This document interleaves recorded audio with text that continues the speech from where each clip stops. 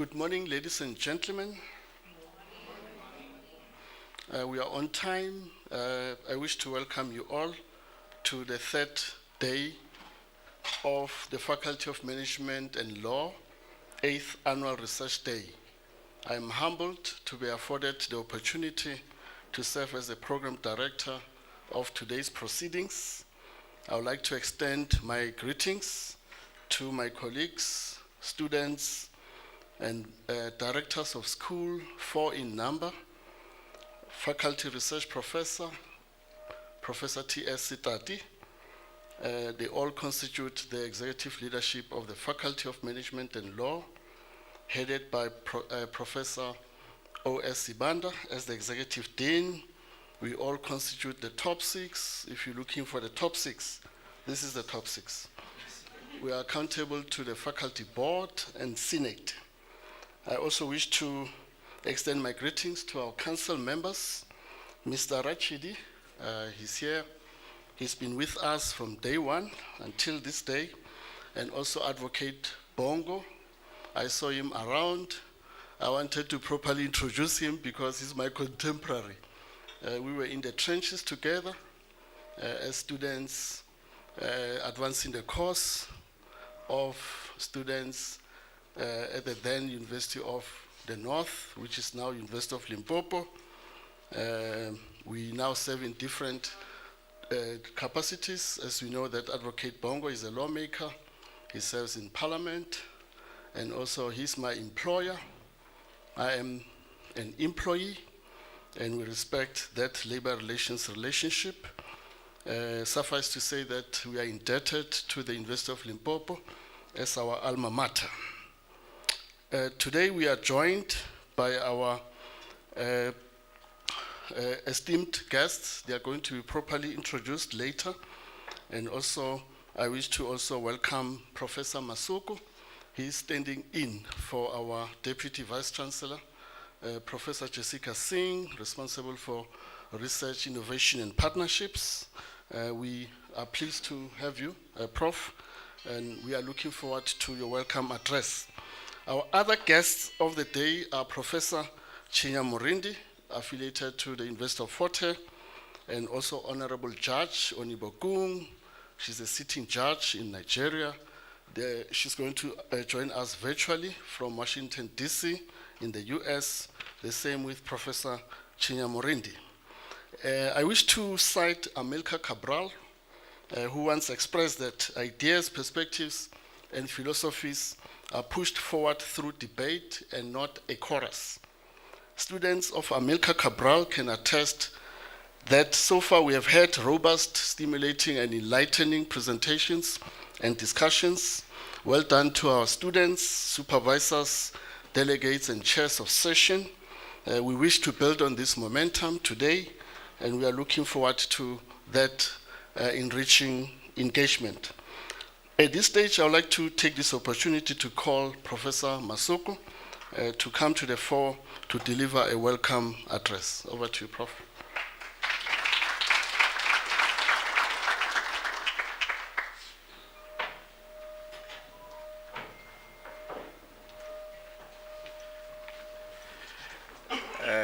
Good morning, ladies and gentlemen. Professor Koma, I have done it wonderfully, so I think I'm just supposed to say you are all welcome and I sit down. I'm standing in for Professor Sin. As you know, there are quite a number of activities around this time in our campus. Tomorrow we have Opposite Tiro Memorial Lecture, and quite a number of activities really. She really wanted to be here, and hopefully during the course of the day, maybe she might make a turn. I'm not sure, but she might not. Ne? Don't. On behalf of the University Vice Chancellor and Principal, Professor Mahlom Khalong, and the DVCs, I want to acknowledge and welcome the following individuals. Some of them were already mentioned by Professor Koma, but I just for formality I have to do it. Advocate Bongo. I guess you know them, isn't it? They don't have to show up where. You have been here for the past 2 days? Yes, and they've been here for the past 2 days, I'm told. And Mr. Rachidi, our council members, welcome, sir. And Professor Siposiepe, I guess this one you don't know. She's sitting there at the back. Maybe, Prof, if you can just... All right. We have other members who are not here with us. They will... Is there anything I'm supposed to do? Oh, okay. Oh, technology, maybe I thought I've disturbed something here. Sorry about that.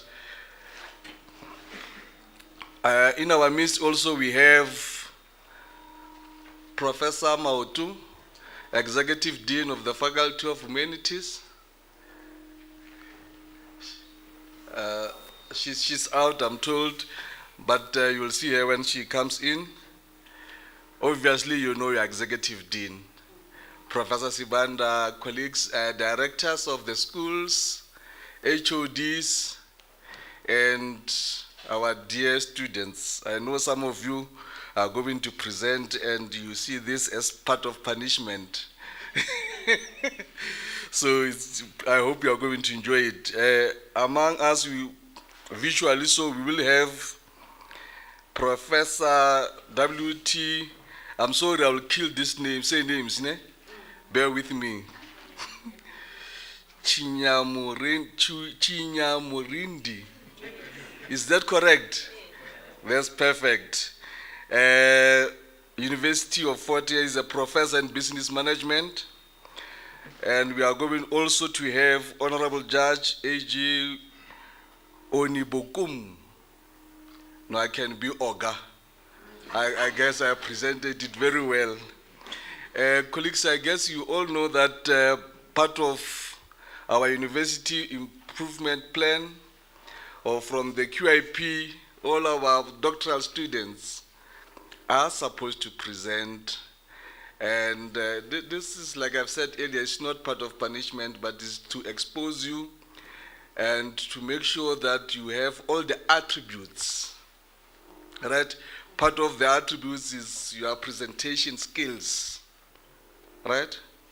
So I just hope our fellow students will see it that way and they will enjoy the interaction. There's no grilling, I want to believe it's interaction. And they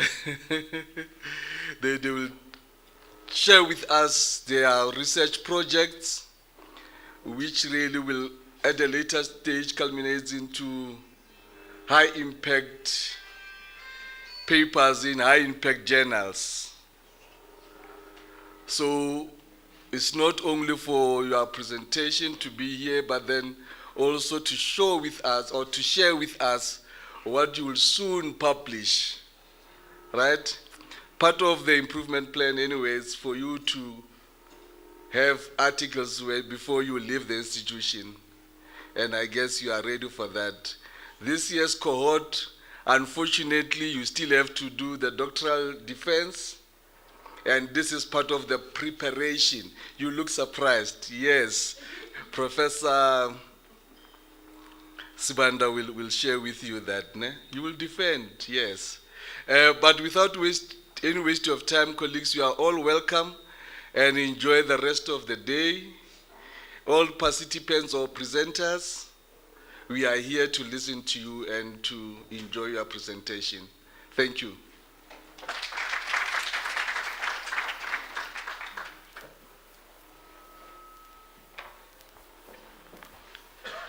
Thank you, Professor Masuku, for the warm welcome. We deeply appreciate this. And just reiterating the research agenda underpinning the University of Limpopo. At this stage, I'm going to call my colleague, Ms. Murungwa Ramasubana, Head of Department of Business Management, to introduce our first guest speaker of the day. I hope she's around. Ms. Ramasubana.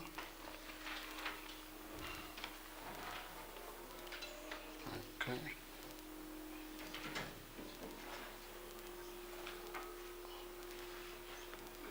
Letabo.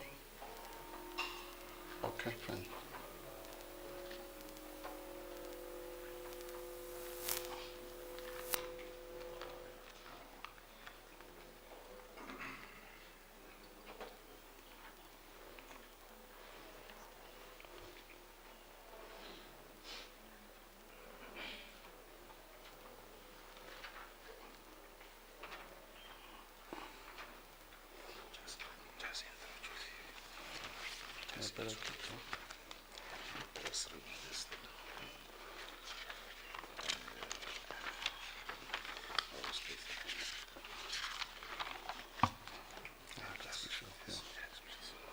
Okay, thank you. In the absence of my colleague, I've been asked to duly introduce our guest speaker, Professor Chinya Murindi. I'm going to be brief.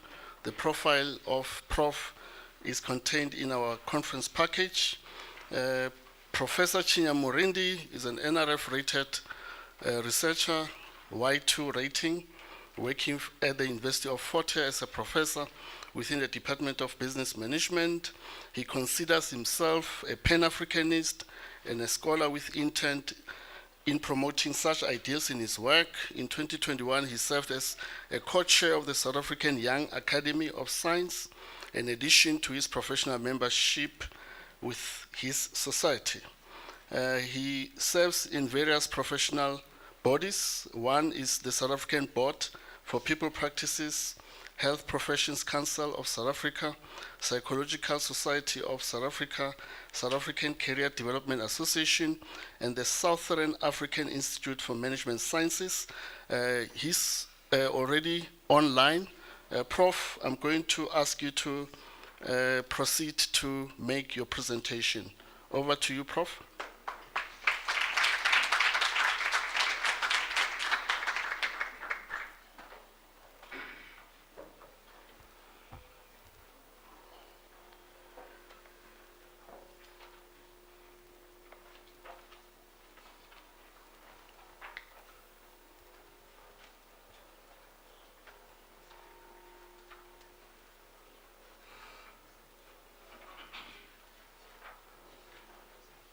Idea around the topics I've been deliberating on, and I will put up my screen. Let's try that.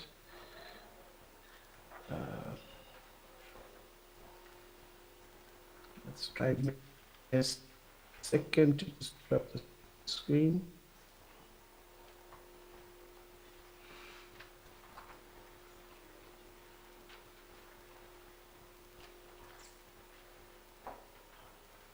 There you go.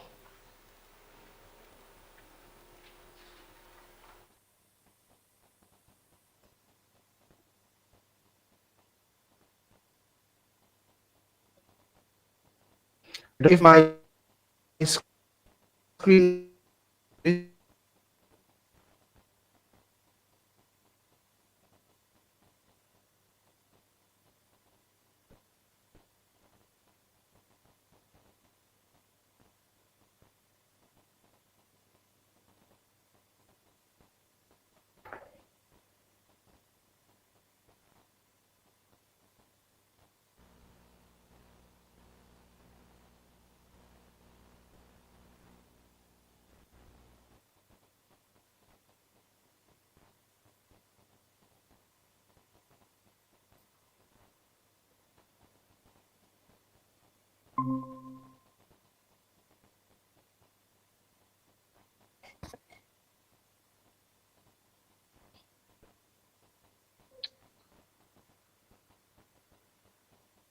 can go ahead, colleagues.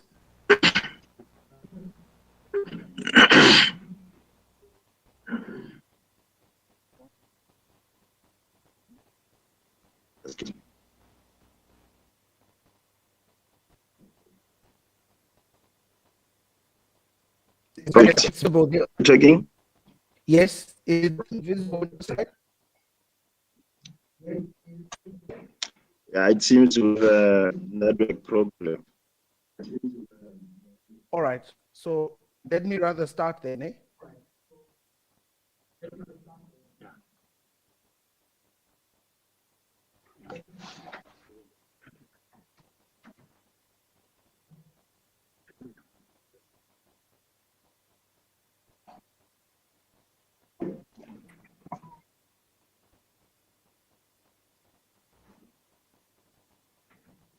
Yes. Morning.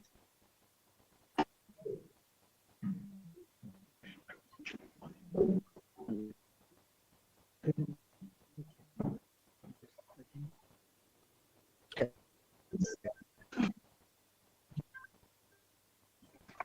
All right.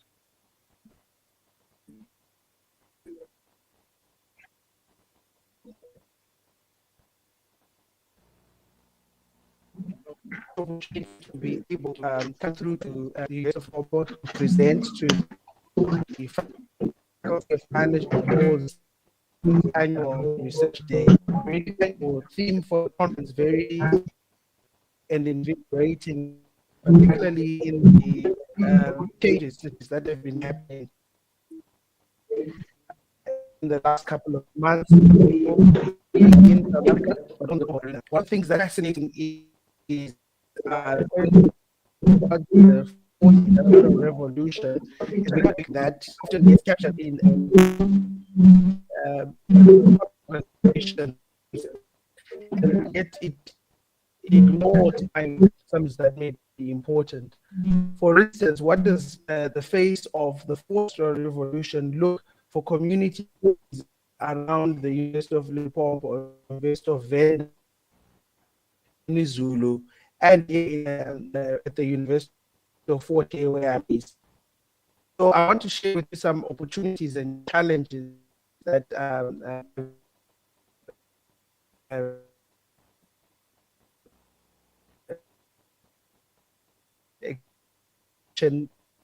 that University of Limpopo is part of a collaborative project, a principal investigator, which is amongst all the HDIs in the country at the moment. That is Walter Sisulu University, University of Venda, University of Limpopo,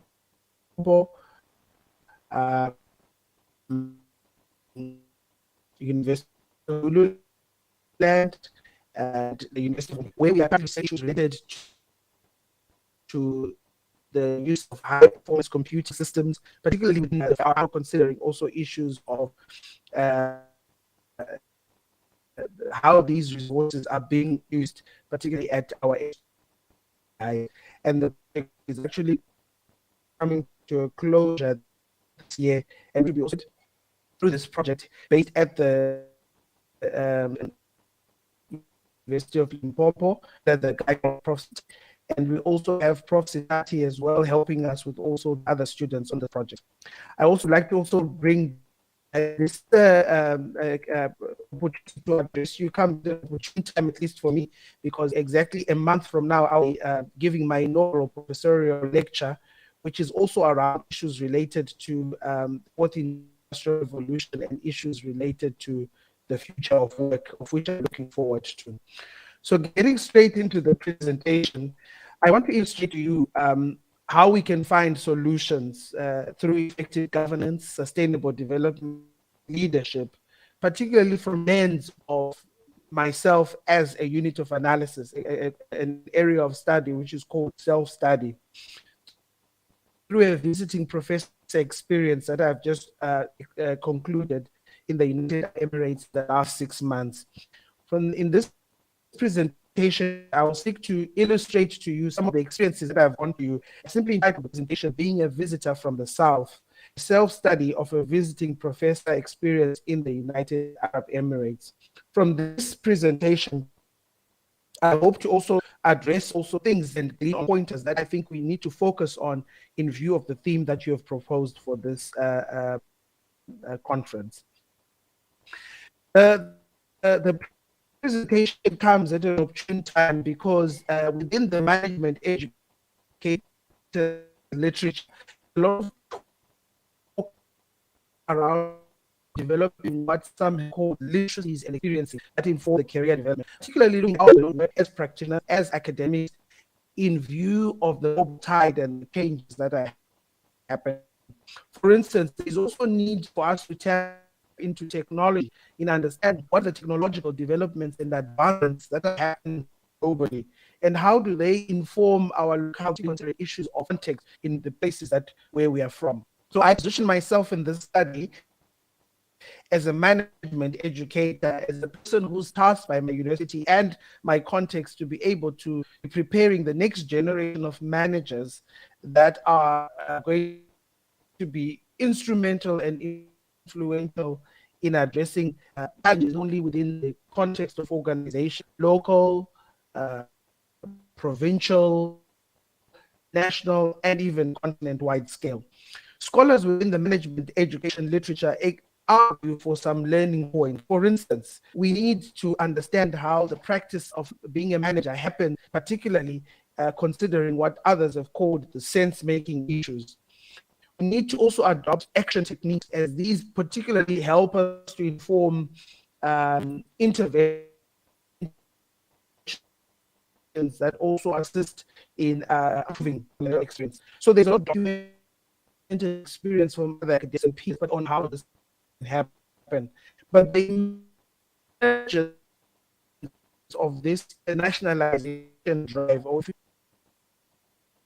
us to explore opportunities in view of achieving Sustainable Development Goal number 4. But within such opportunities exists the necessity to understand what are called paradoxes. These are issues of challenge that each and every one of us. And I hope to glean on these and also lessons that we can in how to improve the next generation of management educators or paradox from the organization behavior literature are seen as any form of context that exists in terms of how an experience of life happens. For instance, there's the paradox of empowerment and control, which is argued by Waldman and Bowen, which could be something which in our experience of the usage of online teaching and adopting the online method of teaching. For instance, we really want to empower our students to experience what it is and what it means, but for some, we seem to have a level of control that we can have in this scenario. And those are the type of paradox I'm trying to look at. The second one we could glean on is the issue of vulnerability and maybe invulnerability. For instance, we also have situations in cases where by exposing our weaknesses, we potentially make ourselves vulnerable, but at the same time, which is the tool of the SWOT we use, there's also acknowledgement of the necessity for us to realize in also seeing how vulnerability exists. Business management scholars will tell you the two goals that organizations and businesses chase after, mostly profit goals, but there's also the necessity for those what we call social goals. And it also brings into the picture how we see people in view of the tide of the fourth industrial revolution. Do we see people as just part of units that are there to achieve goals that we want to achieve, or do we see people as an important cohort or cog in actually assisting us to be better in how they should be? And so managers as traditional worlds almost about each and every experience that we go through, that there is a divide that is out there. And what I tried to do in this presentation, in my illustration to you, is that all of us are going through this phenomenon of the virus. It becomes more relevant, particularly as we seek to dive into the fourth industrial revolution era. We must be cognizant of these paradoxes in trying to acknowledge their presence, also trying to navigate these paradoxes. And it will become clear as we go on. So from an individual lens, we can ask ourselves what we've called, the literature has called the paradox mindset, that is also issues of learning to value, to accept, and feel comfortable with change. I want to particularly the administrators in our institutions to say, how do we value, accept, or feel comfortable with tensions in our potential student gathering as an opportunity, class students, or do we see it as an opportunity to actually be a part of the discussions, the robustness, and the engagement that could also enact change? And I experienced this, and I will show you a little on the presentation. So doing so in acknowledging paradoxes forces us to learn. This is what the fourth industrial revolution really is about: the ability to learn, relearn, and unlearn in terms of what we get. And that requires not an easy process. Process learning is also about navigating through those processes. It's also about going through and understanding distinctions that people go through, try to, if you like, navigate and mean as part of the experience. So in particular presentation I'm making to you, I wanted to illustrate to you the experience of paradox in sense making, particularly from the experience being invited to be visiting PESA from January 2023 to June 2023 in the United Arab Emirates. So what are the paradoxes of sense making that I went through the process? And if you like, how do we glean pointers that could help, particularly in our current situation as we seek to drive towards the fourth industrial revolution? Here was the opportunity of what is called as self-study. These are things that really we do not talk a lot about, the methods of understanding we don't talk about in the management sciences, because they have automatically been reduced to be methods and tools and techniques mostly used in education. But I have found as a management scholar, it's useful to reflect, to particularly understand what I would call paradox. And you have your paradox, and so you first understand how self-study could be used to do that. Self-study allows us to understand what are the rules, principles, the values in system, and how we educate and interact in such a system. Self-study allows us to take the road taken to a new path, but really also seeking to disrupt the things that we take for granted. Approach not only, but I also believe how I approach research. In this view, I was given an opportunity from January to June, May of 2023. The May part covers teaching period, and June part covers the extra month that I had there, to be a visiting professor and share my experience as an African scholar to a context which is somewhat different, and as I will show you, foreign to me. I was supposed to teach 2 modules: strategy with 50 males, and human resources performance with 6 males. The teaching period was clear.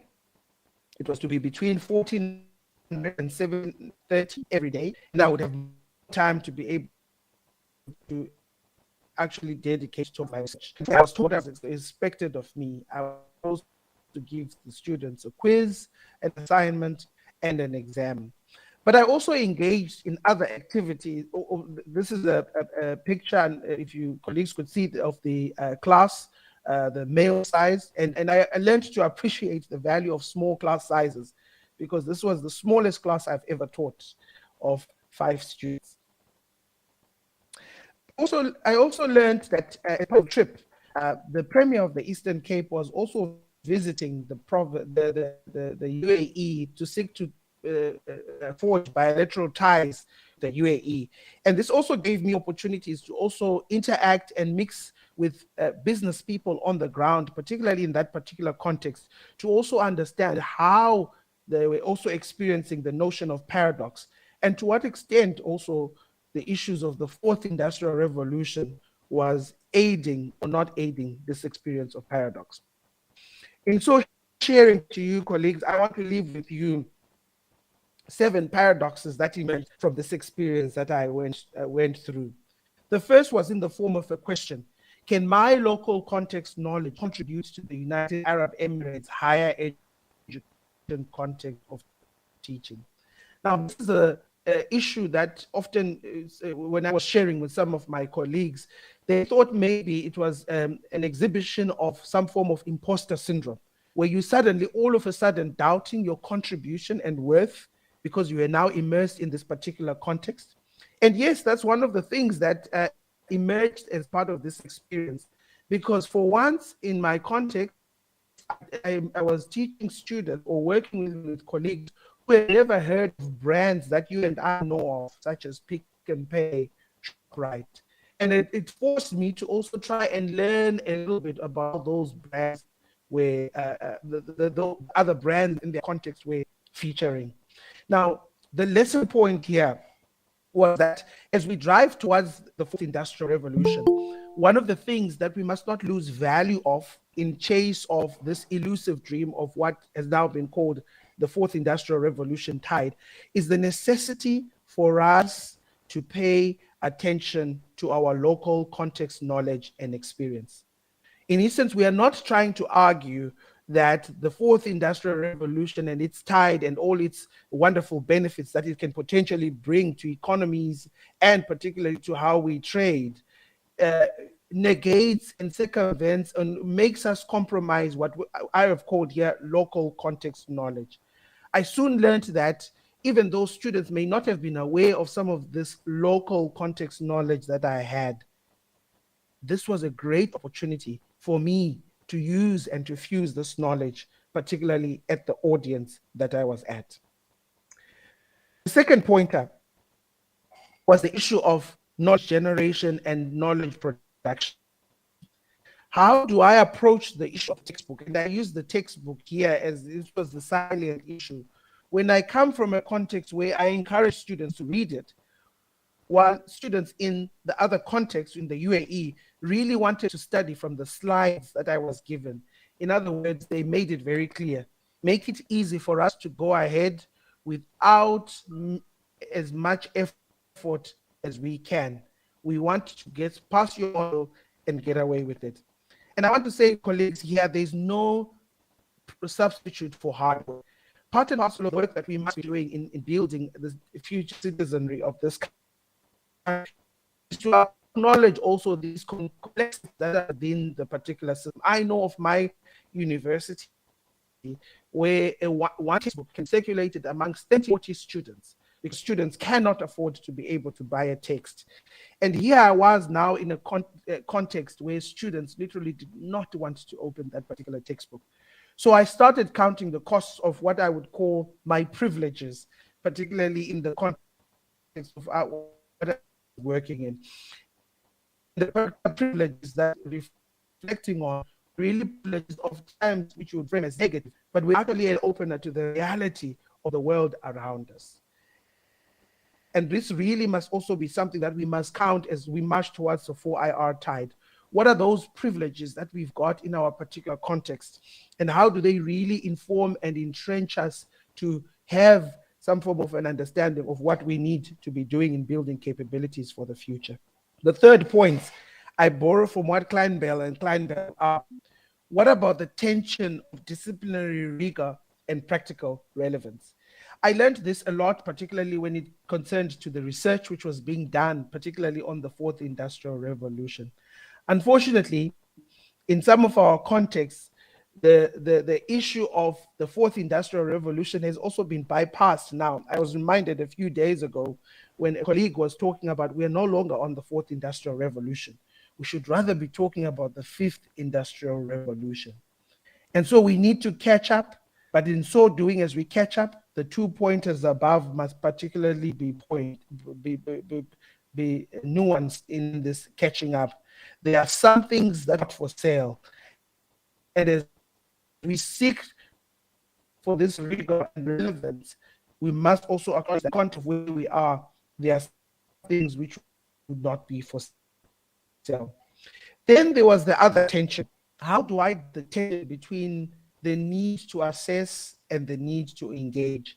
There's what I learned in the UAE was the context of minimal engagement with students, but more concerns about grades and marks. In other words, the students were not so much concerned about me standing up and teaching, but they were more concerned about what is the final mark that I'm going to get.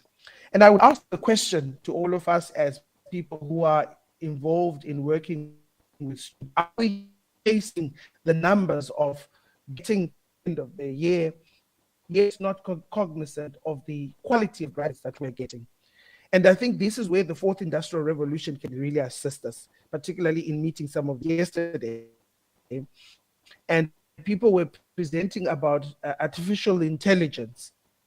And all the presentations about artificial intelligence appeared to rather adopt a very adversarial and fighting nature about its incorporation into the system, because it was reduced to be a tool that would just be abused by students.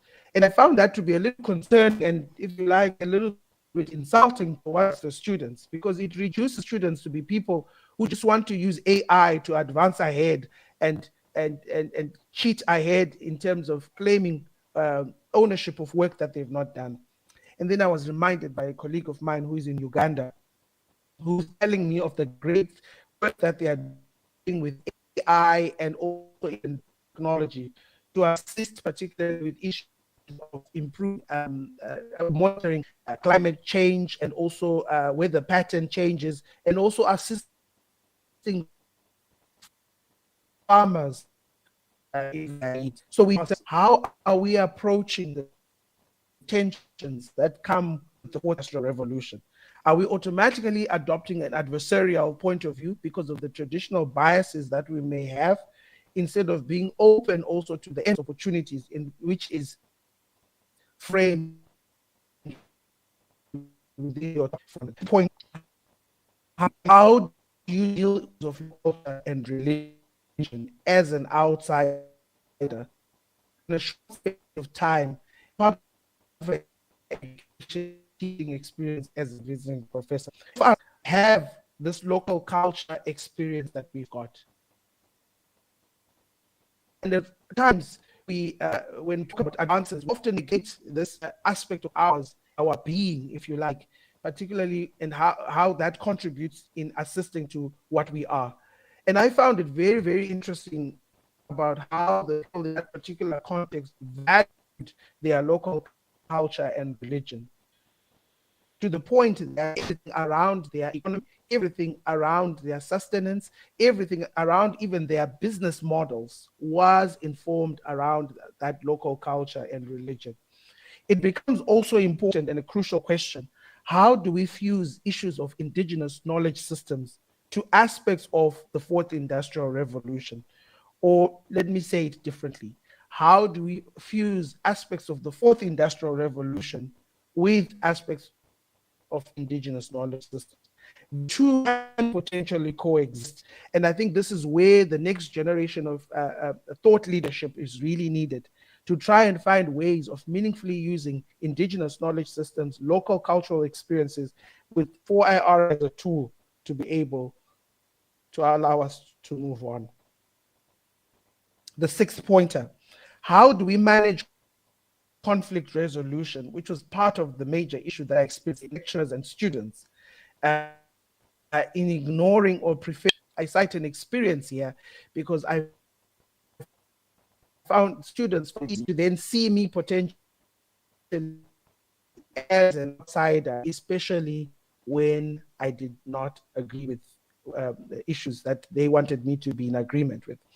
And isn't that true of the global scenario that we are on, where some international partners, when we disagree with them on matters of sovereignty, on matters of they cannot work together, automatically reduce us to be delinquents and people who are anti the progression agenda. And so one of the things that we must also potentially ask in marching towards the 4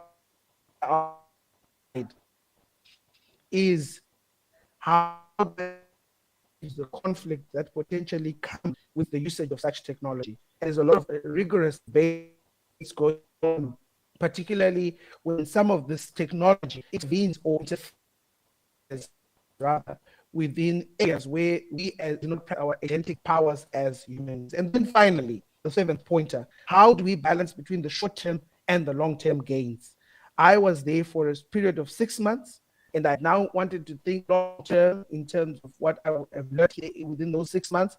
May not be as impactful, if you like, but it has really allowed me to be able to see things holistically, particularly in terms of my work as a management educator. And I think this is where also we should be asking questions about the fourth industrial revolution.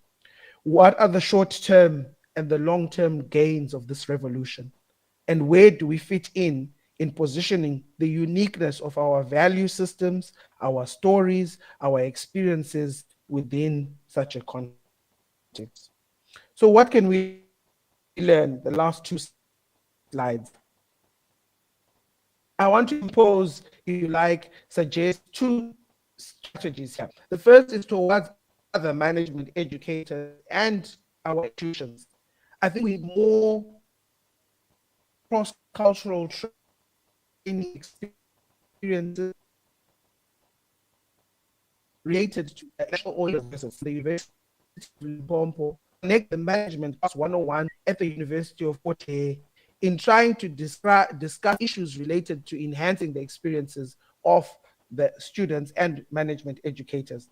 And I also applaud the collaborative efforts which are being done to try and encourage also the, if you like, the more privileged universities to consider working with scholars, students from historically disadvantaged institutions. However, this must also be done in a manner that does not make those scholars be just seen as people who are just fitting a box where they're from HDIs and we must work with them. They must also exist as people who have their own power, people who have their own control, who have their own mindset to be able to also determine where the future of research is going without being seen as merely tagging along because they're from an HDI. I also would like to encourage engagement around issues related to pedagogical issues, particularly issues related to the international experience. What and how are other institutions approaching the issue of the industrial revolution? Are they story? And if they are, what informs these issues of being adversarial? How is artificial intelligence being integrated into the local context with also yielding advantage in helping efforts such as our community engagement efforts, which I believe often get sidelined because when we have discussions of this nature. The third point, there is need to document more case-based experiences, especially considering issues of paradox. Right now in our institutions, be they on the continent or in South Africa or globally, issues of paradox are in existence. I'm currently working on a paper for kind of management where I'm trying to argue on the use of paradox in learning tool. Ask yourself, if you're a student this morning, how feature particularly within sense making. And I'd like to then make a jump last slide to then say, in view of the theme of the research day, what does it mean for me as a scholar?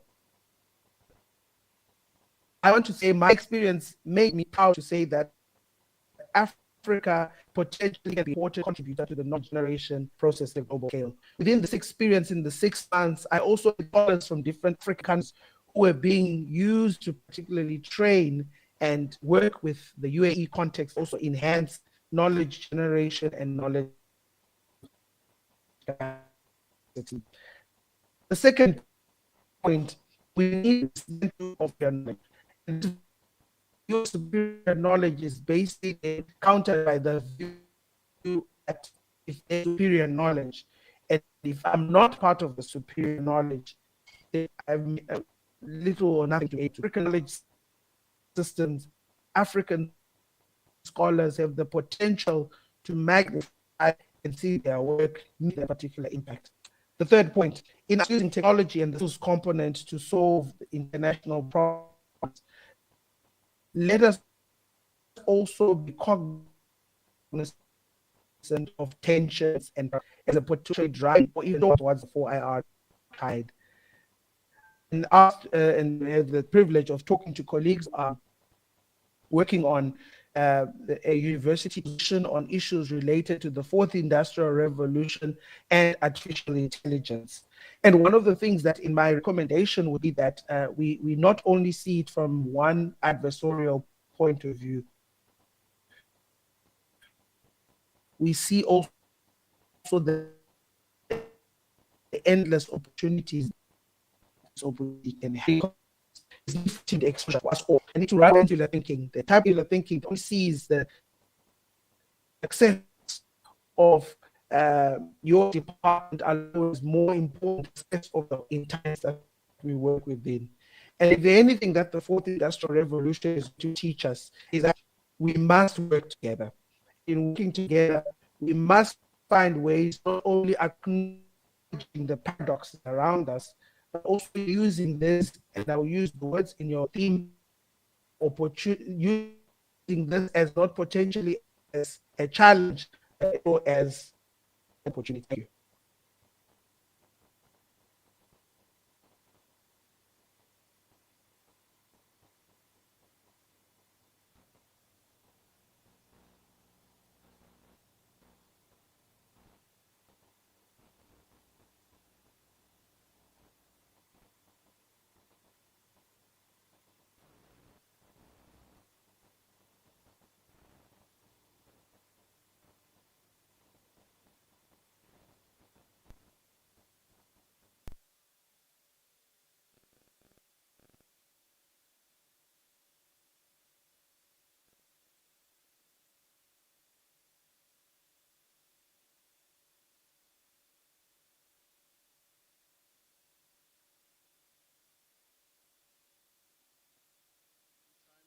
I wish and also hope you'll stay with us throughout the day. Ladies and gentlemen, I would like us to move to the next segment of our program.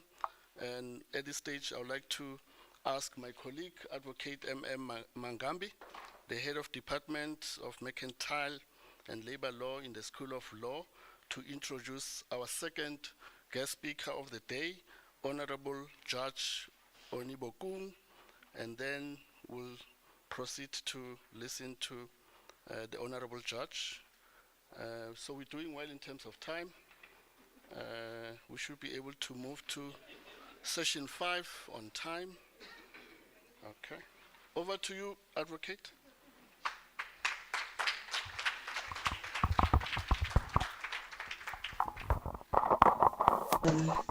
Introduced Honorable Justice Adedosu Olibokun of Osho State Judiciary in Nigeria, but I'm currently presenting this paper from the United States, from Washington, D.C.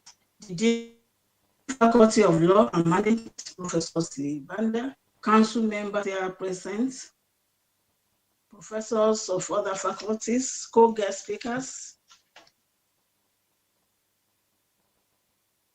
and the great students of the university, primarily of the Faculty of Law and Management, other protocols duly established as had been done before me.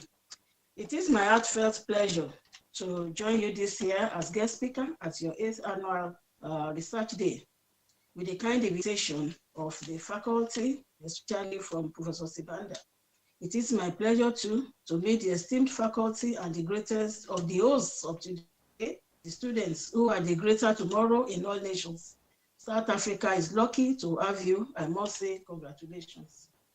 My title is Finding Solutions Through Effective Governance, Sustainable Development, and Leadership in the Fourth Industrial Revolution, Opportunities and Challenges. Whenever I deliver a lecture, it is my practice to first define the terms. I so advise my students to.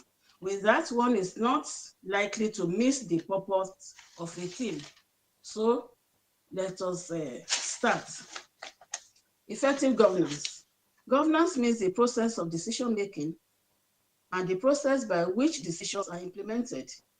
It can be used in many contexts, such as corporate governance, national governance, and local governance. Effective governance encompasses state-society relations that are democratic, including respect for human rights and the rule of law. They are developmental and allow for the management of the economy in a way that enables economic growth, structural change, and the judicious use of available resources in a sustainable manner. They are socially inclusive, in particular of minorities and ethnic or religious diversity. Sustainable development.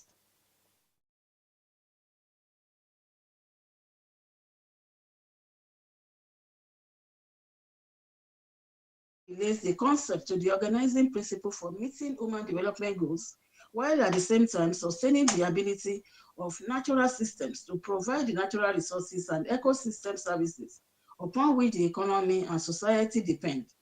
Considered from this angle, sustainable development aims at achieving social progress, environmental equilibrium, and economic growth. Leadership.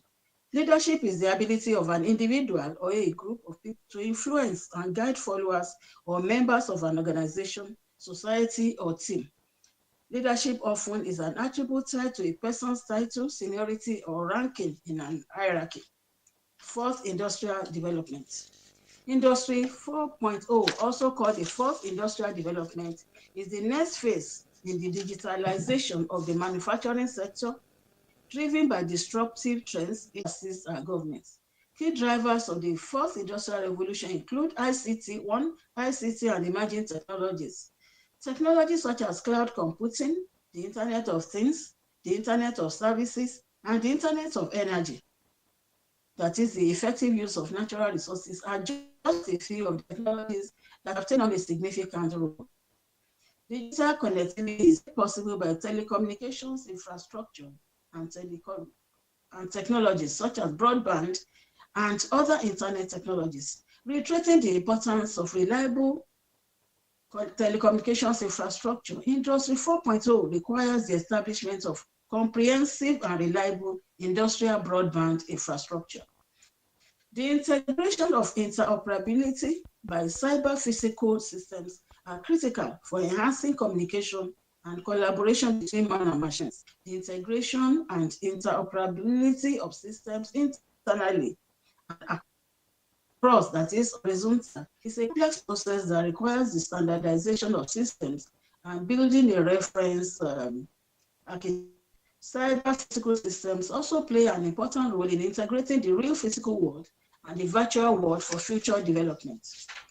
Through education and training, the fourth industrial revolution is projected to bring disruptive changes in the labor market.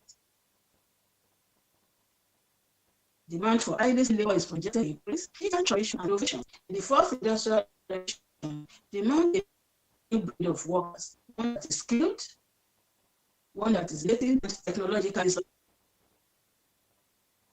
and we all have to keep developing ourselves, otherwise we'll be overtaken by time. This has led to a call for the need to focus on developing core future skills. According to the World Economic Forum, the ability to create and prepare for future skills, job content, and the aggregate effect on employment is increasingly critical for businesses, governments, and individuals in order to fully seize the opportunities presented, these trends, and to mitigate undesirable outcomes. This point was also discussed by Professor Willie Cheyamurindi earlier in his presentation. There are fears that technology will displace humans through automation in the fourth industrial revolution. The revolution, however, brings new challenges and opportunities that require human intelligence and skills. It is believed that the revolution may indeed have the potential to robotize humanity and thus deprive us of our arts and our soul. But I think the best of human nature, creativity, empathy, and stewardship, it can also lead humanity into a collective and moral consciousness based on a shared sense of destiny. In the fourth industrial revolution, creative working processes such as strategic planning, research, and development, for example, will have heightened demand for the skills needed to identify, conceptualize, and implement new and innovative business opportunities presented by Industry 4.0. Then innovation. The fourth industrial revolution will demand the production of innovative products, business the production driven by technology. This calls for need to invest more in development. Research and development will thus become easily important as a driver of innovation. Innovative policies and legislative reforms are important for supporting digital transformation. They allow governments to put in place measures and resources in response to the challenges and opportunities brought by the digital era. Then responsive and context-specific strategies are necessary. Strategies should provide clear guidelines on how governments should respond appropriately to the demands of the digital, connected, and smart environment. The need for context-specific strategies, especially in developing countries, cannot be overemphasized. The challenge is the absence of strategies, but the failure is to respond to the local context, that is particularly to the people or to the society. The opportunities available, different economic and social opportunities that may contribute to sustainable socio-economic growth for the fourth industrial revolution, that is relating opportunities to leadership now. These opportunities are: one, increase in revenue and earnings. These policies may benefit both businesses and governments in increasing their projected revenue and earnings. Entrepreneurs will smoothly adapt to the new technological conditions and digitalization by having the appropriate support, and governments will increase their tax revenue due to the higher labor income and increased business gains. This additional tax revenue may finance higher public spending by governments. Economic growth and development. The new IT systems may also give entrepreneurs the chance to participate in the new supply chains for small and medium enterprises and have access to new products and service markets that under conditions will be difficult and costly. The development of new markets with greater quantity and variety of products and services, and eventually lower prices. Job creation. New technologies may further increase the labor demand by creating new, stable, and well-paid in innovative technological sectors that will reduce the potential job loss due to automation and will substantially contribute to the fight against poverty worldwide. Improvement in human sector. In the direction of humans, significant steps have also been taken in the health sector. The broad technology innovation in the field of medicine involving nanotechnology and genetic engineering allows the treatment of devastating diseases and illnesses to increase life expectancy. Moreover, smart digital assistants and intelligent robots are able to perform complex surgical procedures that under different circumstances will be impossible to do. Besides, the opportunity for more flexible forms of work due to technological progress improve the mental health of people as well. Access to education and skills acquisition. Digital technology also facilitates the access of all people to education, giving them the chance to improve their knowledge and their skills by attending educational and training programs over a distance. In this way, the barriers to access to quality education for all are reduced, and the fight against inequalities and discrimination among countries and social classes become more effective. Poverty alleviation is also a point. The fight against poverty and hunger is also supported by technological progress in the field of sustainable agricultural production and smart farming, using new effective smart cultivation systems that may help people not only to have food for a specific period, but also to learn how to cultivate the land easily and effectively in order to ensure their sources. The tech innovations in recycling for industry and households, such as the innovative composting methods, may also help in the direction of food waste reduction, contributing further to the fight against hunger. Now to the challenges. Potential job losses. The increased use of technology in the fourth industrial revolution has renewed fears of massive job losses. According to the World Economic Forum, many of the major drivers of transformation currently affecting global industries are expected to have a significant impact on jobs, ranging from significant job creation to job displacements, and from heightened labor productivity to widening skill gaps. In developing countries like Nigeria, and I guess South Africa too, these fears are exacerbated by the fact that governments are already struggling to curb a high unemployment rate. Skills challenges. Communities provide much needed intellectual guidance in the development and implementation of smart and digital initiatives. Developing countries are not only confronted by social challenges, but technological and infrastructure challenges as well. In China, a country with advanced infrastructure, Liu and Zhou in 2016 identified challenges surrounding the introduction of new technologies such as analytics, development of networks and smart devices. Poor ICT infrastructure in developing countries is one of the major challenges likely to confront governments in their bid to implement Industry 4.0. Broadband, for example, is developing countries compared to developed world that are considered leaders in the broadband and other ICT infrastructure. Security and privacy. Security and data privacy issues have arguably become one of the most significant concerns in the fourth industrial revolution, where technology has become a key component.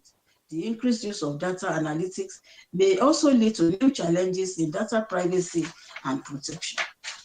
The critical role of research in the new technological era, the second part of my presentation. If knowledge is power, then researchers are either power brokers or power seekers. The most important deduction is that researchers are more than who they are, whether they know it or not.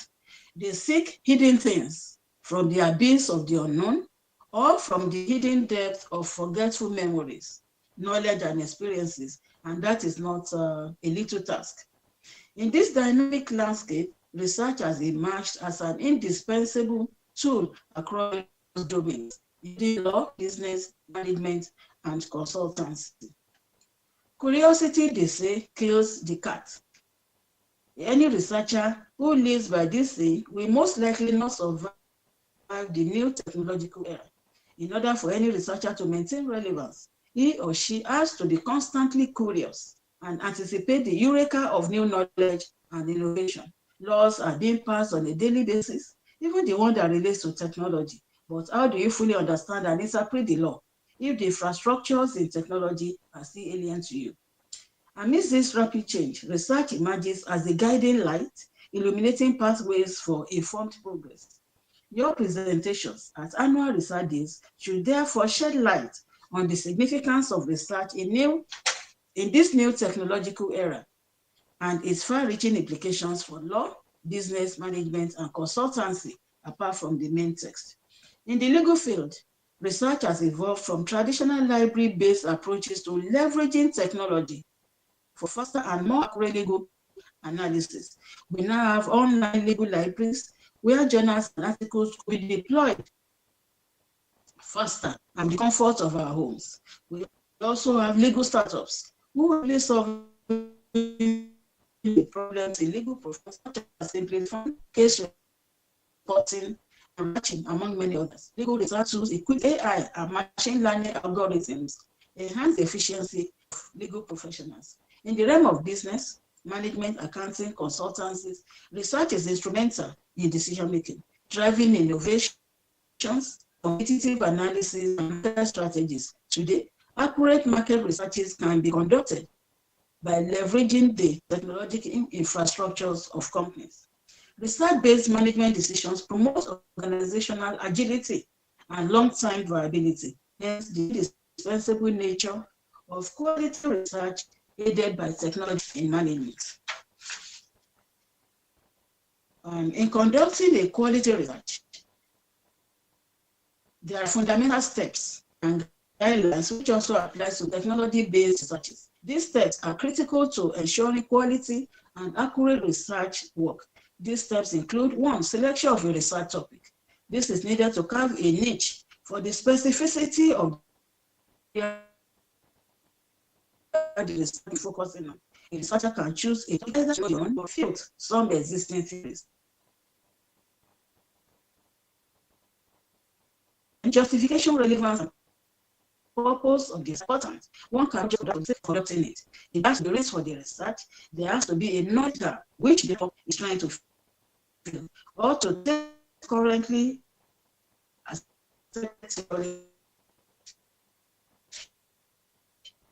against new evidence or simply to oppose a reform to be relevant and discussed.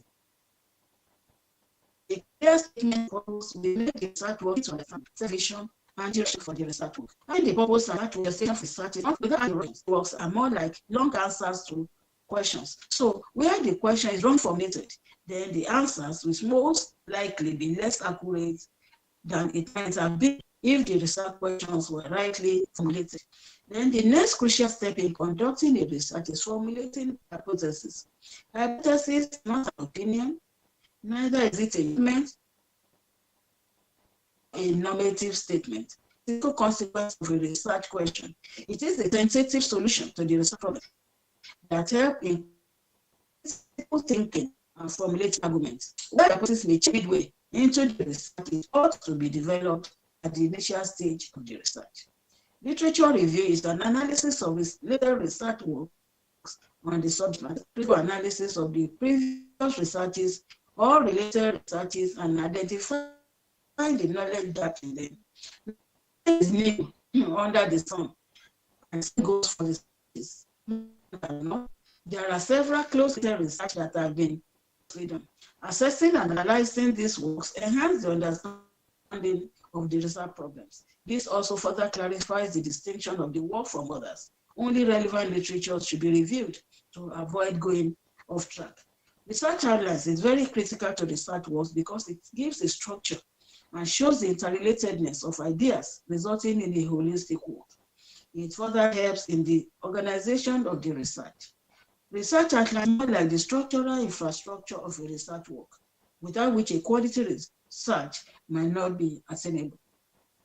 Conceptual and theoretical framework are another step. This is oftentimes confused with literature review because of their close relatedness, but they are distinct. A concept is an abstraction backed by generalization from specifics, and it serves as the building block for theories. In legal research, concepts will include law, rights, responsibilities, etc. These concepts form the basis of theory. Conceptual framework is therefore the search for meaning of related terms and concepts whose validity is self-evident. Conceptual frameworks start with formulating logic, buttress main arguments and structure for a research work. Theories, on the other hand, are also abstractions and propositions that present a systematic view of phenomena by specifying relations among variables to explain and predict phenomena. Research is more often than not revolves around one or more theories. Though an abstraction, theories provide critical insights to the research subject matter. Originality, this is the most important aspect in the legal research.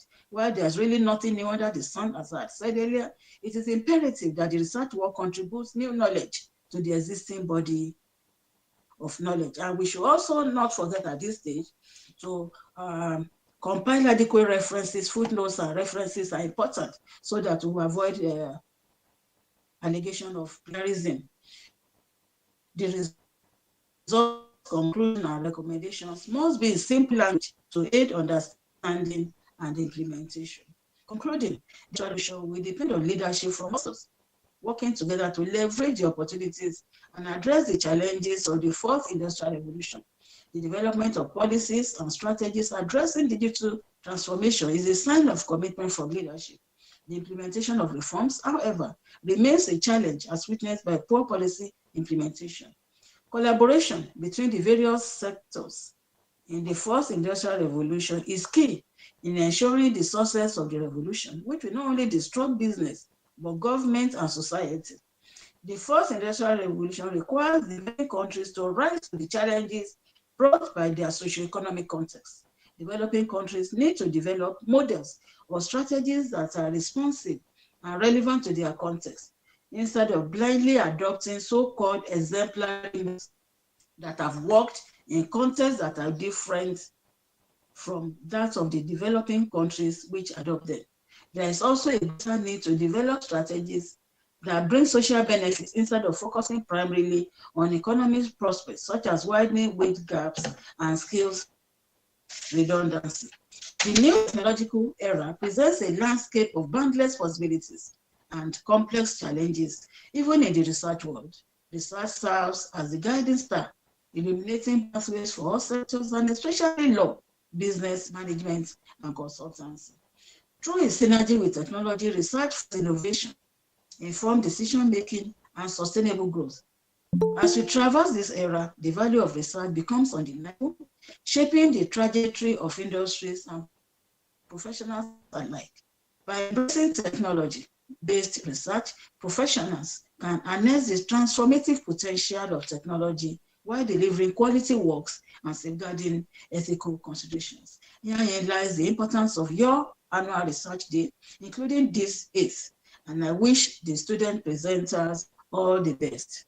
Thank you for listening, and I pray that next year I will be part of the program or some other programs in person. Long live the Faculty of Management and Law. Long live the University of Limpopo. Long live the countries of South Africa, Nigeria, and the United States, where I presented from. God bless you all. Thank you for listening. Thank you very much.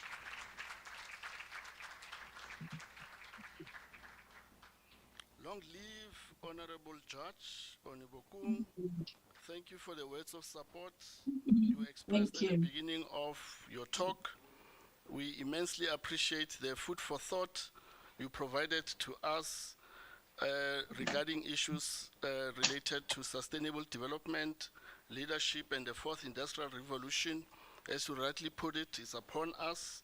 We have duly noted your progressive input pertaining the theme of our research day. Thank you for making time to join us virtually all the way from the Washington, D.C. Ladies and gentlemen, let us please give a big round of applause to all our guest speakers. Okay. Awesome stuff. We have come to the end of the first segment of our program. We are going to break for tea. There is a small request from the organizers of the event. They would like to take a group photo just outside the venue. We are going to reconvene after 20 minutes. Okay. Yeah. Okay. We are missing that. Okay, thanks, yeah. Okay, so colleagues, let's break Professor Winnie, yes. Professor Winnie and I are missing that. Don't next year, by God's grace, I will be there in London. Okay, in person. Thank you very much. Okay. Yeah, so colleagues, let's break for coffee, tea, 20 minutes. We reconvene 20 to 11. I like to request the next session chair, Professor Nkuna. Be combat ready. You know what happened to Advocate Mangambi. Walala wasala. Thanks.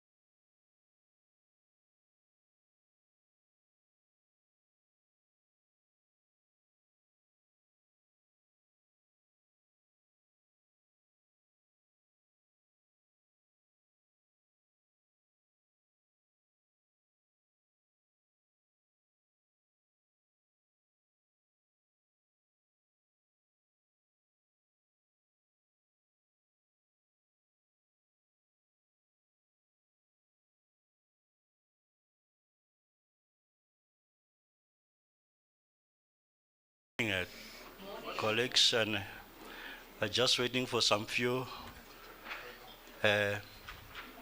colleagues that are walking in with their cups, which is very nice. As they're walking in, I just want to check my presenters. They have uploaded already. Thanks very much. We're going to have our voyage going on as we have started. And thanks to Prof. Stati, I can see you decided to sit at the back. It's fine. Enjoy that side of the ship. At this moment, I would like to take this opportunity to be a captain for now. When you look at your programs, you are in session 5. My name is as indicated on the program. My name is Ngamula Nkuna. The N stands for Ngamula. It's a very unique name, Ngamula. That's my first name. Yes, that's my first name, and I'm not sure whether it was a coincidence or it was because I'm still trying to put this together until this late time of my life. So I'm in the Department of Public Administration. I'm working as a professor there. My director is Professor Koma. We happen to have the same curriculum, so it's very easy for me to relate with him because we are from the same discipline. And then when my candidates or whoever is going to present now still coming and organizing, I would like to tell a very short thing about the professors and people who know something. You know that professors sometimes, they are somehow, I'm one of them, but I'm not somehow myself. This other professor was in a boat with this sailor. Hence I want to talk about being a captain, not a sailor, because the professor was constantly asking that sailor, that, hang on, man, do you know anything about biology? And the sailor said, oh, no, I don't know, professor. And he continued, do you know anything about psychology? And the professor said, no. The guy said, I don't know that, professor. So, okay, you don't even know anything about sociology. And the guy said, professor, please, I don't know these things. So the professor asked, then what the hell, how are you surviving without knowing these things? The guy said, no, prof, I'm surviving. Then suddenly, some few moments, the boat was starting to have problems. So now the sailor asked the professor, have you heard something about semiology? So it was time for the professor to tell whether he knows something about it. So in this case, it's not the same. We are here together. So among my presenters, I have only 1, 2, 3, 4, 5 here. And then I will go in terms of the reflecting the program. Then I have Tate Mujaji GCH. He's going to present about the impact of new municipal governance model on oversight and accountability in Mopani. I happen to know Mujaji in my previous life. And then when we do the local government transformation in Mujaji, you remember those days. And then this is the moment to tell the professors and the other scholars whether you know semiology. Welcome. Yeah, thanks very much. Thanks very much, Prof. Yeah, let me say I know a little bit of semiology. So you will just take it from what I'm going to present here. Like the professor indicated, my name is Godfrey Mujaji, doctorate in admin. So my topic is the impact of the new municipal governance model on oversight and accountability. As you know, that local government, it's experiencing some challenges around the two aspects of oversight and accountability. So maybe let me borrow the words of greetings from Professor Koma. You have managed to to mention all people in our midst here, and also from Professor Masuku, that I will borrow your greetings and respect everyone in this house by safe to say all protocol observed. Professor Masuku, as a doctorate student, we are not feeling punished to present today. We think this is an opportunity for us to put in test what we have learned throughout before we go out to face the world. So I believe all the students, my colleague, then they are sharing the same sentiment that we are here to learn, we are here to capacitate ourselves. So I'm taking this opportunity to present here, to showcase what I've learned throughout. I've seen so many faces here who assisted me to be where I am today. So for me to come and present here at this level, I think I'm gathering a strength to go out and face the world. So this will be part, and we take this, and also to appreciate for the university, including the council, for respecting us this much as students to organize this very important event, requesting even international speakers to come and grace and also impart knowledge on us. You know, we take this as a, they say, is it a reciprocate gesture? So we welcome this. Thanks very much for that. So in terms of my topic here, I decided to bring this topic after the AG presented the 2019 and 2020 report that indicate that the executive in municipalities were given powers and authority to do the administration, to run the budget, to provide services to our communities at that level. Unfortunately, by that time, there were no mechanism in place to hold the executive accountable. Again, on May 2021, Minister of Finance reported to Parliament that 163 municipalities are in financial distress and 140 municipalities are in financial and service delivery crisis. That means residents and citizens in that 40 municipalities are not getting services because municipality is unable to provide service due to financial distress. And he further indicated that 102 municipalities adopted unfunded budget. And this was presented on May 2021.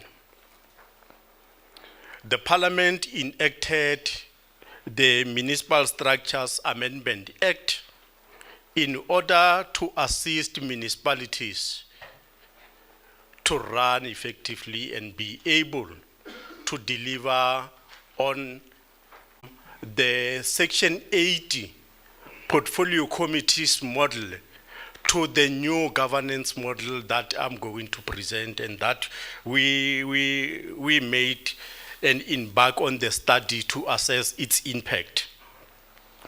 So this year, May,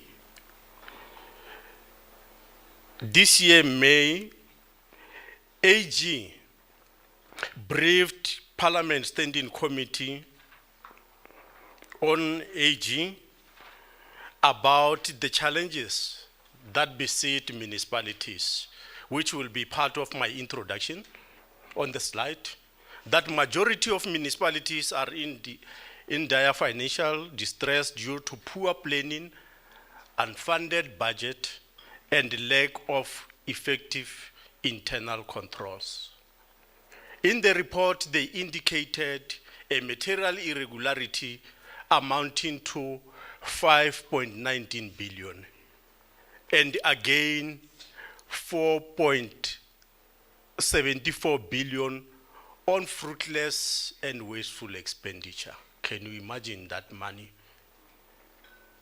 was maybe supposed to be directed to service delivery, but unfortunately, due to the poor performance of municipalities, this is what we have to experience.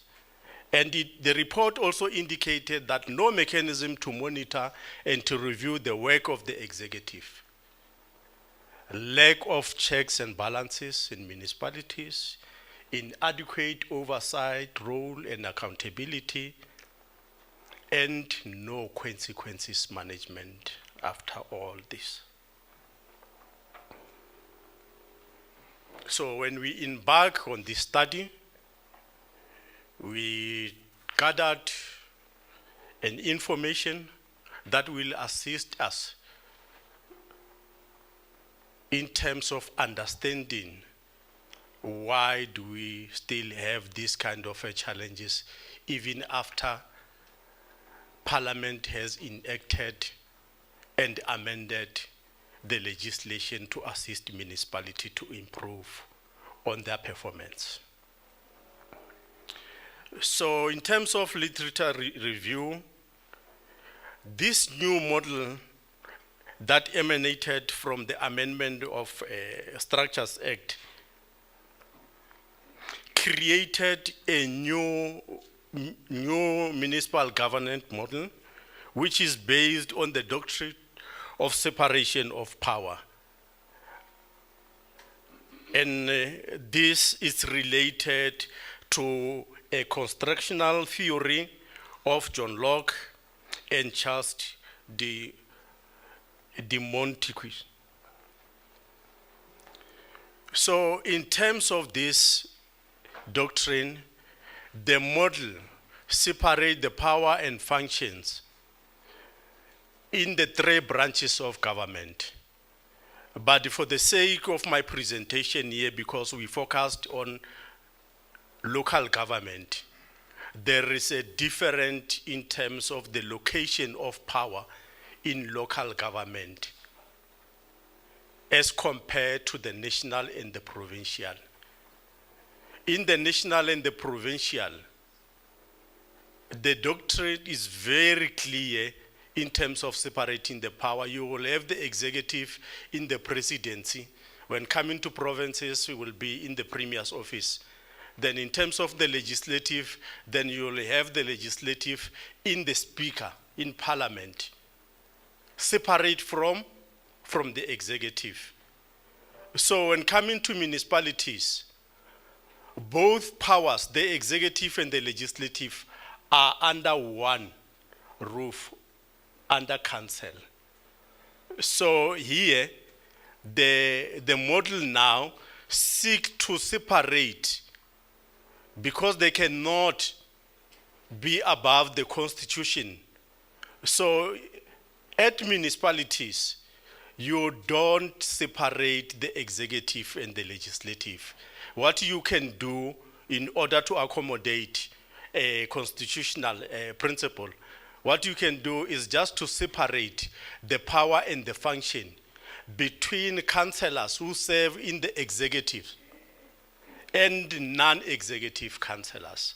And that is all this model is all about, in order to seek to try to make sure that no individual should have power to make law, execute and administer the law. This model seeks to strengthen the oversight role and limit the conflict of interest, discourage referee and player status that were there when the model was still under the portfolio committees, and also to prevent excessive abuse of power. Why? Because the Section 80 model allows all councillors to serve under a committee that support the executive. Their role in municipalities, since you see all this report from AG, starting of local government in South Africa up to date, there's no changes. You will see this all maladministration, corruption and everything. And it's like, it's just a free flow in municipalities. Why? Why don't we have somebody to stand up and talk about this within the council? Unfortunately, the legislation was a challenge because the legislation said the Section 80 committees are there to support the executive, not to review, not to play oversight, but to support. That is why you see this excessive abuse of power by the executive, because they know the role of other councillors is just to support. And in 1993 to 1995, whereby in municipalities, the executive powers was rested in municipal officials. That is where municipalities were controlled by the municipal chief executive officers, and politicians were just playing a ceremonial role. The executive power was with official. So on that, then we have another epoch from 1995 to 1999, which was interim phase of local government. That is where the shift of power from the officials to councillors in terms of the establishment of executive mayors and executive committees. And that is where then you started to have a complaint from officials, because now power have to move from them to councillors. So then we have another epoch of 2000 and 2010, which was the formal commencement of local government in South Africa. It's relatively new.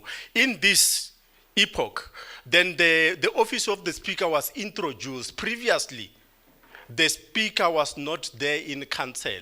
So the municipal mayors were able to do the work of the speakers. Now, because they've introduced the speakers, then that creates another challenges, as you will see with other stages there.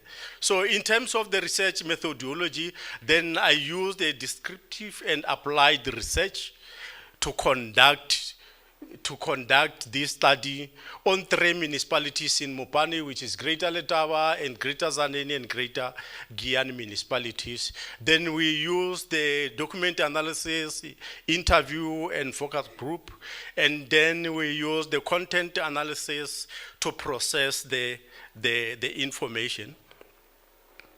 So in terms of research findings, then we discovered that the model was not yet fully implemented in those 3 municipalities, and there was lack of skills and capacity in both the councillors and the officials, and there was a governance failure and lack of accountability and consequences management. Among other things that we discover in the study is the gap in terms of the role and the benefit of the communities. As you know, that the communities are the ones who elect those councillors to be in the municipalities on their behalf. Then in terms of a verified information, then the 3 municipalities acknowledge that they know that they have to separate powers, but they cited the issue of a budget constraint. But when you compare to the money that they are losing through irregularities and wasteful and fruitless expenditure, those can be able to cover them to implement the model so that they can have effective governance. So in terms of the past mistakes, that they perpetuate the previous model, which is not friendly to a good governance in municipalities. In terms of the limitation of the study, you know, I've sampled with 3 municipalities out of 6 municipalities in the Mopani district, so we still have to look around in other municipalities, but I can guarantee you that you can use the same method, research method, to any municipality in the country. You will arrive to the same results. So in terms of the In terms of the recommendation here, we recommend intensive training for councillors that municipality must promote checks and balances to strengthen oversight and accountability, and also reinforcement of municipal public accounts committees to be in a position to investigate irregularities and apply consequences management. So in conclusion, we are saying the proper implementation of the new model will improve the ways of doing things by promoting good governance, by providing adequate oversight and accountability, and to promote service delivery accountability. Thanks very much.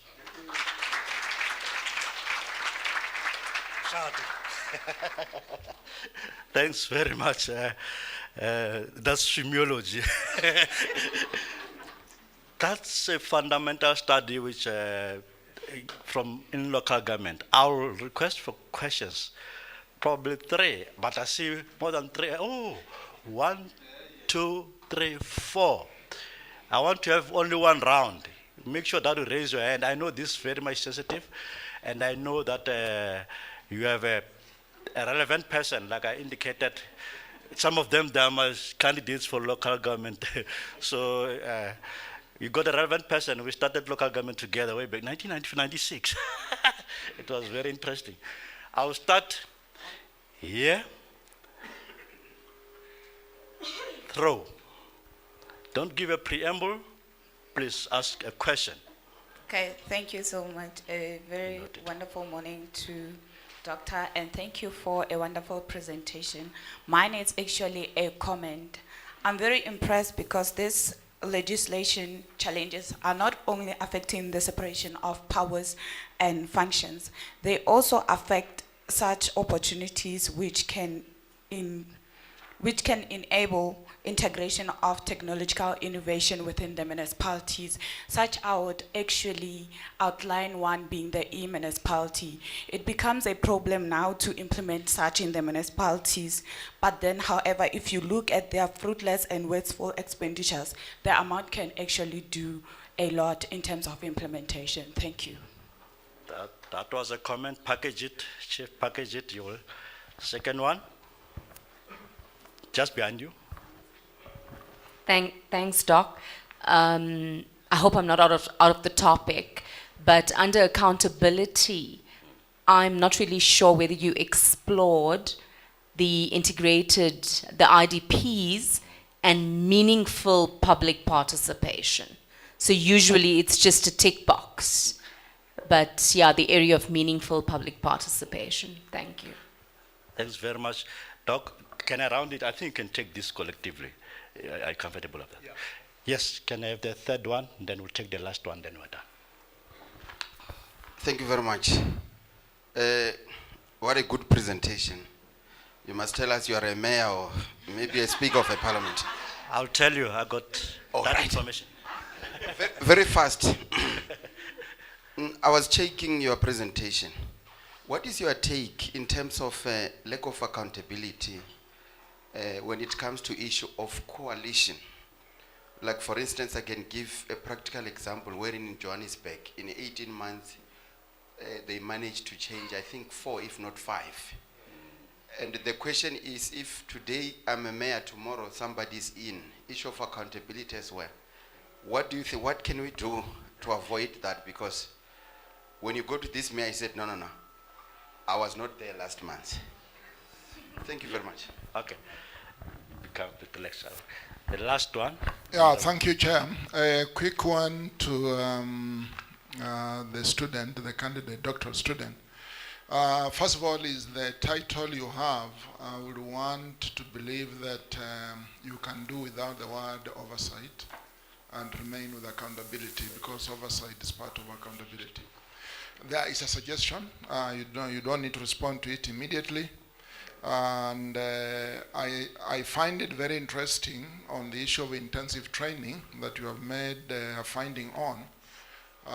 Could you tell the audience if you ever reviewed the relevance of the minimum competency requirements for municipal officials, and whether they would assist similar minimum competencies for councillors could assist address the situation?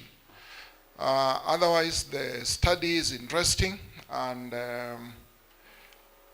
somewhere in your history of post-chaotic and all that, I don't see how PFM comes in, because PFM comes after 2003, actually 2004.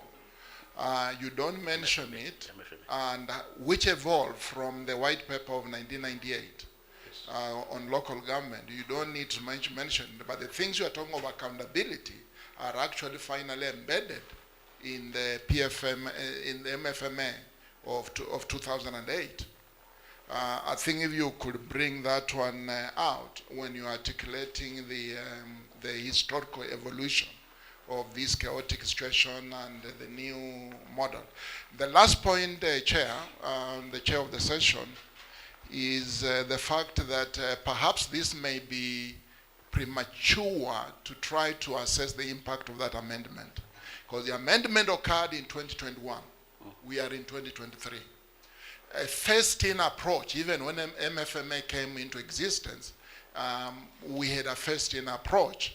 And therefore, the thesis can easily collapse if one was to look at the timing of the study, unless we agree with the supervisor that he should do it and conclude the study maybe after 2 or 3 years of implementation of the new model. Thank you. Thanks very much.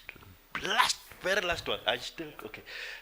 Very last one. Short, comrade. Short and to the point. Very last one. It's just here. It's the very, very last.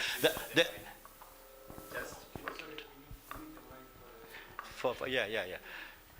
Okay, thanks for the wonderful presentation. I just want to check from these challenges that are there, which municipality is doing best, or is the benchmark hub amongst all the municipality? Number one. Number two, it's around the effectiveness of monitoring and evaluation, considering that this amendment is 2021. By no time, we may be going to another amendment before the amendments are of 2021 is implemented by municipalities. Thank you. Thanks very much. I was biased because this is my area, and I think he knows very well. Come, take your time. Remember, don't take a lot of ologies, shimology. Take your time. Okay. Thanks very much, Prof. And I welcome the questions and the comment, because they are building up in the study. So we believe that I will learn from here with some recommendations and some comments. Then we will try to see a way of including them, incorporating them in a full paper. Regarding to the accountability, as far as public participation and ID is concerned, I think it's been considered in this study. So unfortunately, due to the criteria of this research day, we are unable to put everything in paper. But in terms of the public participation, hence in some of my findings, in terms of the gap here, it will also cover your point. That in terms of the gap here, we said the role and the benefit of community in the model, because communities are the social and political principles of people who are deployed in the municipalities. They are the one who have voted them to go and represent them in those municipalities, to go and provide them with services. Unfortunately, if we have to consider the issue of accountability and you leave the principle outside, it serves no purpose. So hence I'm appealing to say the studies need also to focus in how best can they bring in the role of the communities so that they can be able to be in charge of municipalities because municipalities are for the communities. Those who serve in municipalities are there to serve the interest of those electorates and the citizens. Same with the issue of what we have experienced in the metropolitan municipalities currently in terms of the coalition.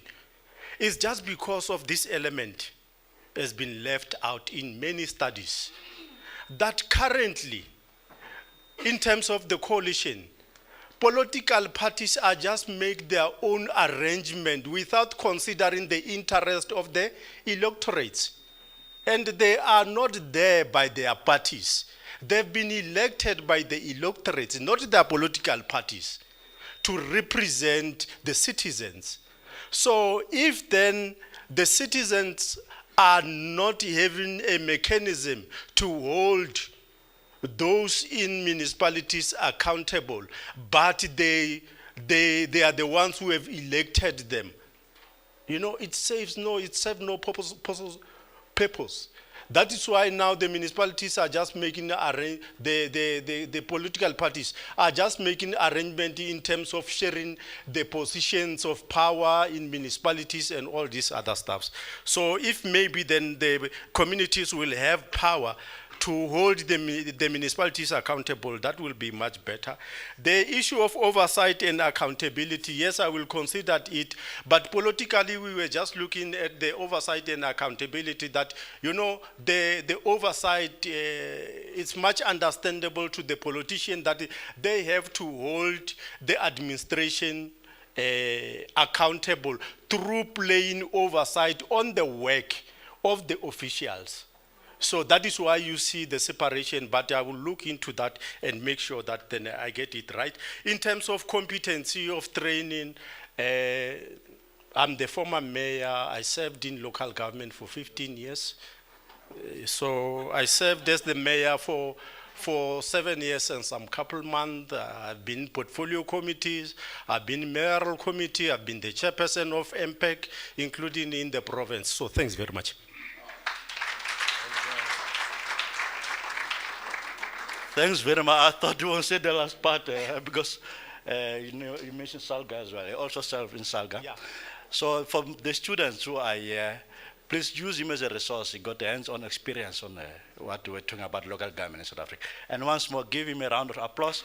And I'll say this, I'm not sure, in my language it's insultative. I'm not sure, I'll try to Kaspedi.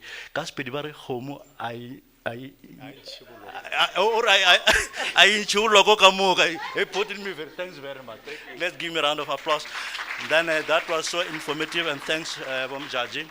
And just for the other professors who are here about the ologies and whatever, these are the people who need in scholarship because he got a hands-on on what was happening, and I could tell the real story of what, and he conflates it in our research so that we can empower whatever generation is coming.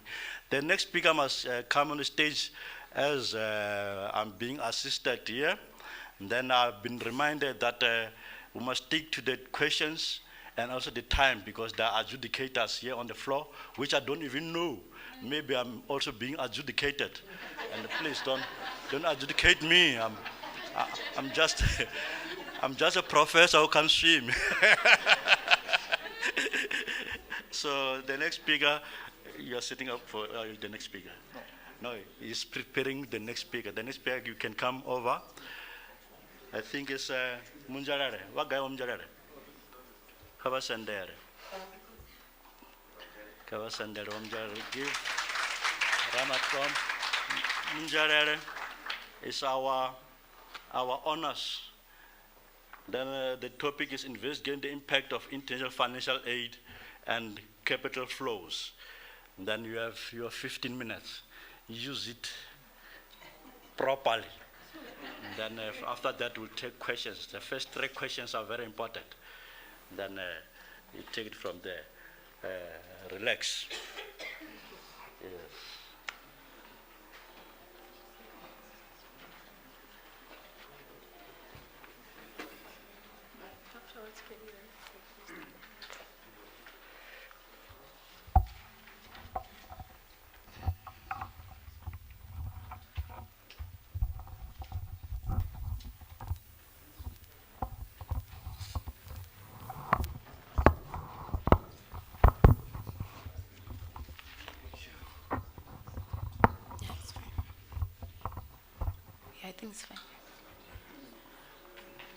Good morning, everyone. I go by the name of Wendy Munjarere.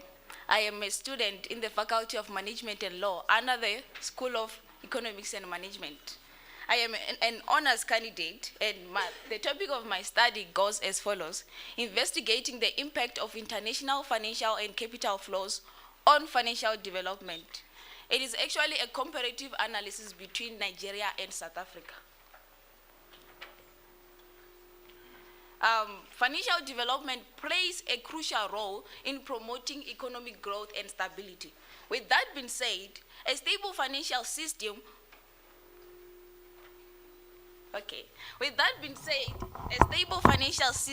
stimulates economic development and sustained growth. It has appeared, or I have realized, that a lot of people does investigate how financial development affect other economic variables, but rather not how it is affected by those economic variables. So this study aims to actually investigate how other financial variables, economic variables, actually affect financial development. The current state of financial development is steady in both countries, South Africa and Nigeria, as they were earlier grey-listed early this year. Moving to the problem statement. The stability of the financial sector in a country, it is essential as the success of other sectors, especially the economy, relies on it. There are studies that actually investigated this, and they are actually in agreement to the fact that financial development, it is an initial and also essential component in an economy. South Africa and Nigeria's financial development, as I have said, they are shaky due to the fact that they were grey-listed this year, which automatically restricts their capacity to make international money transfers, as well as to participate in the global economy. There is a case in Pakistan. Pakistan was grey-listed around 2018. Due to the fact that Pakistan was grey-listed, it was seen that Pakistan could not access international development funds. These are some of the cases that we're gonna see going forward with South Africa. It might not be able to access or participate in other international activities.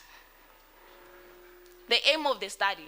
The aim of the study is to focally investigate comparatively the impact of international financial flows, which consist of external debt, debt service cost, official development assistance. And the capital flows consist of foreign direct investment, which I will be mentioning as FDI. On financial development, the reason I chose these variables, my international financial flows, which is external debt, debt service cost, official development assistance, is simply because they contribute towards the success of a financial development. We can just review by looking at the definition of financial development. Financial development refers to the changes in the financial system in terms of size, accessibility, and also stability. Given that fact alone, it tells us that we've been able to access funds in other countries. It is making us to actually have international relations with other countries, which is contribute towards the financial development. Other variables, you will see how they relate with my dependent variable as I move forward. The objectives. These objectives, I'll also underline them as well as the questions when I move forward with the research. This study is gonna employ 3 theories, which the first one is the financial development theory, the second one is the McDowell-Kemp hypothesis, the third one is the Jewell-Gap hypothesis. And also this, you will see how it relates with my variables as I explain the results. The literature, the empirical framework. The empirical framework, I'm just gonna explain a couple of papers, and the rest we'll see how they relate to the paper as I move forward. The first one is Andiegi, which was, the topic was foreign capital flows and financial development and growth in the sub-Saharan Africa. This study actually told us, or it showed that there is actually a positive relationship between FDI, which is foreign direct investment, and financial development. And then another paper that I'm gonna explain is this one of Badge Game, which was actually explaining how official development assistant has an impact on financial development. It did mention that it does have an impact on financial development in sense that those funds will help in the development of the financial infrastructure, such as the banking systems. I will move on to the next paper, which analyzes some of my variables. The next paper that I'm going to analyze is the Kutivadzi paper, which was actually analyzing the relationship between external debt and financial development. This paper actually told us that there is a sizable positive relationship between external debt and financial development. Moving to my methodology. This study actually employed a secondary yearly time series data, and the data for both countries was extracted from the World Bank. Model specification. This study comparatively explored how international financial and capital flow affect financial development between South Africa and Nigeria for a period spanning 1994 to 2022. The mathematical model is foreign financial development is a function of official development assistant, external debt, debt service cost, and FDI, which in my results it will be indicated by those abbreviations. The models below, the South African and also the Nigerian model, we are going to explore them when we are to run our results. These are the unit root tests. The unit root test, we actually use it to test for stationarity, which give us a direction of which model we should employ in order to test for co-integration or relationship between our variables. So this study actually used the augmented Decafuli and the Phillips-Perron to actually test for stationarity. As you can see, they might be blurry, but I will explain it to you. If you look at my variables, you see that some were stationary at level and some were stationary at first level.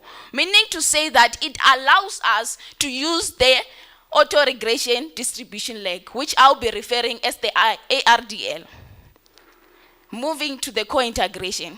I do not have the bounce test here, but the bounce test did allow me or tell me that there is co-integration between my variables.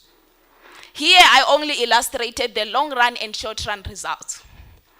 I'll start with the short run. I'm only going to focus on the error correction model, simply because it was the one that is going to tell us if our model will eventually converge towards the equilibrium. We see that, I'm not sure if you can see, but I'll just give you the values. On the error correction model, we see that the values were both negative for both countries. And they were both significant also for both countries, Nigeria and South Africa, which tell us that in both countries, the model will eventually converge. Moving on to the long run results. In the long results, I will check South Africa first. I will analyze the South African perspective and therefore move to the Nigerian perspective. In South Africa, we see, I will start with external debt. External debt, we see that there was a negative relationship between external debt and financial development. And it was statistically significant. With that being said, we can refer back to the paper of Kuzeradze. We say that there must be a sizable positive relationship between external debt and financial development, meaning to say that these results are in contradiction to that particular paper. And there was another paper that said that if there is a positive relationship between the two variables, it might come as a bad consequences to say that the country will be highly dependent on the grant or the loan in question, right? So these results, they are negative in the South African perspective, mind you. With that being given, you must be asking yourself, why is it negative? One of the theories that came to mind, funds do come into the country, but are they properly used? Are they used in the right departments that they're supposed to be used on? So my conclusion was the reason there is a negative relationship between external debt and financial development, it might be due to corruption or misuse of funds. Moving on to the next variable. debt service cost. Debt service cost is simply the cost of borrowing. And if you already know how the financial system works, the more you qualify for a loan, the less it is for you to borrow. It depends. Your status, if you are a rich man yourself, the cost of borrowing for you is low compared to a person who's poor. So I will analyze the relationship in this case. The relationship between the two, it was positive, meaning to say, in some sense, the financial system of South Africa might be stable.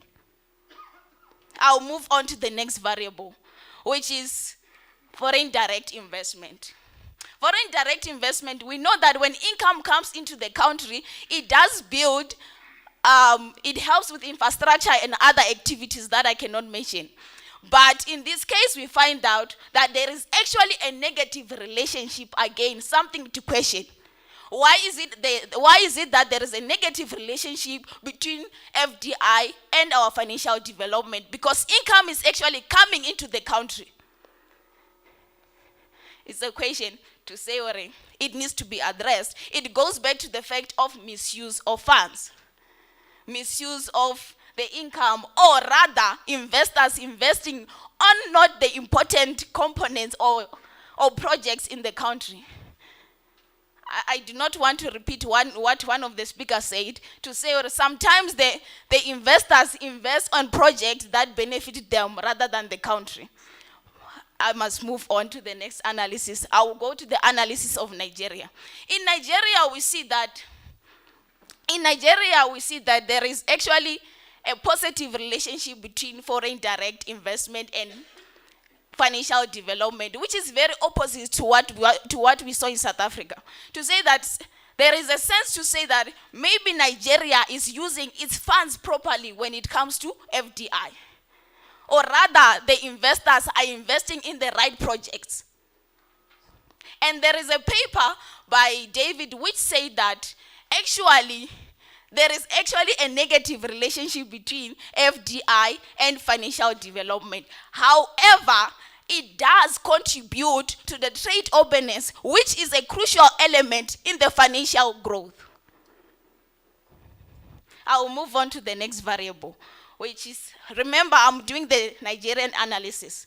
The next variable is the official development assistant. The relationship in this case, it was positive. Sorry about that. Then the relationship in this case, it was positive. To say that,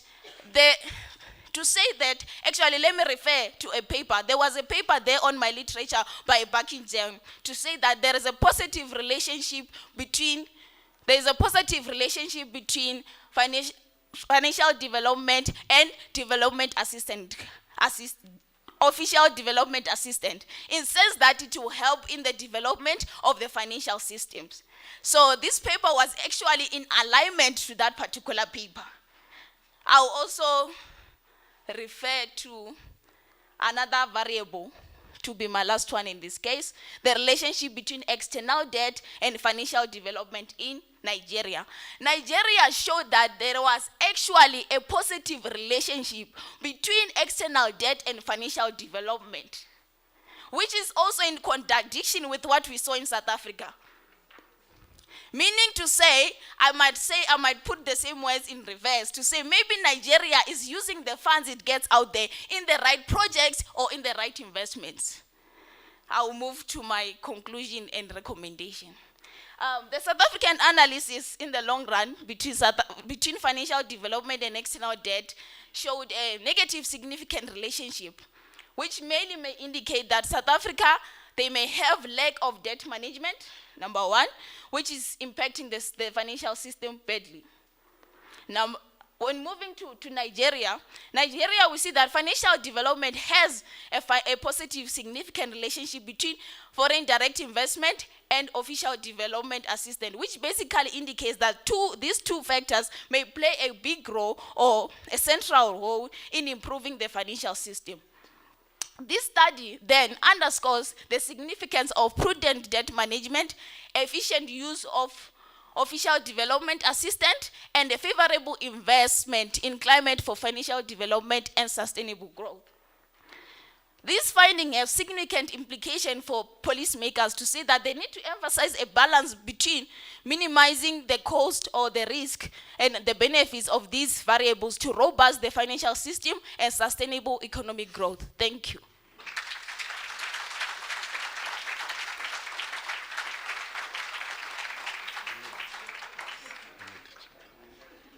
That was a powerful presentation. And you know what, as I stood up, she thought I'm intimidating her about time.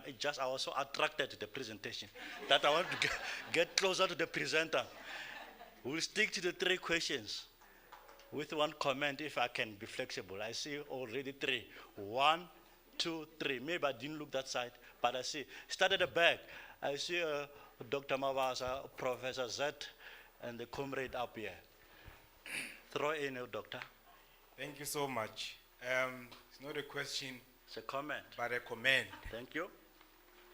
You were on fire, and thank you for that. It was a great presentation. For an honors, I'm telling you, it clearly shows that as a university, we are the best at doing what we do. Thank you.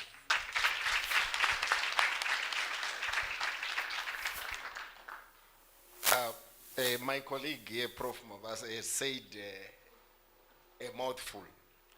You know, in class, sometimes when we meet, after writing an assessment or through other engagement, sometimes I try to speak to her. Sometimes I wonder, she doesn't say much. Oh. And today she really surprised me. Even today, I asked her.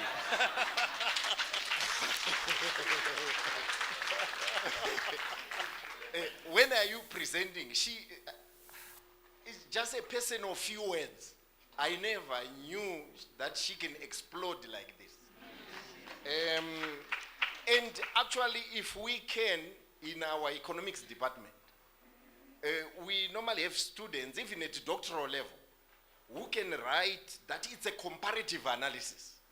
But she has demonstrated what a comparative analysis methodology should be done. That is exceptional. Well done. Thank you. It's a comment. The last one, I knew that with this one we have professors who will swim. You are swimming, man. Swimology, fire. Okay, firstly, great presentation. I just want to ask something. So, do you think credit rating agencies are systematically racist in how they assess African countries? And does that impact our financial development as emerging nations? To contribute to your paper. Thanks. Thank you for the comments. And moving to the question, before I even go to the global financial system, I'll check South Africa first. I know we do preach equality every day, but yet there is no equality in terms of the banking system granting black people grant.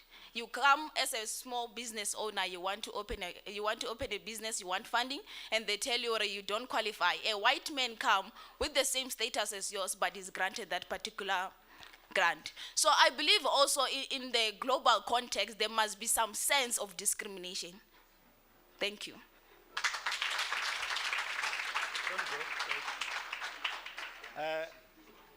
I'm very much proud to chair this session where you presented. You can look at the size. Professor, oh, this is an end. Oh yeah. It's provoked. I'll give you half a minute because the adjudicators are going to fight me, but I wanted to say something. That Dynamas came in small. Okay.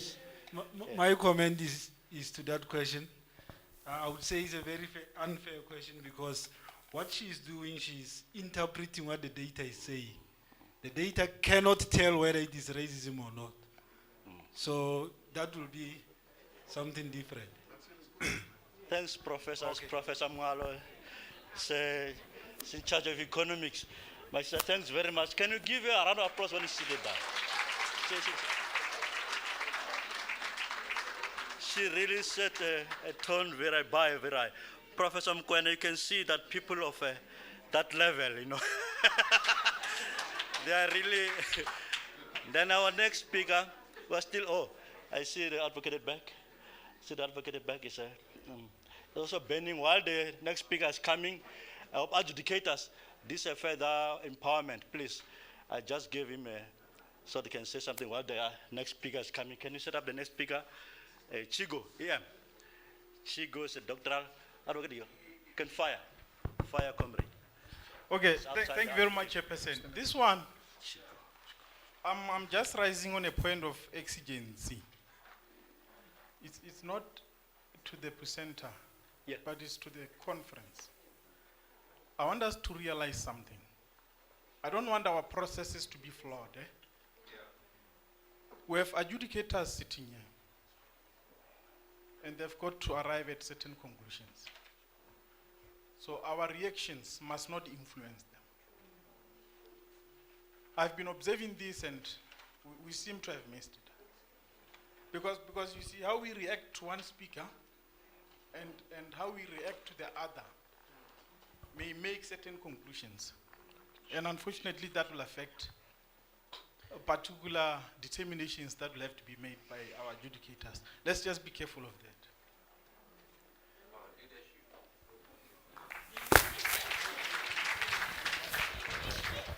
Thanks, Prof. I got that. That from a legal point. Very powerful. Thanks very much. Chigo.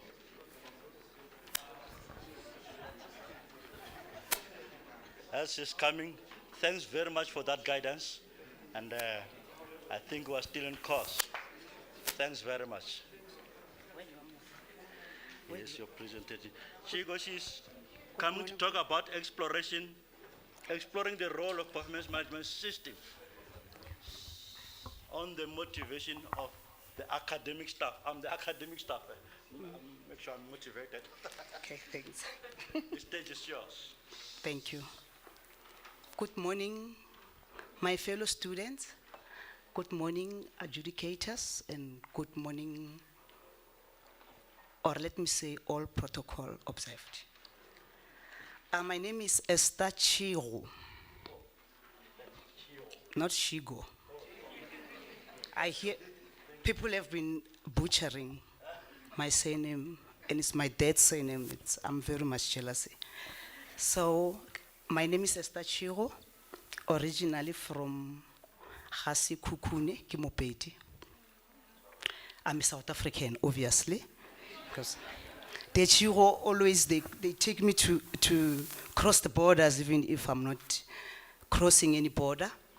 So to start, I will just say my topic is exploring the role of performance management systems on the motivation of the academic staff. Just, we were told to introduce ourselves like this. Let me just say I'm currently registered for a Doctor of Commerce and Human Resource Management, and two factors led me to the current topic, namely, the first one is part of my doctoral study. It's part of the literature. It's motivation. It's one of the variables in my doctoral study. And another factor, which is a little bit personal, being an academic myself, moreover, teaching performance management as a subject on a daily basis for the past 12 years. So you can tell I fell deeply in love with performance management, and on my master's study, I did it, something of this nature, but at the lower level. Then it's like a continuous study in my PhD. And another motivation that I didn't put here, it's the opportunity that I envisaged that I'm going to learn a lot from this presentation, especially when you present something that is part of your study.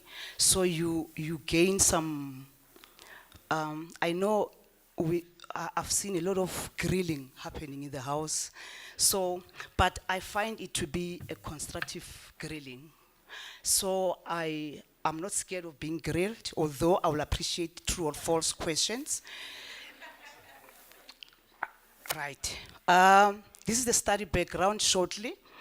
the globe experienced a significant decline in the manufacturing economy lately, and we saw an increase in the attention on the higher education and the health, actually. So more than 18,000 higher education were introduced or were started in 186 countries. That's UNESCO. Then, as a result of the massification of higher education institutions, the enrollment also of students rised also. Thank you so much. Thank you, Prof. Nguna. I was scared of asking. Okay. Yeah, I think it's fine. Hey, my neck. This is a little bit, yeah, fine. Okay, so as a result, the students also, because of the more institutions that we are having of higher learning, students also grew in numbers, and also academics also increased in our institutions. So the new public management was introduced, which means, or some will call it neoliberalism. This is where now universities are forced. It's not like it's by choice, but we were forced to run our universities as an entrepreneur, as a business. It's like the management now, they are managers, they must manage as if they are managing a public business. No, not a public business, but a private sector business where they are pushing profit, which makes now us, students, we are now like consumers or customers to the university. This means now there's a push that universities must, because the new public management introduced, it took away funding. Part of funding was taken, subsidies were reduced. So as universities, UL, for an example, it was forced also to come up with ways of making money. Obviously, the core employees in the university, the core employees is the academic staff. So performance management systems were adopted due to the new public management in order to assess if these academics are really pushing for profits. Even though it's not called profit, but we try by all means as academics to bring money to the institution through throughput of students, through research, and so forth. Hence, you are seeing the global rankings and national rankings. And the University of Cape Town is always at the top.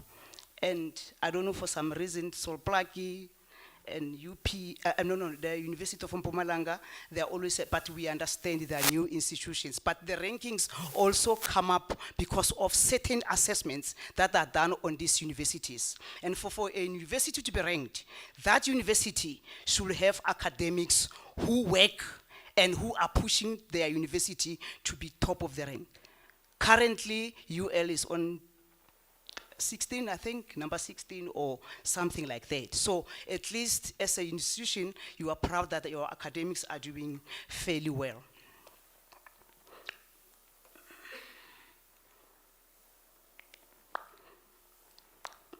So the performance management systems, performance management system, if I can just briefly explain it, it is a system whereby the work of academics are quantified. You rate them, you give them ratings so that you know if a lecturer or a senior lecturer or a professor is performing according to what they contracted to perform in the beginning of the year. So if designed and implemented well, it can be a source of motivation. Motivation means somebody finding a motive or a reason, why must I perform? If you are given a task of publishing 2 articles, you ask yourself first, why must I do it? Then if you were given to teach a specific number of students, you ask yourself, why must I do it? Am I motivated to do it? No, I'm not motivated. Why? Am I motivated? Yes. Okay, there's something that you expect in return.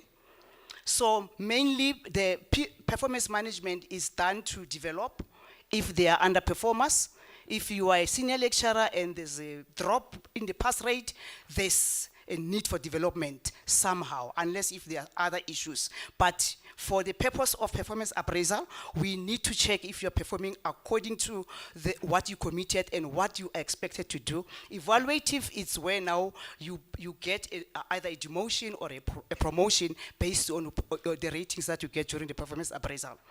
Then a good system now recognizes not only the task performance, but it also recognizes the contextual performance.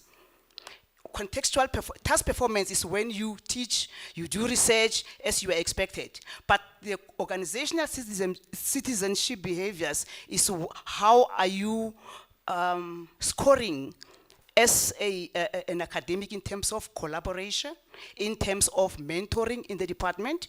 If you're a professor, we expect you to take by hand those junior lecturers and the lecturers to take them with you to the higher levels. So those are the tasks that are assessed during the performance appraisal. Currently in universities, we have 4 key performance areas. We've got the KPA of teaching and learning, academic citizenship, community engagement, and research. Each KPA must be measured, or it must be considered during the performance appraisal for the academics to see the system as fair. Currently, of all the KPAs, that's according to Mkhize, it's not me, the research KPA receives more attention. Currently, of all KPAs, the KPA of research receives more attention. And according to this Heterox Academy, they are saying it's not motivating on academics who are still at the lower positions, because for them, the workload is on teaching. And this KPA is chosen to be the best because it brings money to the university. It brings some sense of self-actualization to our fellow professors. If you get a title, if I invest in more research, I'll also have to change a title, not through marriage, but through having a PhD, then I'll be a doctor. So there is a push for people to look into research, and even our performance appraisal systems, they put that as the focus of attention in that particular meeting. But now, out of those 4, we don't have clear metrics to measure the KPA of teaching and learning, the academic citizenship, and the community engagement. If I can ask any of you, how is your teaching rated? Quality teaching, what is quality teaching?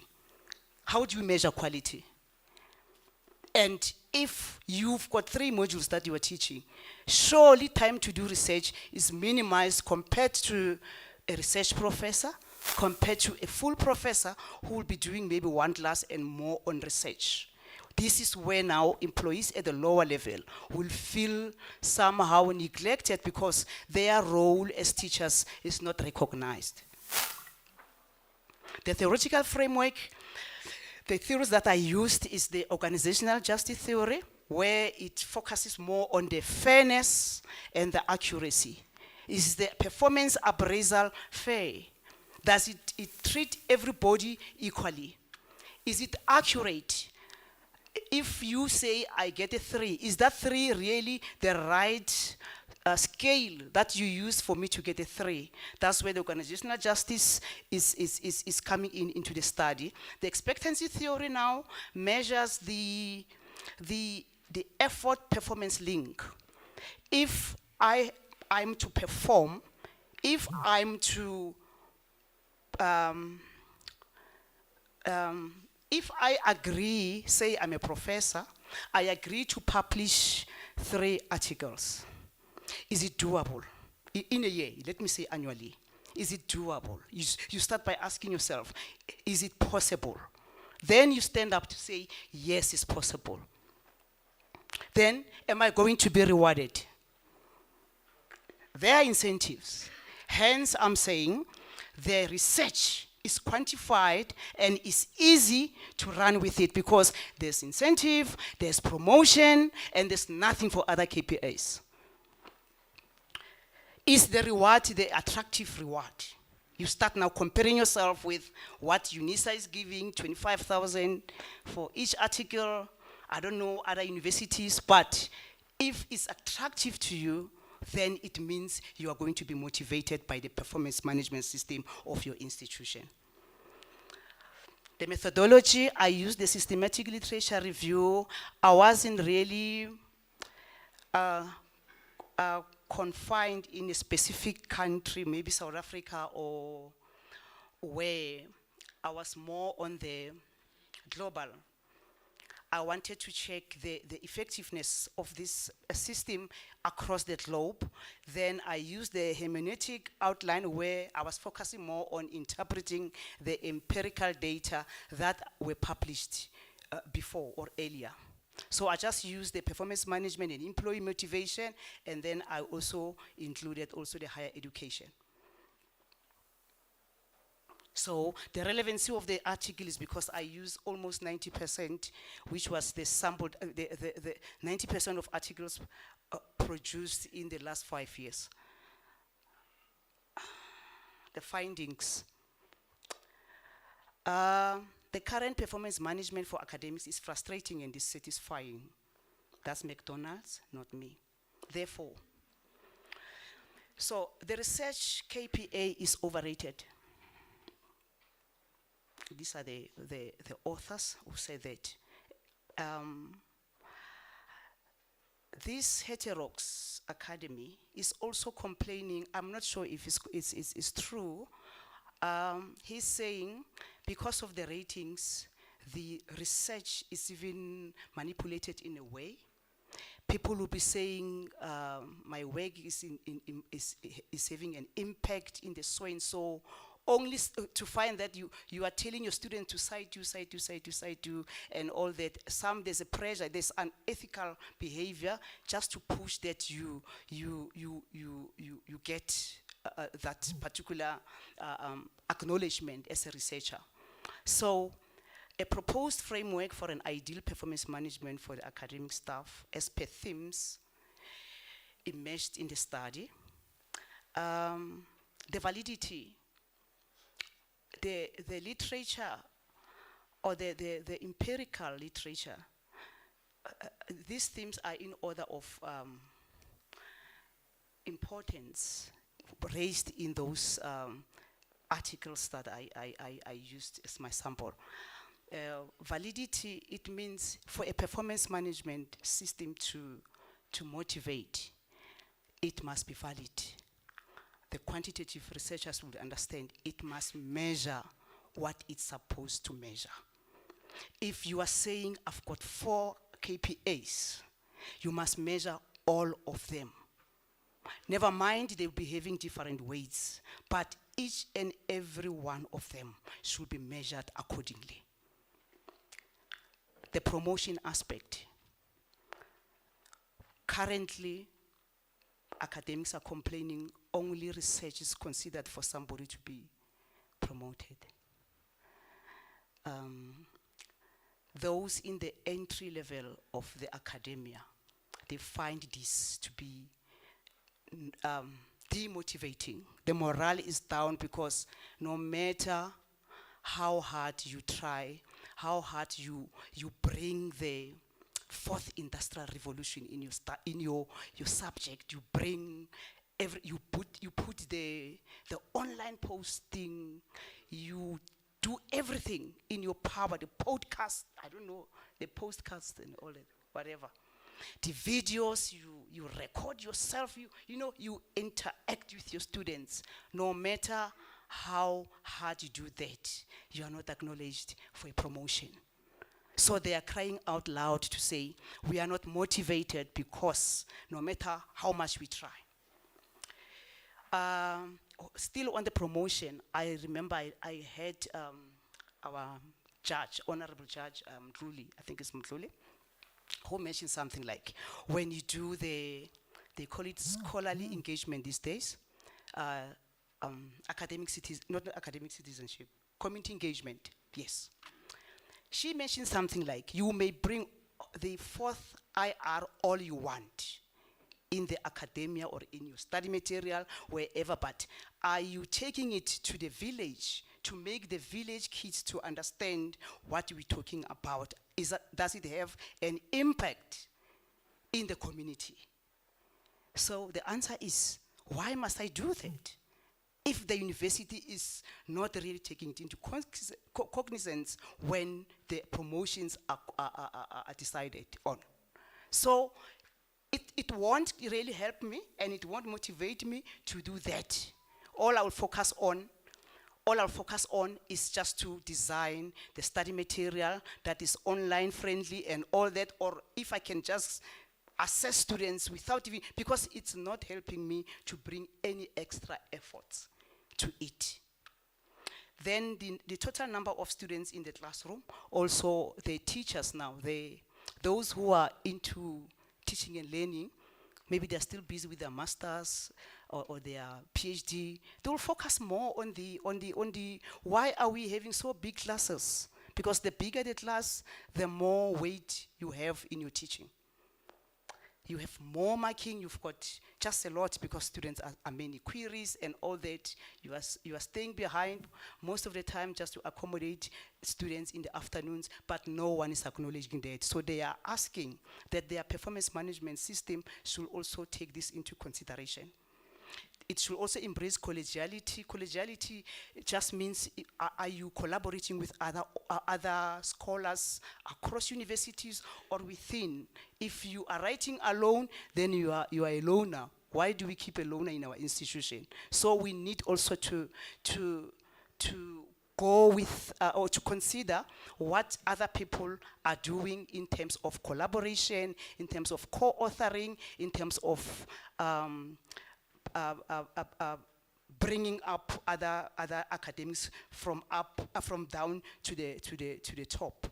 The last one, which now this is the theme also that emerged, but I'll also put it as a recommendation: participation of academics on the decision making. I think it got cut there if it's not visible. Participation on the decision making is very important for academics.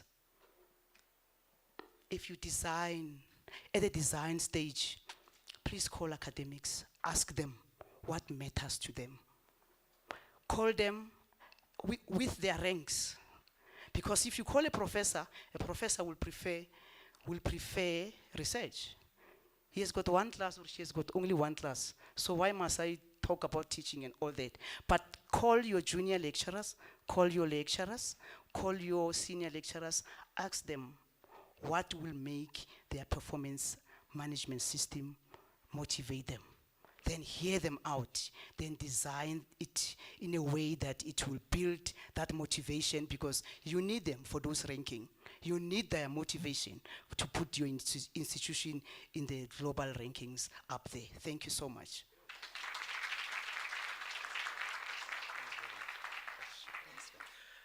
You know, I was the first one, Dr. Chiho. Yeah, Dr. Chiho.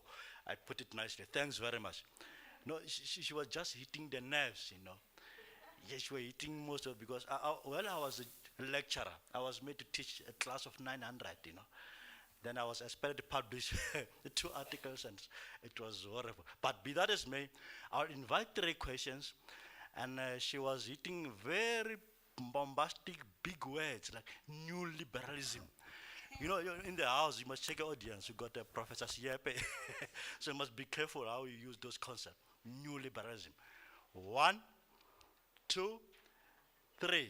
Oh, I hope one will be a comment. And I just wish one would be a comment. I'll take as you are. I'll start here. Give him a mic. Just true or false, please. Oh, yeah, true or false, please. And it must be performance related. Just give me a mic. Yes, yes. Fire, Commander. Thank you. A very important topic in higher education. It's a question and a comment. Your studies, you said you use it is global perspective, but I'm worried about it being global because we have different systems. In America, they are actually teaching professors. You get promoted to a professor because of your teaching, and also they don't have a promotion system. They have a tenure system. So that is totally different from South Africa. So it becomes problematic to then compare, to use a global perspective. And again, when you check Europe, in Europe there is a different system. You cannot just wake up and come up with a PhD topic. You have to be in the department for some time, and your study must be in a broader, in a broader project that your supervisor, who's not a supervisor, is a promoter. So by the time you get your PhD, you've already worked for 20 years and you've already published 30 articles. So it's totally different, So that's just my worry about the perspective being global. It's fine. Note that one. And then we got a second one. My advocate. Where? No, Professor. Thank you very much. I know he needs us. All right, thank you very much. What a good presentation. Very relevant to all of us. And I think this is the presentation that we also need, everyone at the university. And it's a comment because I think my first question was touched by him, because we don't as institution consider maybe promoting somebody on teaching. There are quite many people who are called professors. You give them a class and a junior lecturer, and you will ask yourself, how did this person become a professor? Then we go back to that KPA to say, when we weigh the scale, at least let's consider most of the things that she has presented, like for instance, issue of validity and also collegiality. Say for instance, if you check, promotion is more much on research. And why it's on research is because research brings money. But what are the three core functions of the university? It's research, teaching and learning, and community engagement. I might be good at community engagement. Yes. What are you saying about it? Professor, if I'm doing well in terms of publications, that motivation that she was talking about, what I'm going to get at the end of the day, can I co-teach? When you go for promotion, it's considered half if I co-publish with a junior. Do you think I will co-publish with a junior when I want to be promoted next year and I be called the professor? And then now, when we recruit, who is going to be recruited? A junior or a professor? When this professor leaves with 70 articles and there's nothing that have been passed. So I agree with you, my sister, to say when we weigh these things, let's also balance. And let's check also the work. You expect me to do research, but I've got a class of 500 and something. Oh, yeah. A professor, I've got only 5 master's students supervising. He can do better. So let's wait. Actually, we'll discuss it after dinner. Thank you. Please, I really appreciate that. Thanks very much. Note it down, Doctor. Note it down. I like it. Now you are raising the issue of the professors who can swim, the swimology, who claim to know. Then I had a hand at the back, which was raising very high. I think I have to acknowledge that as well.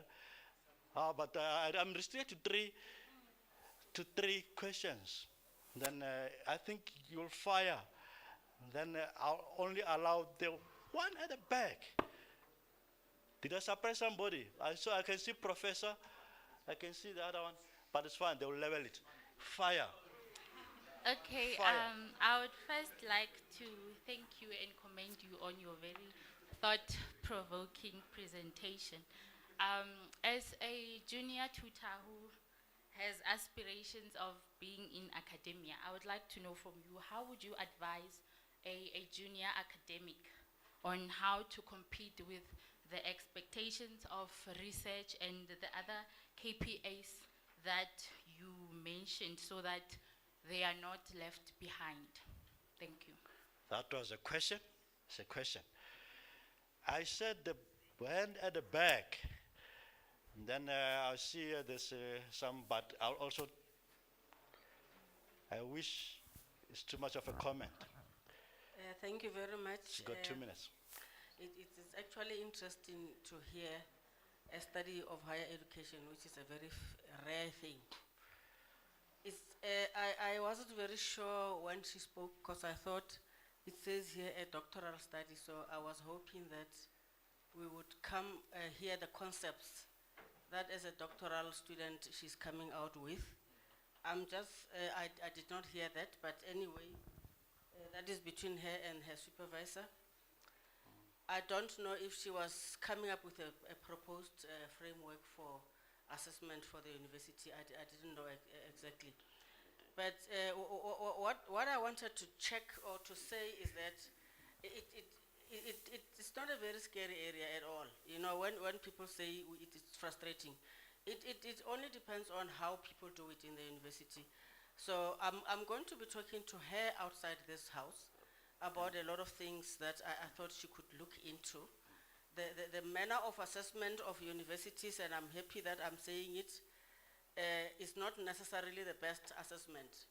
We need to check on whether the assessment that makes University of Cape Town the best university in the country is not a colonial system. And if it is, we would expect that our doctoral students would look into that and try and find ways in which we can qualify our very good universities into good African universities, and we would like to hear that. And research is not a very scary thing. One thing that we don't do in the university is that we don't do research everywhere where we were. When you are in class, you do research as you teach. So research mustn't come like I'm going to be looking at, going to investigate what is happening in Rasleka when we actually have a community in our own lecture hall. So I will speak to her about that. I'm just worried about the fact that it's a doctoral student and seemingly she has come up with the conclusions, and she's still talking about McDonald's and not herself. Oh, yeah. So I want her to please look into that matter and then talk about herself. Thank you. Super. I've noted the time as well. There was that hand at the back. Are you covered maybe? I'll give you half a minute. I'll do the getters, please. Thank you. This one, set it aside. Please. Thank you for the opportunity. Yes. I was just prompted by the commenter, that's Advocate Mangambi. Oh, yeah. So that we don't live with a misconception, all of us. The university allows promotion from teaching and learning route and also from the community. And it has been years now where people also submit teaching and learning portfolio for promotion. So I just wanted to correct that so that we don't give impression to those who don't know that university only promotes to professorship level only through the route of research. Thank you. Thanks very much. Thanks very much for that, Assistant. Your time has been squeezed a little bit, but I'll give you. Okay. Must I comment on comments? Yeah, where Okay. there's a comment, where there's a question, that Okay. minute. All right. Thank you so much for constructive comments that you gave. I'll start with comment number 1. Sir, you are saying we are different from the America or UK or somewhere. I do agree with you. Even when I did my research, I could see that we differ in many ways. But when it comes to the issue of not having the right metrics to measure teaching and learning, that's where we were similar. The empirical studies showed that even in the UK and the America that you mentioned, the employees or the junior tutors and the lecturers, they were also concerned about we've got too much work for teaching and it's disregarded. But for a professor, he or she will be having research as a bigger weight, but having a slice of teaching and learning. So the problem now is with now the imbalance, especially when it comes to a promotion. The teaching, it doesn't have the right metrics. You can't quantify. They will say throughput, is it my fault that my students are failing? They will refer you to your previous semester's pass rate, it dropped and all that, you write all reports and all that. So we are similar in that area. Then I'm going to, it's a comment, advocate, you mentioned something like there are professors who are promoted to being professors, but they can't teach. That one is very true. It doesn't mean that when you're a professor, you are knowledgeable. That one I'm not undermining, but some cannot impart the knowledge to the junior staff members, but they're promoted. And just when I'm still on that one, the comment at the, from the back there, I will just, because he was commenting based on a comment. I would rather say the teaching statement or the teaching, I don't know what it's called, but in other universities it's teaching statement, that you write. It's you just explaining yourself, how do you view teaching? But if you supervise only, you can't really talk of teaching. It's not teaching, it's research. Because you're going to get output from that particular student. So that small area of teaching that you have, we can't really compare it with a big class of 1,000 students, and that particular person is expected to publish at the same time. Yeah, so Prof. Nguna is chasing me away. He came to my rescue. Thank you so much. Let's give a round of applause. Thanks very much. You know, as these things become topical, and there are a lot of things we need to make inputs and as we go along, and we really understand that. And thanks very much. You did very, and thanks for the desk to keep on my toes. The next speaker, we're doing very well on time. Thanks very much. The next speaker is Hwale. Where's Hwale? Hwale, are you here? I hope I pronounced it correctly. Oh, the comrade at the back. Hey, comrade, I've been looking forward to chair you here. I'm the chair of the session. So, Hwale is going to talk about, it's our master's, is going to talk about hardware and software applications, entangling the illegal intricacies embedded. Oh, that's, in the old technologies. The sound. Oh, comrade, welcome. You'll be given your 15 minutes. Thank you. Then use it. Then keep an eye, the timekeeper. When I come closer, don't be intimidated by my looks. It's just naturally I'm like this.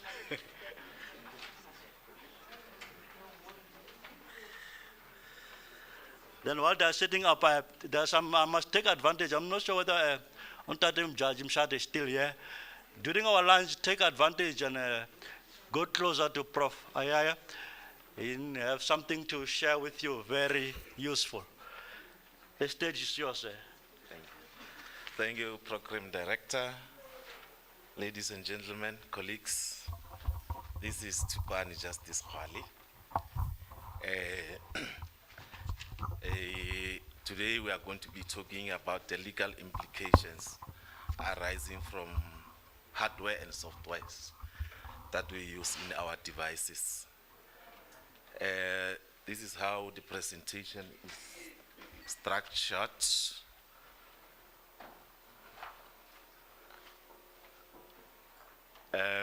Well, this gentleman is a second year LLM student and a potential doctoral candidate in the School of Law, Faculty of Management and Law, under the supervision of Professor Odeko. The discussion is not necessarily harvested from the mini dissertation that has been submitted and marked, but it is of course inspired by the whole subject of artificial intelligence as it affects our daily life. The discussion deals with legal implication emanating from the usage of software and hardware programs or applications. These two components are critical as AI cannot function or succeed without them. As we might know, AI is a branch of computer science and uses computer-based systems that are developed to mimic human behavior. Examples of this particular software, AI softwares, AI technologies include machine learning, deep learning, natural language processing, and so on. So this particular study adopts some of the novel methodologies known as computational legal analysis. I'm sure Professor Chuse will not hit me on this one. Well, it is firstly important, it's important to clarify some of these particular concepts. Hardware are basically devices that form the parts of the structure of the computer. These are, your circuit board, your memory devices, the screen, the mouse, constitute what we call hardwares. When it comes to the software, this relates to a set of instructions that tells the computer what to do, and it is the software that allows AI to be used in applications. The examples would include programming, open software, but also important is the whole concept of semiconductor. In short, semiconductors are what we know as chips. These are compounds or elements with crystalline properties that is put between conductor or a hardware and insulator for its ability to conduct electric current that is used for fabrication of electronic devices. These chips make the devices we use to be smart, faster, reliable, and smaller. And of course, also big devices.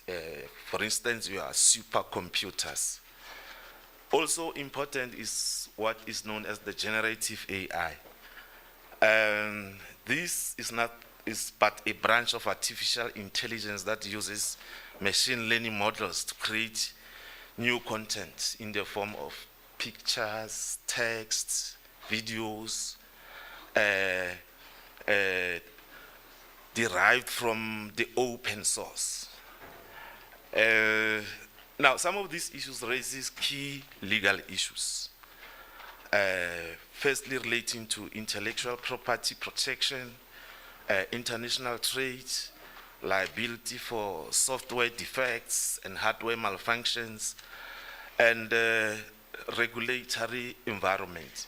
Now, I have described how the two interface, work with each other in an integrated manner.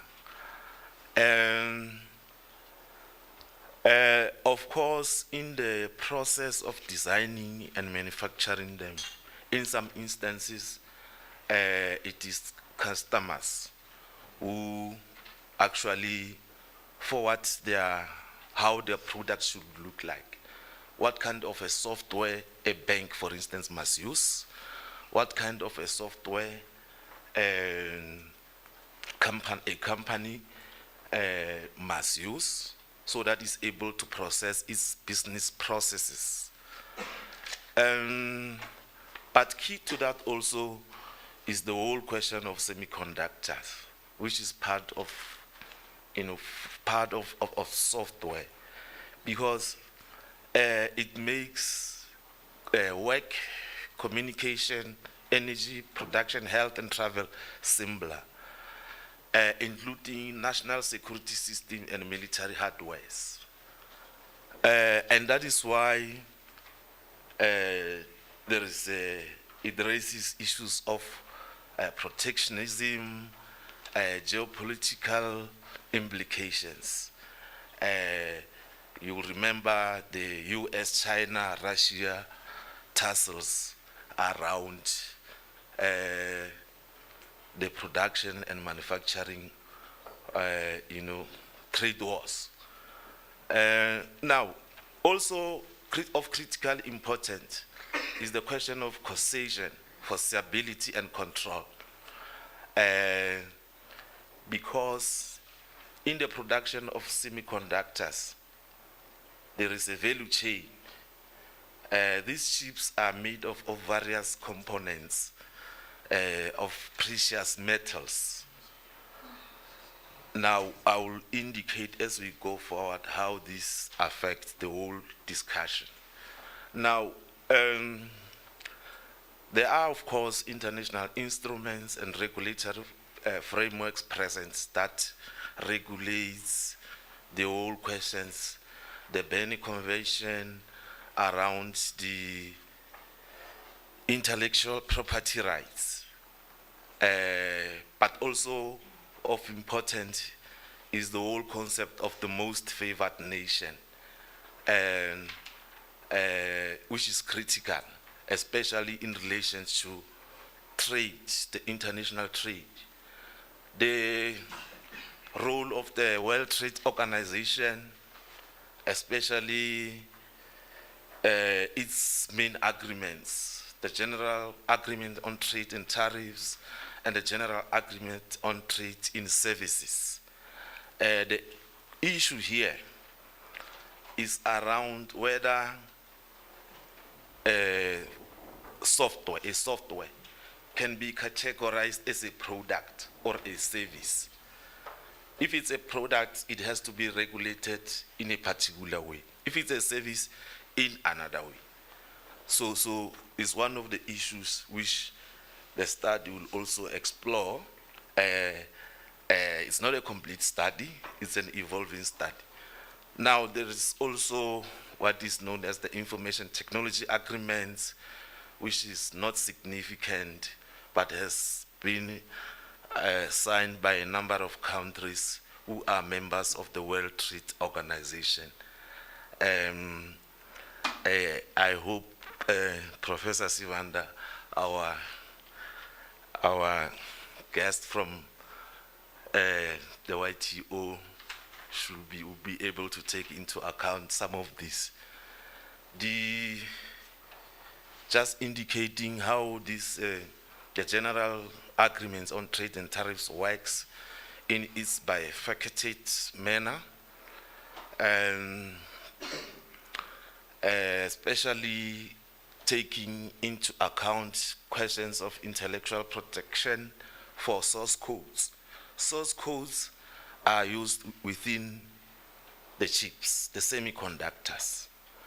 And then these semiconductors work through the algorithms which are constituted by data.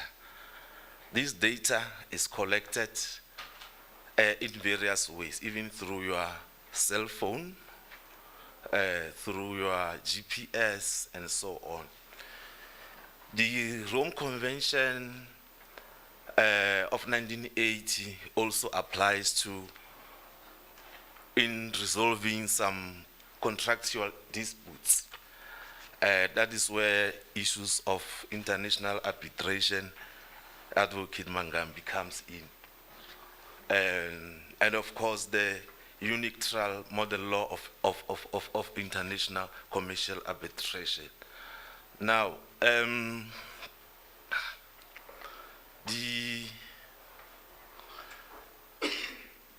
just to demonstrate on issues of arbitration, there was one case, the Jongi case, which involved people who are peregrini of South African courts.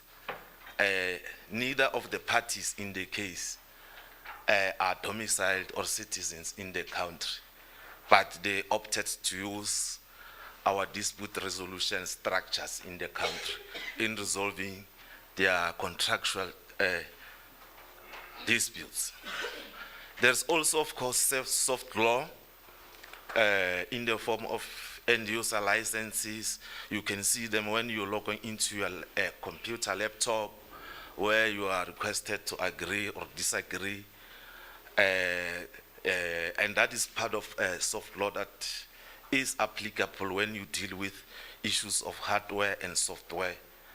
There is also the general public license and the free documentation license, whose intention is to ensure that everyone is able to freely copy, share, and redistribute the work without modification and commercial while crediting the original authors. This is the case because AI also operates in what is known as open AI, where everybody is able to access and use various software that are located there. The Creative Commons, I think as academics you know this, around issues of intellectual property. But also because trade secrets also apply. Some of the people who, make these softwares, they protect their trade. And for instance, in the event when a company that has produced that has become bankrupt or inoperative, the so-called escrow agreements are used to actually access the source code which were used to compile particular semiconductors or chips, and they can be stored in a bank or at an insurance company. But also, most importantly, the so-called ISO, the International Standardization Organization, which any products, it can be technological, electronical, which it must meet, it must pass certain standards and requirements before it is released to the market for usage. So a computer must meet some of these standards.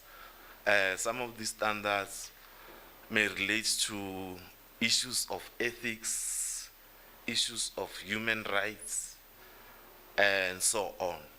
So they must be able to meet these particular standards. In South Africa, the point of departure is our PAIA and POPIA Act, which of course are informed by various constitutional provisions around privacy, freedom of expression, and access to information. But also another important section is section 217 of the Constitution around public procurement. We know that government procures technology, hardware and software from various companies internationally. And in procuring these technologies, it has to comply with certain values, constitutional values, for instance, of transparency, competitiveness, and cost effectiveness.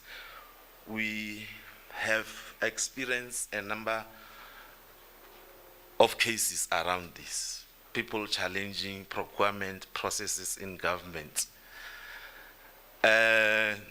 The Consumer Protection Act also comes again in relation to, in an attempt to clarify whether softwares, for instance, can be goods or services.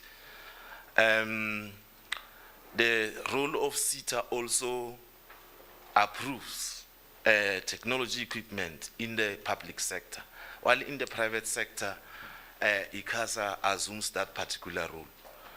The exchange control regulations are also the Standard Act of 2008, the Competition Act, the international trade barriers around, as alluded to earlier on, China, US. Now, what is also amazing here is that the US has passed laws which gives it power to prohibit, to punish countries or companies that trade with its rivals. So it has got extra due territorial powers to do that. The other important thing is the products that are used to manufacture this. Most of these products,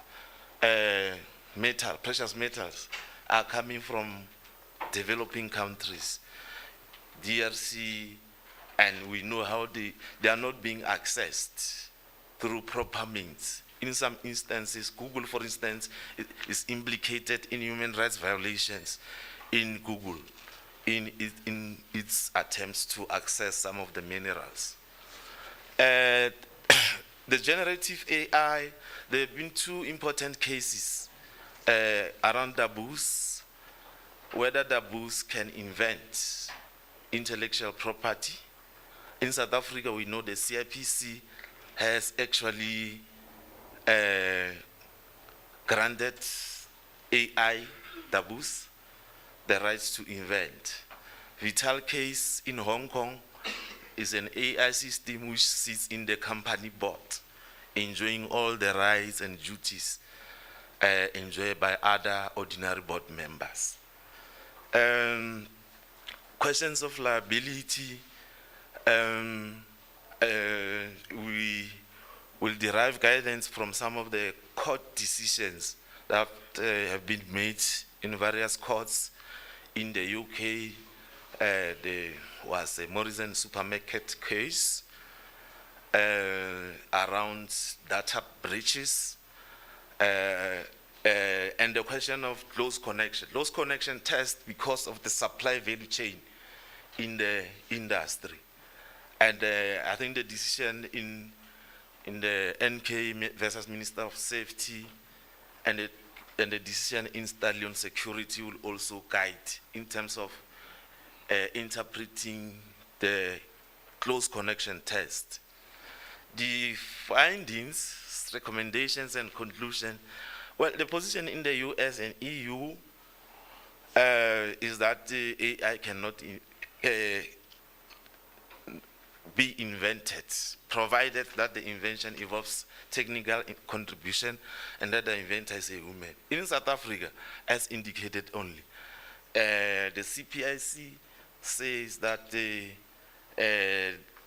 AIs can invent, provided the invention is autonomous and involves technical contribution and human involvement. Now, clearly, currently the law is unclear on the issue of inventorship. The CPIC decision on taboos has been slammed and criticized by various quarters that it failed to take into account certain aspects, certain key requirements as demanded by various legislation, the Copyright Act, the Patent Act in particular. Now, in terms of recommendation, clearly there's no clear global regulation of this. Maybe our countries could look into the possibility of establishing some sort of international treaty on technology trading, and in particular semiconductor. Because, ladies and gentlemen, AI cannot function without super semiconductors. And now currently they are produced in America, in Korea, in China. However, its components are drawn from our countries, and there is no clear regulation on that. The consolidate existing soft laws recognize AI system as capable of invention, while also, but ensuring that the rights are held by legal entities or persons. Let me take this opportunity and thank you, Program Director. Thanks, powerful comrade. Thanks. You know what, I was captured because I didn't expect from a legal perspective to see a lot of IR, ICT. I was so captured. So I'll take 3 questions, 3 important questions. 1, I see 1 now. 1, 2, I need a 3rd one. Oh, Prof at the back. 3 questions. They'll come online. Make sure you make notes. Make sure you make notes. Fire. Can you give him a stock switch? What is that thing? That. As we're moving along, I'm now shifting from that professor who asked about ology. Now I can swim now with the inputs coming in here. Now I can swim. Fire. Firstly, great presentation. I think it's very interesting given the current developments in the artificial intelligence realm. My question is with regards to the POPIA Act and AI, right? So when AI models are trained, they use a lot of our data, right? So Twitter, Facebook, and Google have been consuming all the data that we leave online to train the AI models. So my question is, given the POPIA Act and given how these AI models are trained, what are the challenges South Africa is going to have in terms of regulating all of that? And is it possible to stop that, because that's kind of illegal according to the POPIA Act? You got that one. You got that one. I think there's a question this side, from the comrade that side. Then the last one will come from the professor at the back.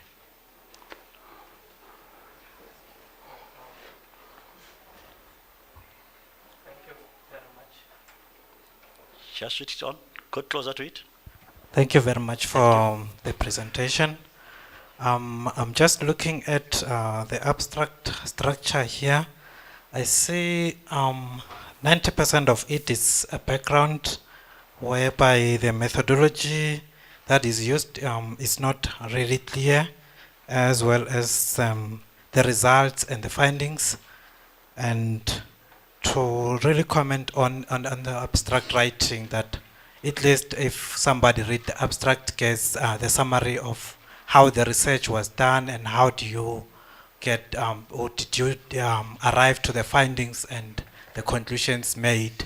But if it's a study in progress, at least a pilot can be done so that one can be able to present in front of people to give the result of what was found in the pilot, than to say it's a study in progress and then we really get a lecture on AI and other things rather than the research itself. Thank you very much. Thanks very much. You captured that.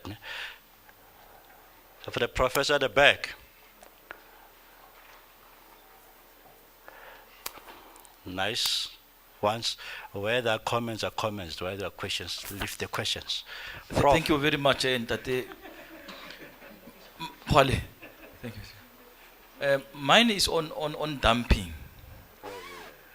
China is emerging as the world dominant player in as far as AI is concerned.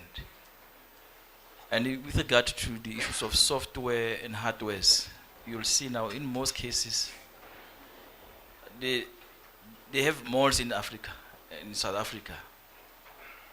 So they would then, in the context of dumping, my question is, what is the international community doing to address this issue of dumping, in particular relating to China? Thank you. Thanks very much. You've captured that. I give you 4.5 minutes to deal with that. Thank you. POPIA implications and challenges. Currently, South Africa is not even ready to deal with we have the legislative framework POPIA. But if you look at the challenges emanating from this, especially through generative AI, which, for instance, mine your pictures, your dissertations, and so on, and create their own thing. So when you take the matter to court, they will say, the company will say, it's the software in an attempt to run away from accountability. So there are many cases before the courts in the US now. In South Africa, we have not had, cases challenging data that is being mined from your social media profiles and so on. We have not had serious cases around that. But we will await, as always, guidance from courts abroad. Even the UNESCO, it only has, guidelines which might be followed or ignored.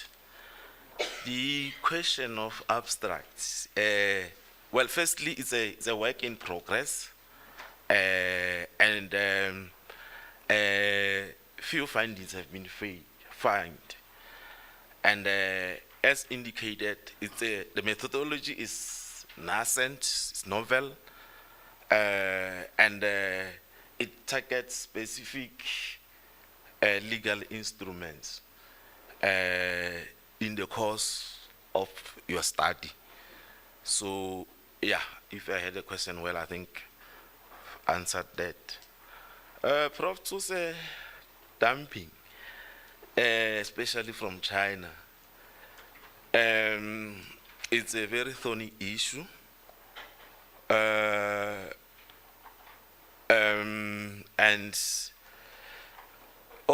And previously attempts have been made, but it will still continue. For instance, in the country, we are using 5G, which is from Huawei, I think a Chinese company. So it's a question, and that is why the US has legislated extraterritorially to deal with those kind of issues.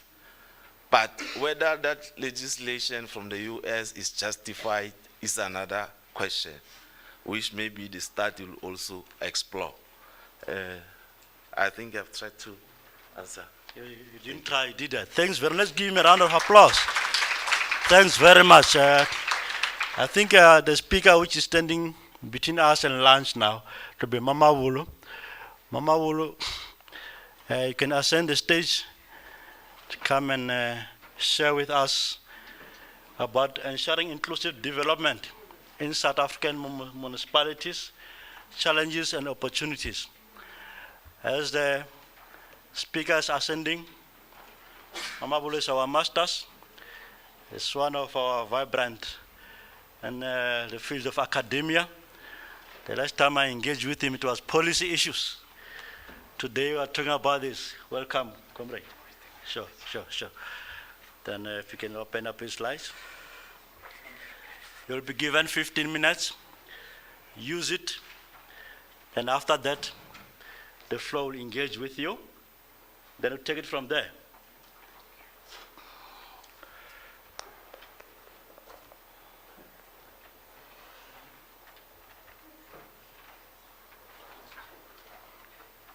For the best. Sure.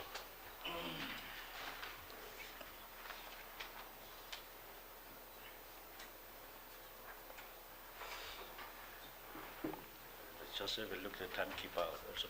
Who is the timekeeper? Okay. Yeah. Can you help the commander to have this thing closer to him? Yeah, I think I'm fine.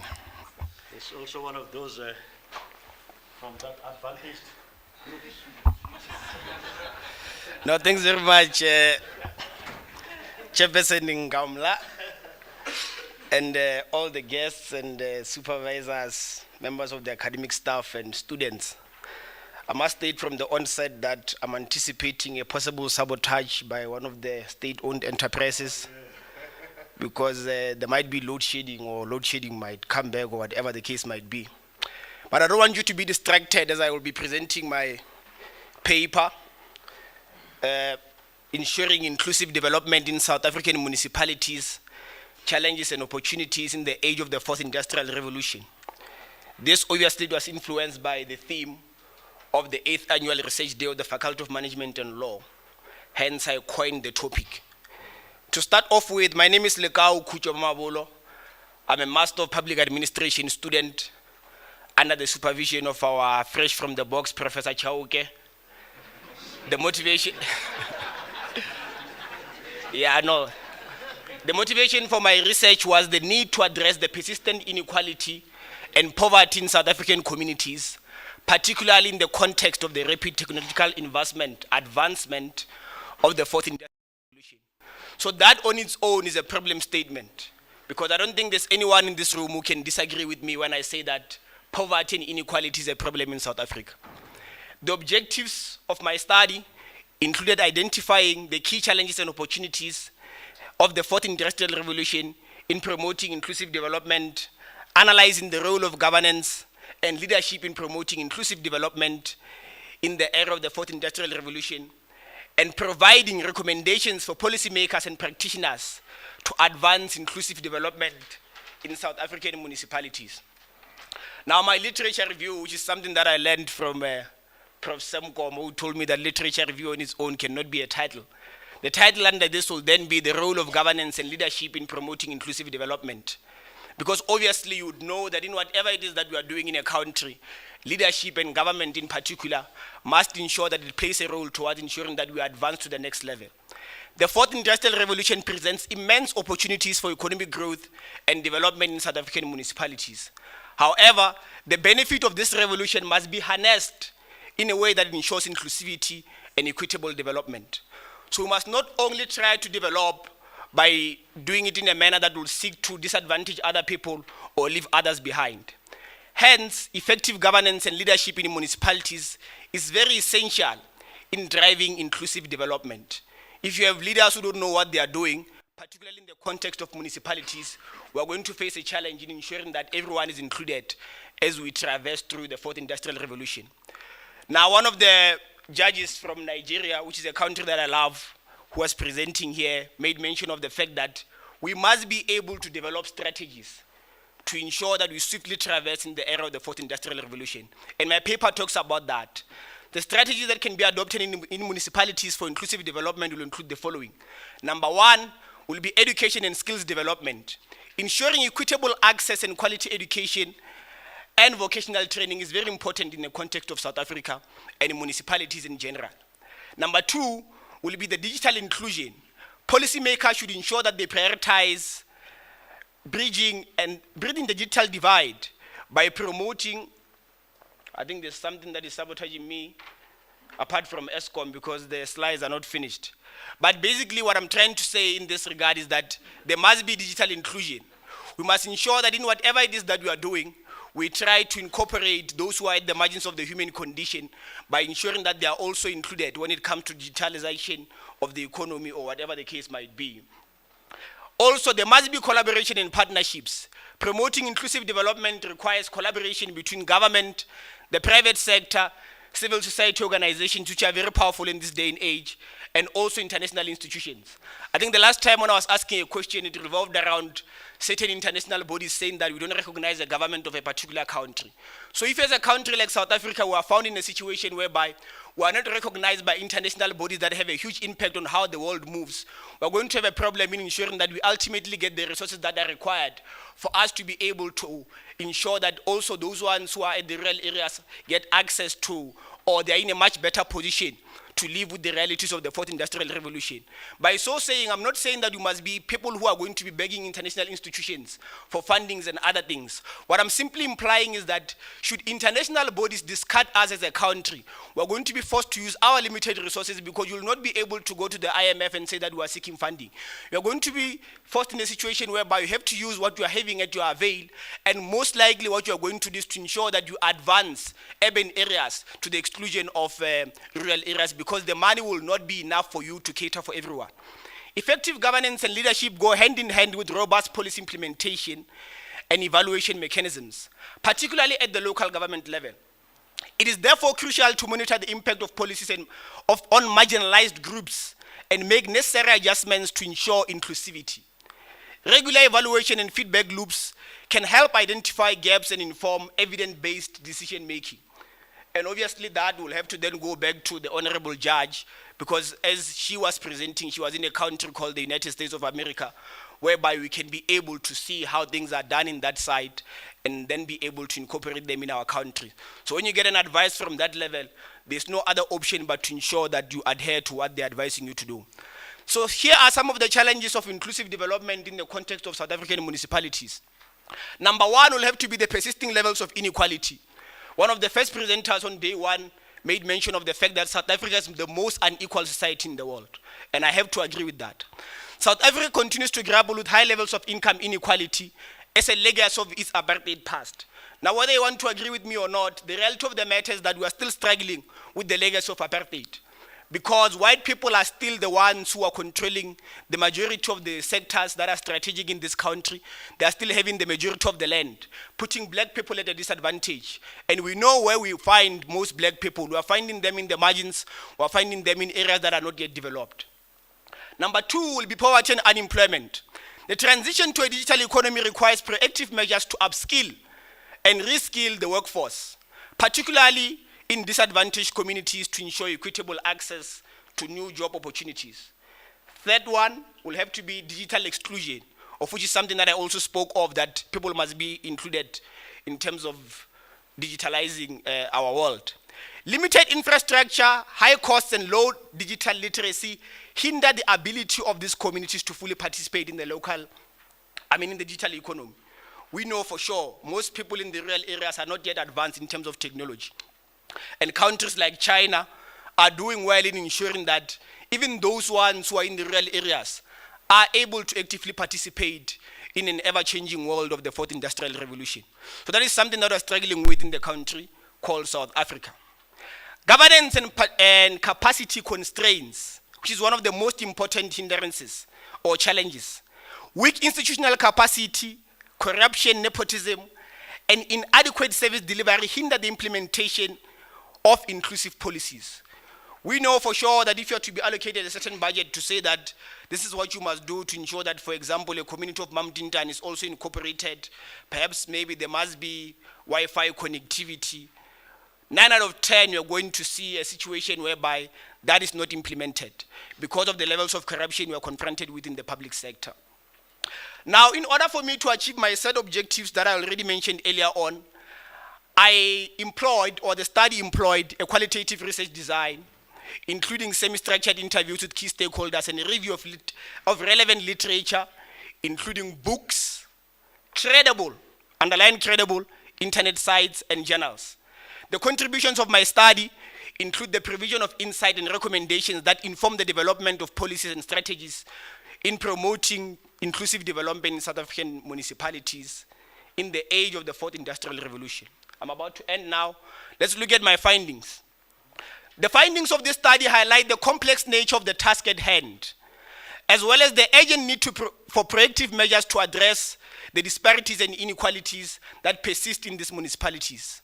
Generally, it will just be South Africa. I'm saying urgent because we are advancing. Some were saying that we are still lingering in the 2nd Industrial Revolution. So before we know it, we might be in the 5th Industrial Revolution. So there is an urgent need for intervention. The study also finds that industrial revolution presents both challenges and opportunities for inclusive development. On one hand, it has the potential to exacerbate, make worse, existing inequalities, as those who are already marginalized may struggle to adapt to the rapid technological advancements. On the other hand of marketing, it also offers opportunities for innovative solutions and inclusive development. As I conclude, addressing the challenges and harnessing the opportunities requires a multifaceted approach. Firstly, there is a need for strong political will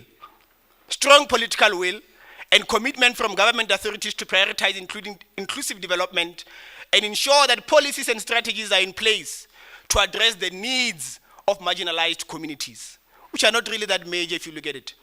Also, investing in education and skills development is essential to equip individuals with the necessary capabilities to participate in a digital economy. I already spoke about this in one of those strategies that I sought to advance in my study. And lastly, collaboration between government, private sector, civil society, Advocate Bongo, government, anyone else with a business, private sector, civil society organizations, which Prof. Semkoma knows very well about, and academia, all of us, majority.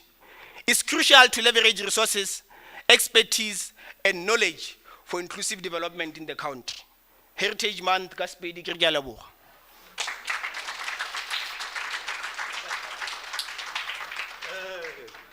It's a comrade. Stay here. He was pacing ESCOM. I could see that he didn't want to be disturbed because there can be a switch over now. But I will need only 3 questions. I've seen, but I see the house. I see the house is. Oh, I have 9 minutes. you're sure, you have time. I'll start at the back this time around. That end, yeah. Please, people ask questions, and when you make a comment, make it. Then we roll like that. Commander, do you have a notebook? Yeah, I want to note here. Thank you, Mama Bulo, for the presentation. My consent is in the methodology section. How did you sample your population?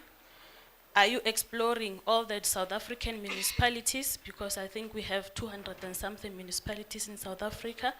Then my question will be, how did you sample from the population? And how many key stakeholders have you interviewed? Thank you. Okay. Thank you very much. Second My question to you, Mr. Mamabulo, is in relation to the investment into the digital economy. I hear you are talking about investment in terms of the municipalities maybe investing in schools and what's or not.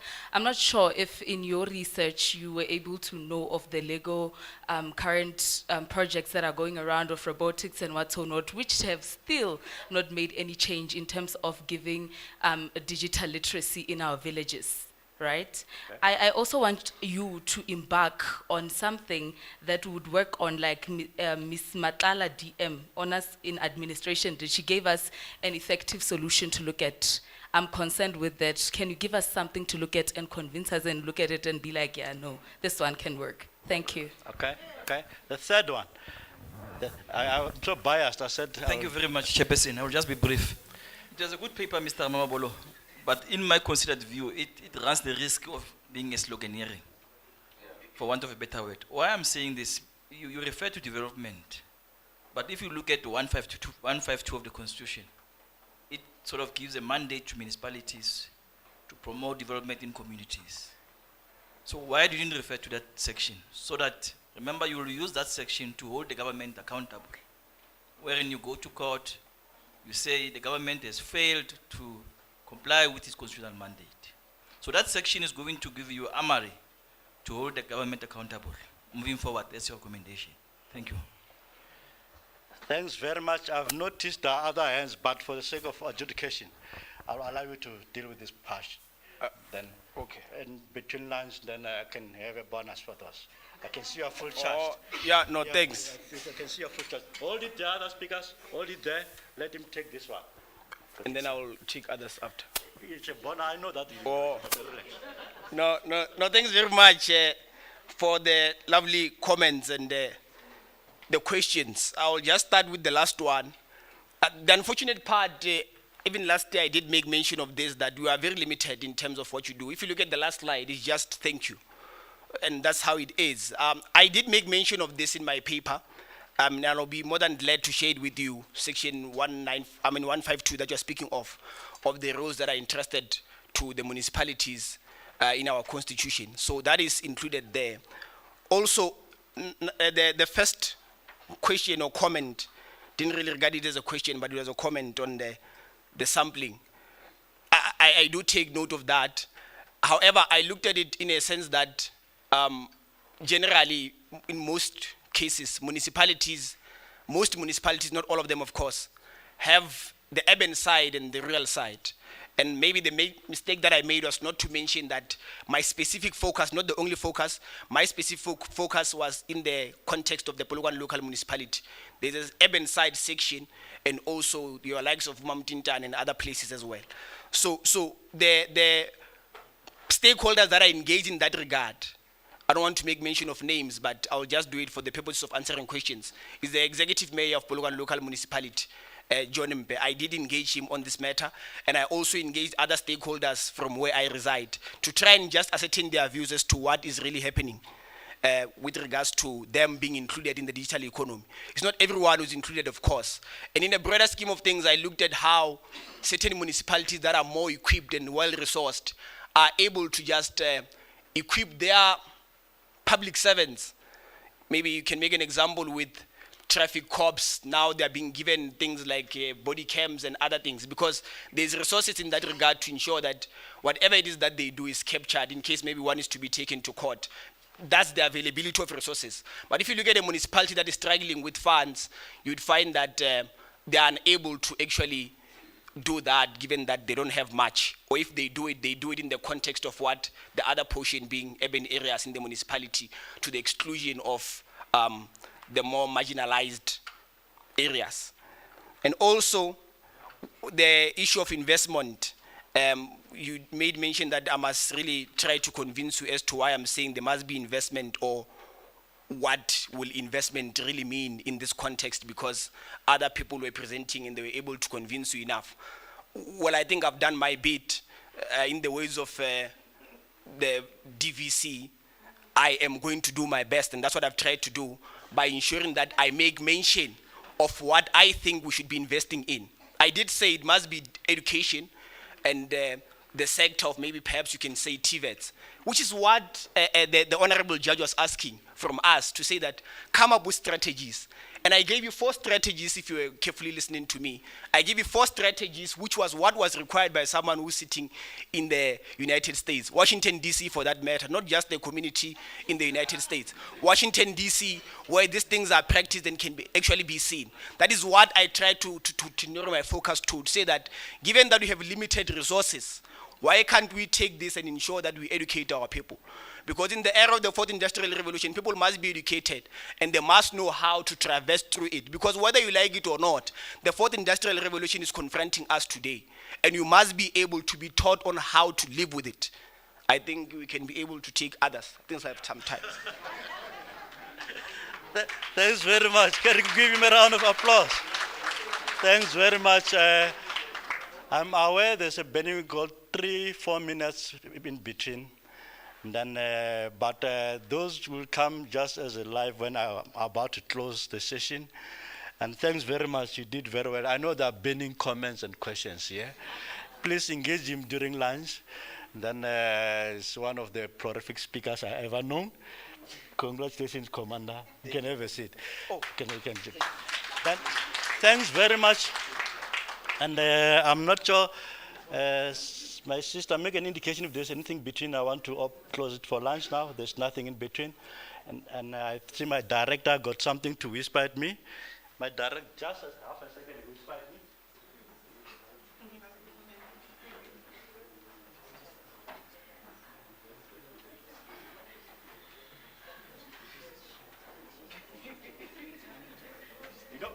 You know, sometimes if you do your work very well, I think the executive dean is noticing here. The director just gave me a mandate in a very short, because I did very well in this session, you know. He said to me that I must pass on his behalf an announcement that we are going to have our lunch just next to where we had our breakfast. It's just this announcement I wanted to make, so he assigned me to do that. And that shows that I've done very good, and the session was very excellent. And I really want to appreciate all the speakers and everybody for keeping us along, and we are now swimming. Then when we come back from lunch, I think we have a full hour of lunch. Prof. Ayaya will take over the next session. And from my side, thanks very much. I'm a professor, I won't ask about swimology. Let's swim. Thanks very much.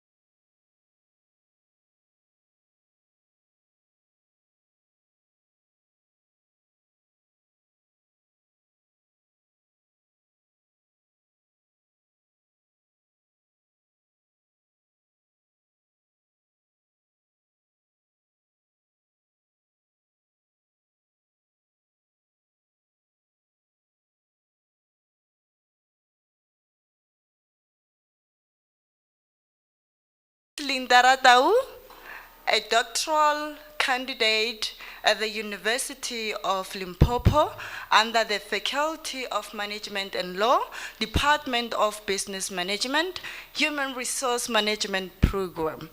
I am honored to stand before you today and share my insights and discoveries from literature review during this presentation. Please note that this is still an ongoing study, or this is still a work in progress paper. So I'll appreciate the criticism and opinion so that it can help me to build up my thesis. Okay, this paper presents a systematic literature review of the relationship between organizational justice, abbreviated as OJ, and organizational citizenship behavior, abbreviated as OCB, with the roles of organization, with the mediating mechanism of organizational cynicism and the moderating role of psychological contract amongst academic employees in the higher education sector. So before I can take you through the background of this study, I would like to explain these 4 concepts, okay, so that you can prepare yourself to marinate and grill me. So I will start with my independent variable, which is organizational justice.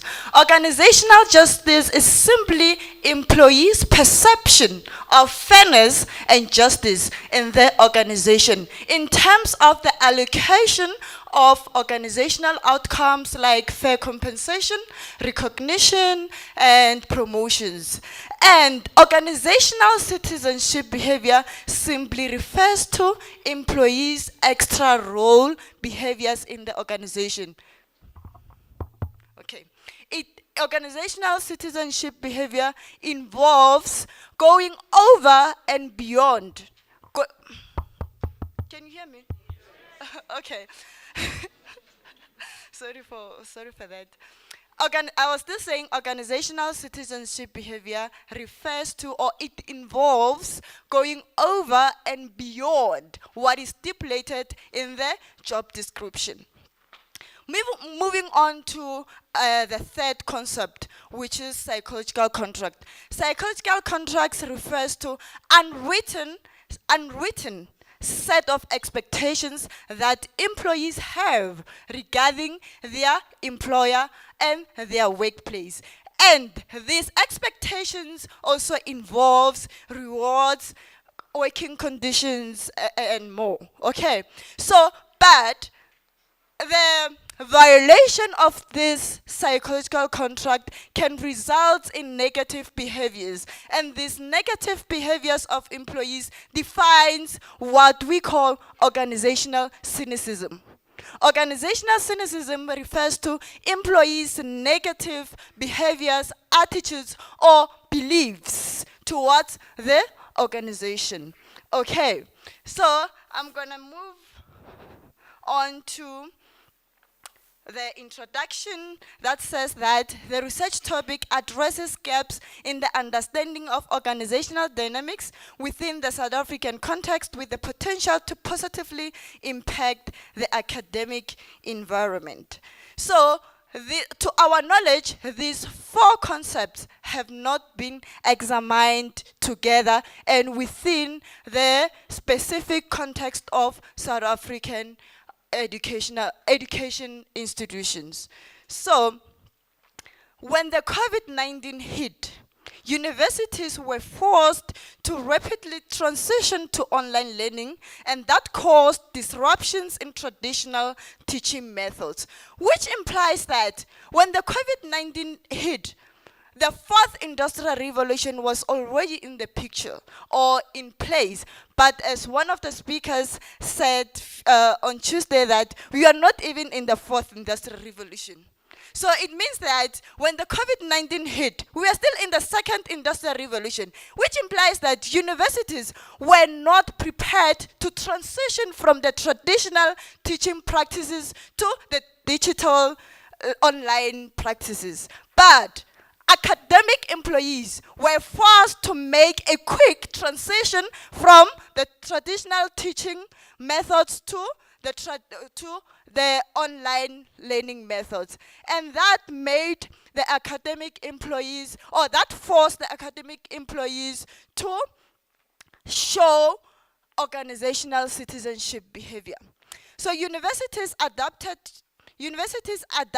by using online tools and maintaining organizational goals. Like, as I've already said, this shift from the traditional teaching methods to online teaching methods required academic employees to show organizational behavior.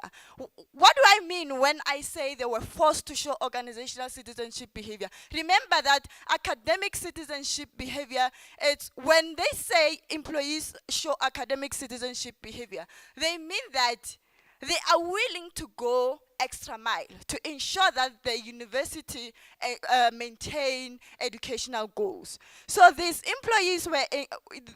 academic employees encountered pandemic challenges when trying to help students transition to online learning. For an example, during the COVID-19, employees were not prepared to work from home. It was a sudden change. They were not prepared. They didn't have the right tools or equipment to work from home. Some of these academic employees did not have data to teach students online. And at the same time, these students that need to be taught online, they also needed support from academic employees. So it was difficult for academic employees to transition from the traditional teaching methods to online teaching methods. So which implies that relying only on behaviors defined by job description was not sufficient enough for universities to achieve desired goals, and which makes this organizational citizenship behavior an important aspect or concept in the organization. Okay, that's where the issue of reciprocation comes in, because as an academic employee, you cannot just wake up one day and feel like, you know what, I want to go over and beyond to assist or to help the university to achieve its goals. It's something that as an employee, you will be reciprocating, because when you don't show organizational citizenship, it doesn't mean that you don't do your job. You're competent, you're doing the job, just that you are not going over and beyond. You're sticking to what is written in the job description. But during COVID-19, it was important for employees to go over and beyond what is defined in the job description. And that is why I'm saying relying only on behaviors written in the job description was not sufficient enough during that time to maintain educational goals. Okay, so that's where organizational justice comes in now as the independent variable in this study. Fair treatment and perceptions of outcomes encourage academic employees to do more, which means that when employees perceive unfairness within the organization, they tend to show negative behaviors, energy, and attitudes. And this explains what we call employee cynicism. Organizational cynicism aligns with organizational injustice, as I've already touched base on. As employees who perceive dishonest practices, decisions, managerial actions within organization, they are likely to respond negatively towards it. And this is more likely when the psychological contract is violated. When the psychological contract is breached or violated, it causes mistrust and the feeling of unfairness, which may result in the onset of cynicism behaviors, thereby inhibiting employees' positive behaviors. Literature review. This is my literature review, and this table there presents summary of studies on the relationship between these four concepts. Okay, so we have equity theory, which was developed by Adams in 1965, and also social exchange theory developed by Homan in 1958. What I'm trying to say is that this study or this paper is grounded in two theories: equity theory and social exchange theory. With equity theory believes that when employees perceive that there is fairness and justice in the organization, they are likely to believe that there is equity. And social exchange theory share the same sentiments, as it emphasizes that when employees receive positive treatment from the organization, they tend to give back the same behaviors. And such reciprocation in general relates to the employee and employer exchange relationship. This is the proposed research model or conceptual model. As you can see, there's 4 concepts that I've already explained. The first one being organizational justice, and the red arrow there on top, it demonstrates the relationship between organizational justice and organizational citizenship behavior, which implies that there is a relationship between organizational justice and organizational citizenship behavior, which means that when employees perceive fairness and when they perceive that there is justice in the organization, they are likely to show or they are likely to demonstrate organizational citizenship behavior. And we have the second arrow there, from organizational justice down to organizational cynicism, which demonstrates that there is a relationship between organizational justice and organizational cynicism, which means that when employees perceive fairness in the organization, they are likely to show positive behaviors towards the organization. And if you can see the arrow from organizational justice to organizational cynicism, it doesn't stop at organizational cynicism. It's just taking a break, but it proceeds to organizational citizenship behavior, which implies that organizational justice influences organizational citizenship behavior through organizational cynicism. And we also have a blue box there, psychological contract. With psychological contract, we can see that in Sibeli they always say, "Wena meja thaba ihloja." We all know that, by now we all know that there is a relationship between justice and organizational citizenship behavior. But with psychological contract, it influences the presence and the direction of this relationship that already exists between organizational justice and organizational citizenship behavior, which implies that when the organization reciprocates the efforts that the employees give to the organization, then it makes this relationship stronger. Same as psychological contract between organizational cynicism and organizational citizenship. This psychological contract can weaken or strengthen this relationship that exists between cynicism and organizational citizenship behavior. Straight to my research methodology. The study used qualitative research approach for both data collection and analysis. The data collection method used was content analysis. Findings and analysis. The study used this paper used 25 studies from multiple articles, and these studies were found in the total of 13 articles in 12 different journals. Let me just wrap up first.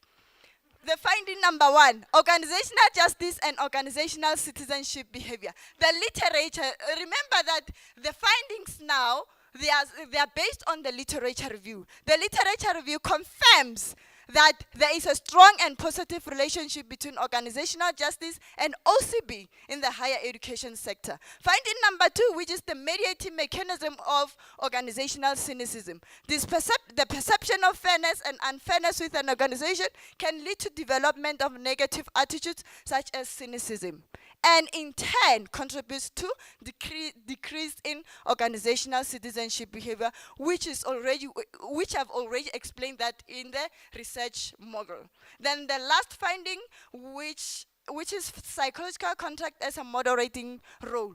The findings of the study suggest that psychological contracts serve as a moderating role, or in simple terms, it confirms that the psychological contract directs or influences this relationship that exists between justice and OCB. In conclusion, I can say that, 1 minute, okay, thank you.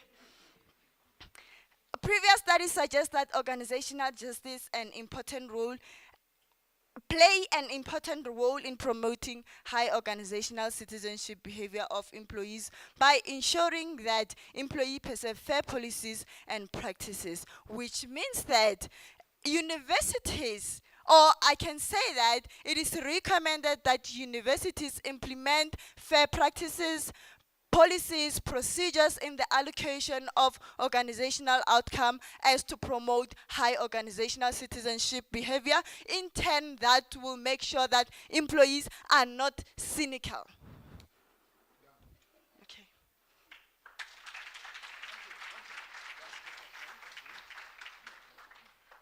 You have heard the presentation. 3 hands. I think you are aware this is a study that is ongoing, and therefore you cannot talk of empirical findings from the survey and all that. So the 3 hands, can we have them? Okay, there's 1, 2. Where's the 3rd one? Okay, so there are 3 hands here. Where's the mic? Gentleman with the mic. So 1, 2, 3. Then we are... All right. Thank you very much for the presentation. Mine is just going to be short in terms of the content analysis. Basically, looking at the features or the aspects that you were focusing on under the content that you were analyzing. Just if you can take us through those kind of themes, if I may say, or features or aspects that you were focusing on to get or to arrive to your results. Thank you. Second hand. Thank you. I just want to check if you looked at the certain period, because as you said in your introduction, with higher education during COVID, there was a forced change. So it would be unfair then to compare the contract we had with the university before COVID and during COVID and now. So did you check that, because those will not be the same. The behavior will definitely not be the same. Okay, last hand was here. Hi, Mem Ratau. So mine is just a comment to you, and it's about the structuring of your presentation in terms of summarizing. It seems as though to me you actually fought so hard to present everything that was on your slides, and that was not supposed to be the case. I think this is what we will refer to. Is it death by PowerPoint or what? Somehow it's linked to that. So you had to make sure that you present on the main points. That's why you didn't manage the time. Thank you. Okay. I think the comment you noted, the questions you respond. Okay. The first question, themes and content analysis.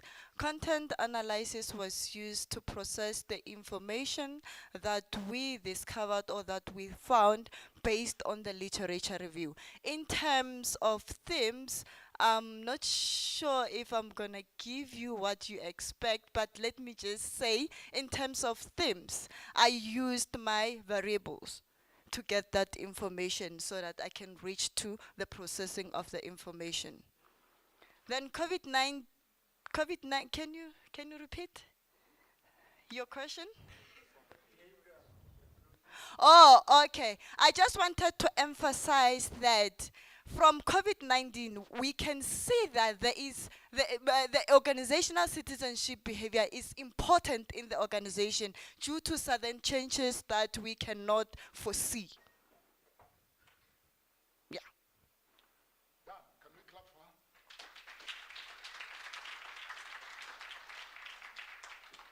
The next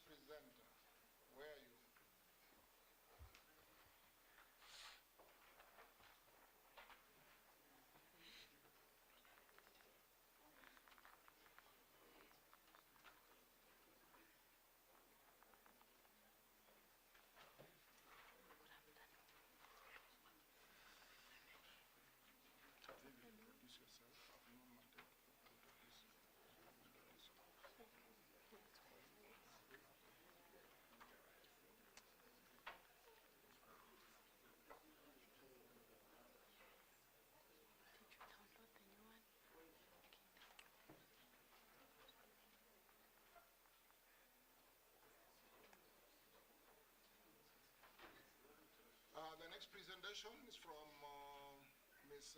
Koza, a master's student, and she'll do further introduction, but don't spend much time on introduction. Leave us with 3 points. You want us to take home from what you have done. Is that all right? Okay. Yes, I see you are not sorry, sharp.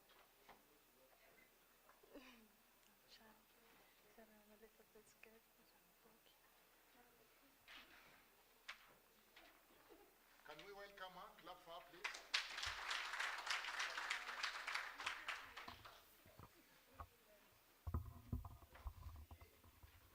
Okay, sorry, before you go, how do I move the, like this?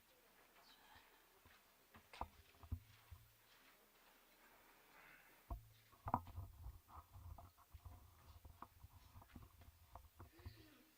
Absheni. Vito Izanele Kadina Koza, a master's student in Development and Management Law under the School of Law in the University of Limpopo. My topic is imprisonment of children with their mothers, a comparative analysis. My motivation behind this study is personal. And it's basically that I am a mother and I know the feeling of raising a child.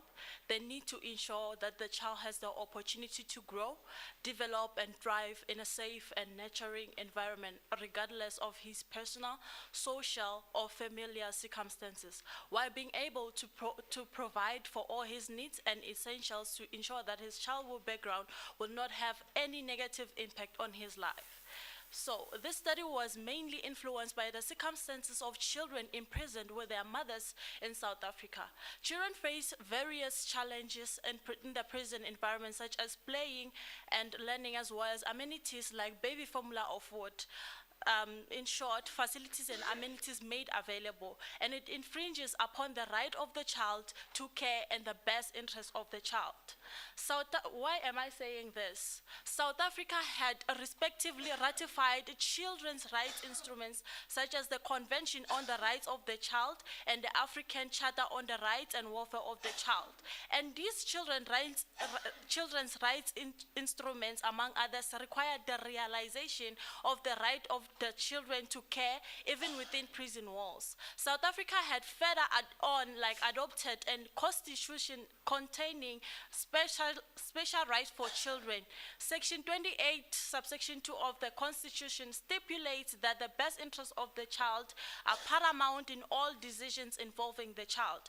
Therefore, the interest of my study is to advocate for the children incarcerated with their mothers by identifying the gaps in the mother and child units to ensure that the best interests of the child are taken into consideration as implemented are taken into consideration and implemented as in documentation.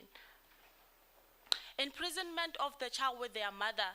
In South Africa, children are imprisoned with their mothers pursuant to Section 20 of the Correctional Services Act as amended by Section 14 subsection A of the Correctional Services Amendment Act.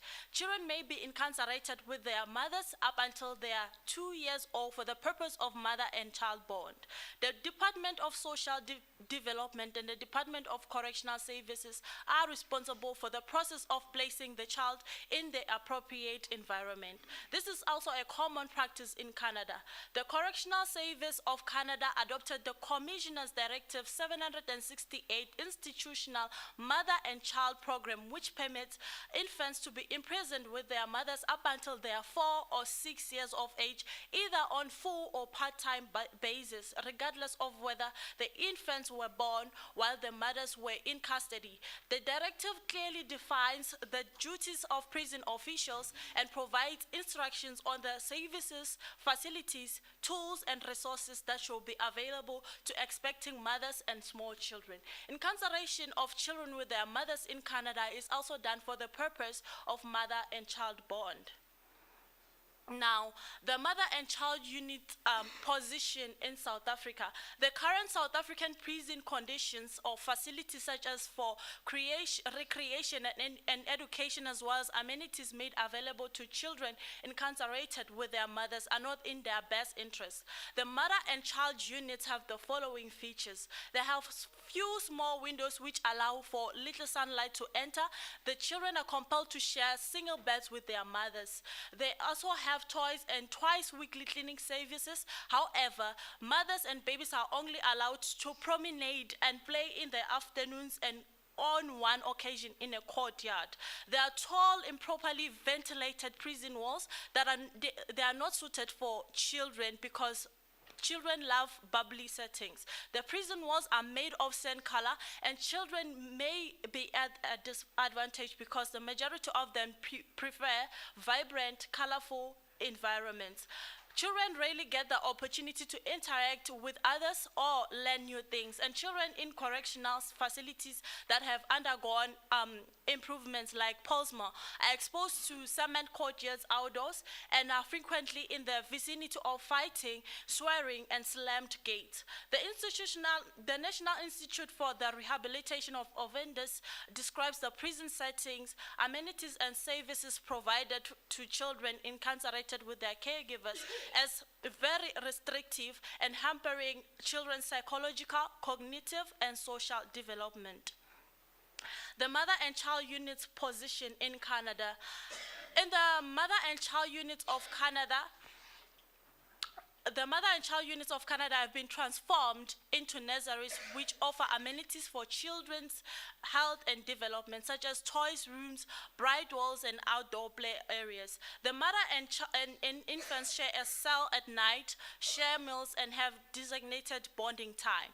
Each facility will have a similar design with a central building and a number of cottages, and provides each woman with a private bedroom. The cottages will have communal living areas, quiet spaces for reflection and study, kitchens, bathrooms, utility rooms, staff offices, and a yard with a play area for visiting kids, garden space, and verandas. The mothers are provided with the opportunity to discuss their children's health with external healthcare professionals via telephone, and all the staff members respond to the emergencies according to the emergency guidelines, and the mother and child coordinator ensures that the mother submits the mother-child program healthcare checklist, which is updated annually. Gifts intended solely for the child, such as toys, clothing, and other items, are permitted as part of the child's needs.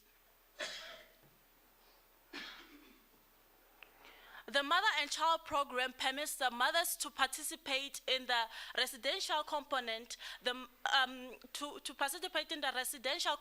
including those who are pregnant, who wish to take part in the residential part of the program. It was created to assist the mothers in resolving their problems that brought them into the system and to enhance their parenting skills. The resources provided in the prison nurseries are designed to assist the woman holistically, so that when they leave the system, they have a solid bond with their kids. They have learned new skills and are less likely to commit another crime.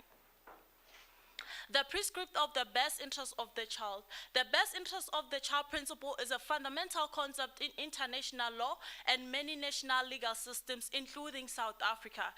Its primary aim is to ensure that decisions, actions, and policies involving children are made with their well-being and welfare as the primary consideration, and also to ensure that children have the opportunity to grow, develop, and thrive in a safe and nurturing environment, regardless of their personal, social, or familial circumstances. It requires a careful balance of considerations, often involving legal, social, and ethical perspectives or authority.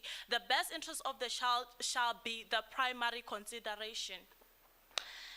Article 3.1 of the Convention on the Rights of the Child stipulates that in all actions involving the child, whether undertaken by public or private social welfare institutions, courts of law, or legislative bodies, the best interest of the child shall be a paramount consideration.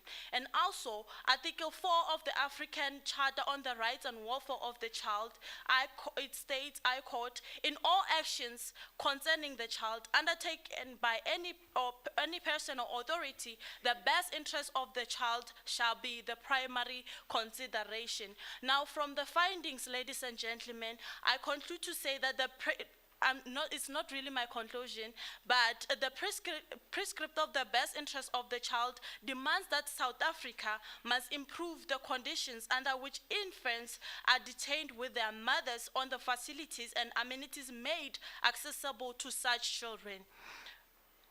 Now, the question is, are the best interests of the child considered paramount in South Africa?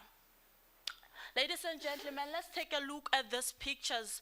On my left, it's Canada's mother and child units, and on my right, it's South Africa's mother and child units situation.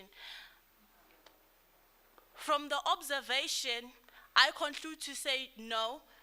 The best interests of the child are not considered paramount in South Africa.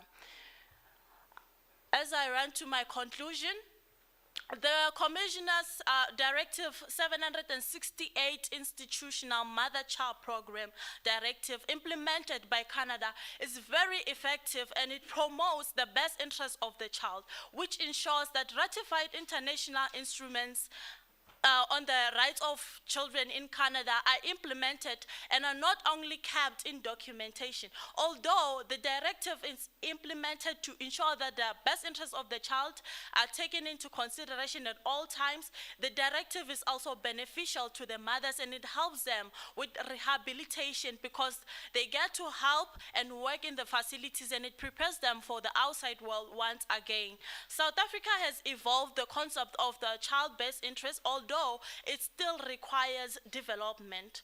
Recommendations are informed by gains that South Africa may obtain from comprehensively implementing relevant provisions of the CRC and ACRCC, as well as provisions of legal prescripts, policies, guidelines, orders, and practices in Canada to balance the factors of incarcerating children with the principles of the best interest of the child and the right of the child to care.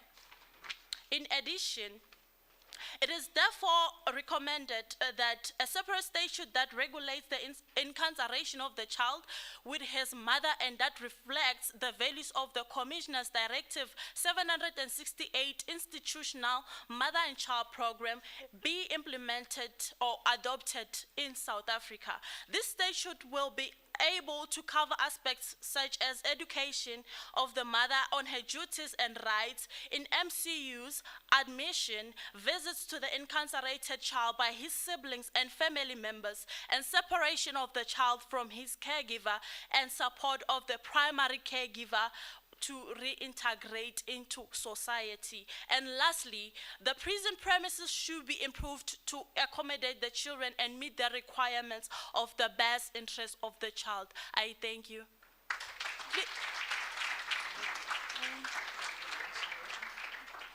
No, I want to know. They shouldn't be hard on me. Okay. One hand is up, second hand, third hand. I think I've seen 3 hands. Who is moving around with the mic? Have you seen those hands? We start from here. The other hand, the other 2 hands are on the other side. I think we shall take only 3, unless they are all comments. But if there are questions, let's see. Over to you. Okay, thank you so much for the wonderful presentation. My question is basically based on the picture that you showed, difference between Canada and South Africa. I think we might end up being very subjective in terms of our take on the picture. If you can guide whether the pictures in South Africa were they impacted by load shedding. Thanks.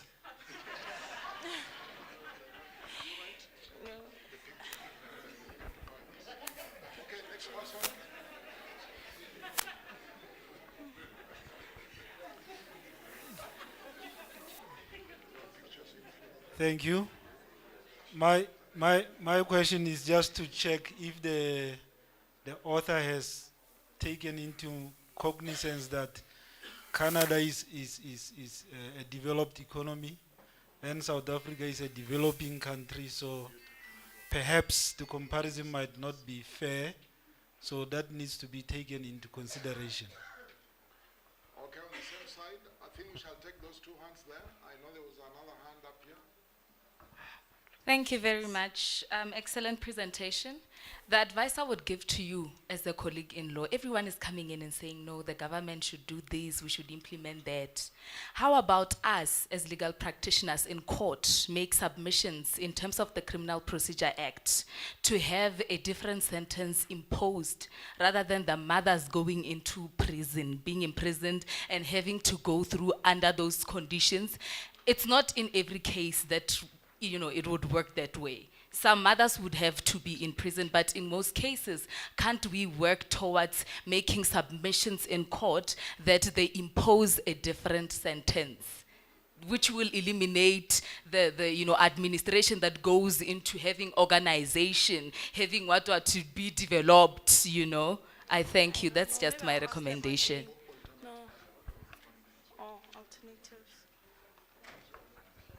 Yeah, I thank you for a very powerful presentation. Yeah, I heard that you talked about the children's right being of paramount importance, right? Yes. So if they are that of paramount importance, why is it only the mother is incarcerated like with the child? What about the father as well? Because parents, they play an equal role in raising a child. So at the same time, I feel like fathers also need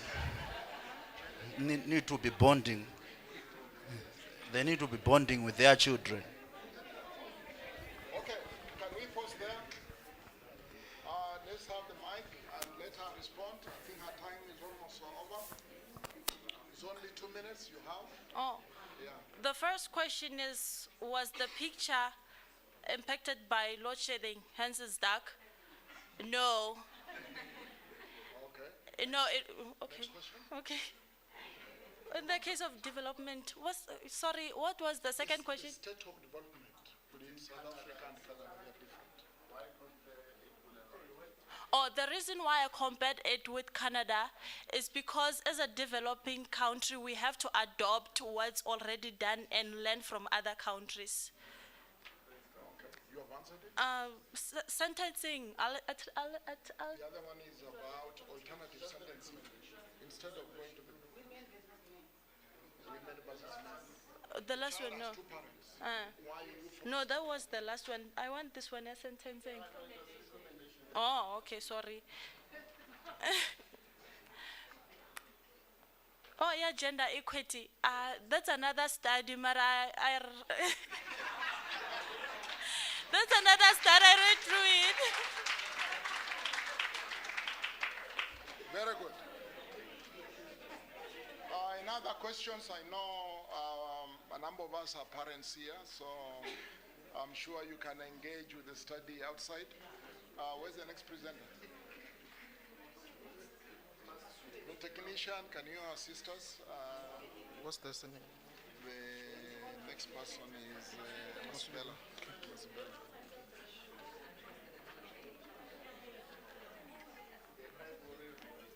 Are you in law or which degree? Business management. Business management. Yeah. Okay. And you are required to do research? No. I just do research for fun, and I do research through my business as well. Okay. Yeah.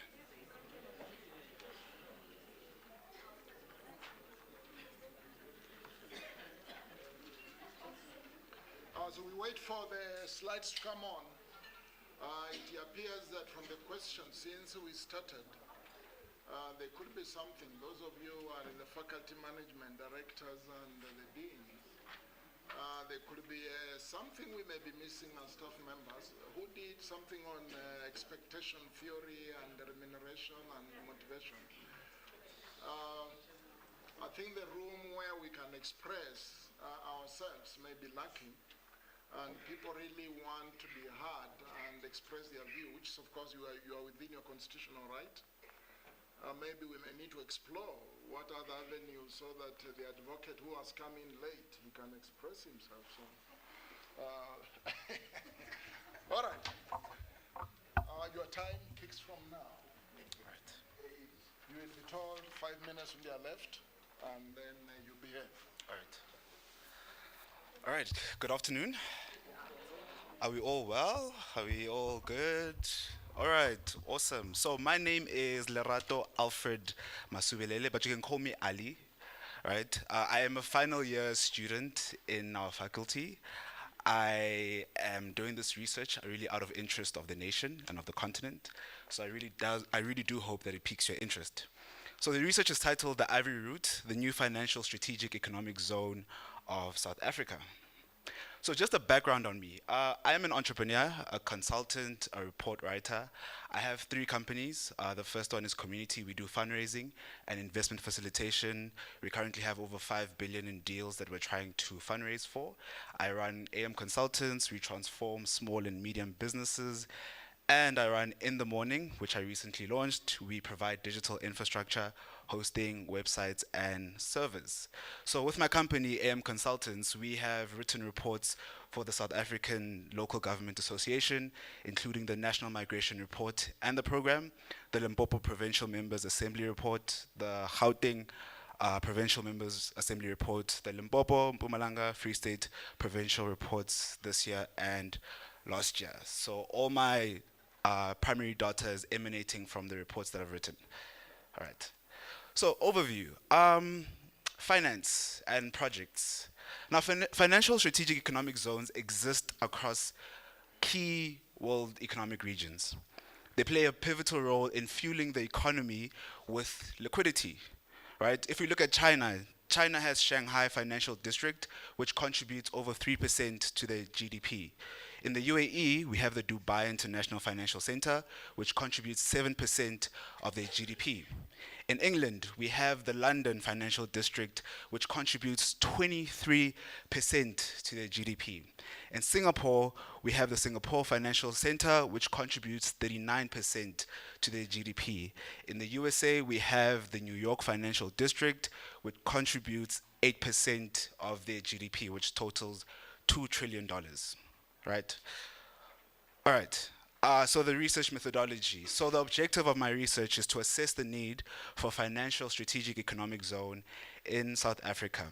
The methods I've used is qualitative research, interviews with project owners, report reviews with the reports I've written, and discussions with investors and project owners.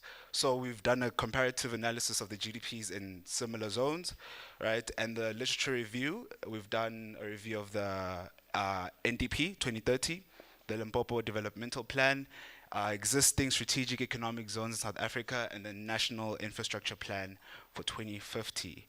The outcome is a comprehensive evaluation of the financial strategic economic zone necessity and viability. Right. So, according to the National Infrastructure Plan for 2050, South Africa needs to invest 2.3 trillion in infrastructure over the next 30 years. However, the government can only raise 1.2 trillion, leaving a funding gap of 1.1 trillion. As you can see below, roads and highways need about 600 billion, rail needs about 400, water and sanitation 300, electricity, I doubt that's the number because of load shedding, telecommunications about 100 billion, schools and hospitals 100 billion. Now, public-private infrastructure projects currently require 728 billion, and according to research that we have done in my company, only 33.8% of listed infrastructure projects have been funded, leaving a shortfall of 482 billion in funding necessary for infrastructure projects. Now, so before I go on to the next slide, I do know that projects have some problems, right?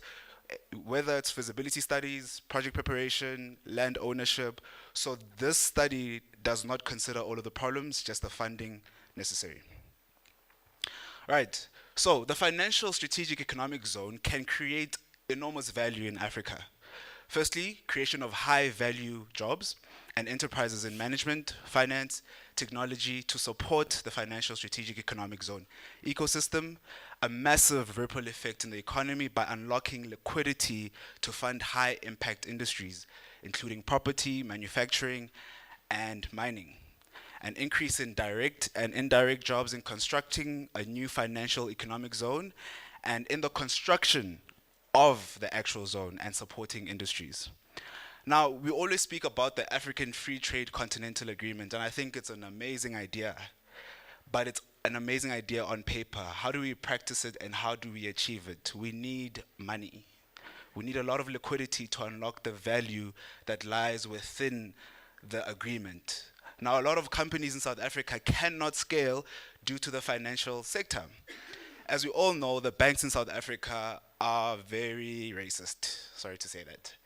But they will not fund us. And I'm pretty sure most of us have experienced whether it's high interest loans, unfair terms, the list is very long. But I'm pretty sure most of us have experienced some form of discrimination within the current financial sector. Now, with the African Free Trade Continental Agreement, with bilateral trade agreements, we can unlock a lot of value in our economies. Right, now the implementation of the financial strategic economic zone, right? It can be implemented through a public-private district development program.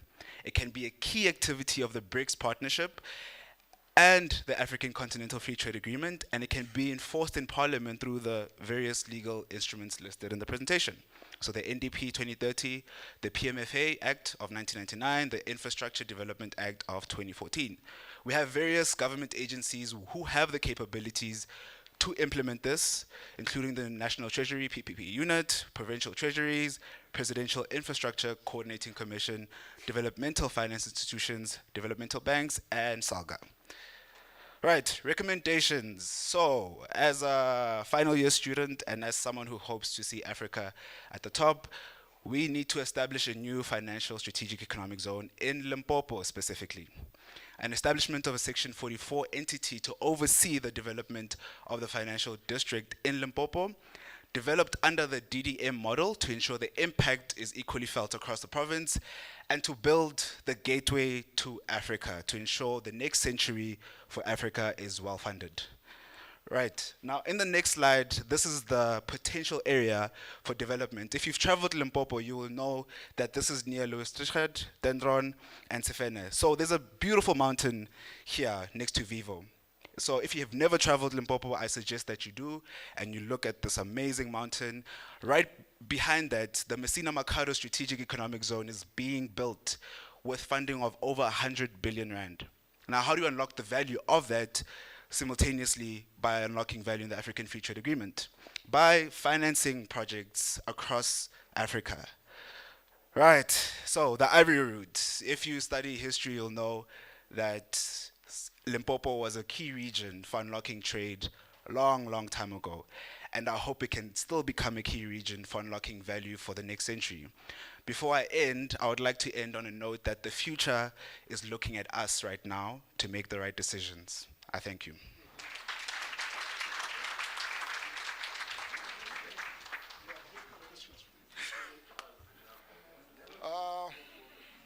I think he introduced himself comprehensively, and you have heard him. He has a good voice, and quite, I think God made him before he got tired.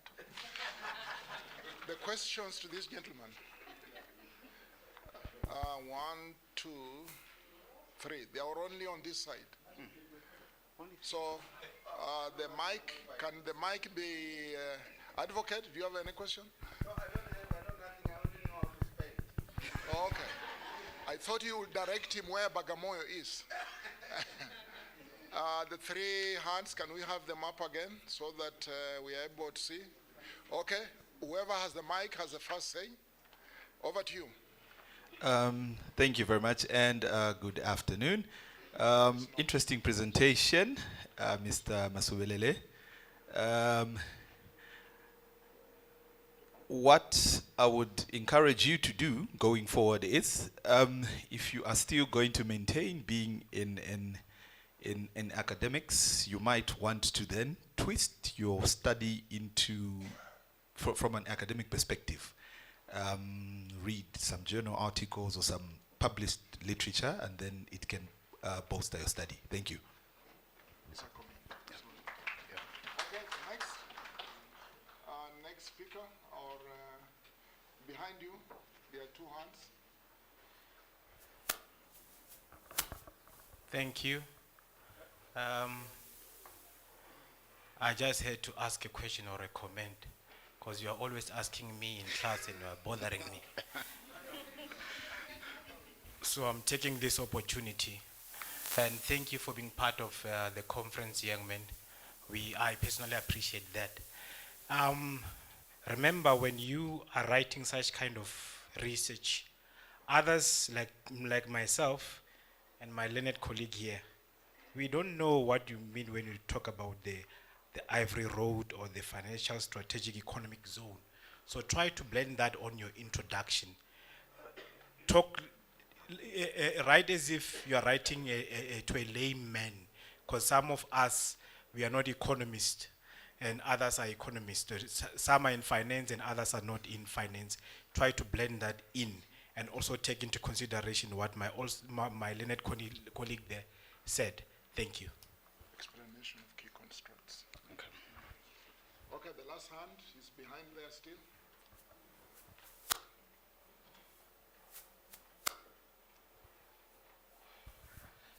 Thank you. Okay.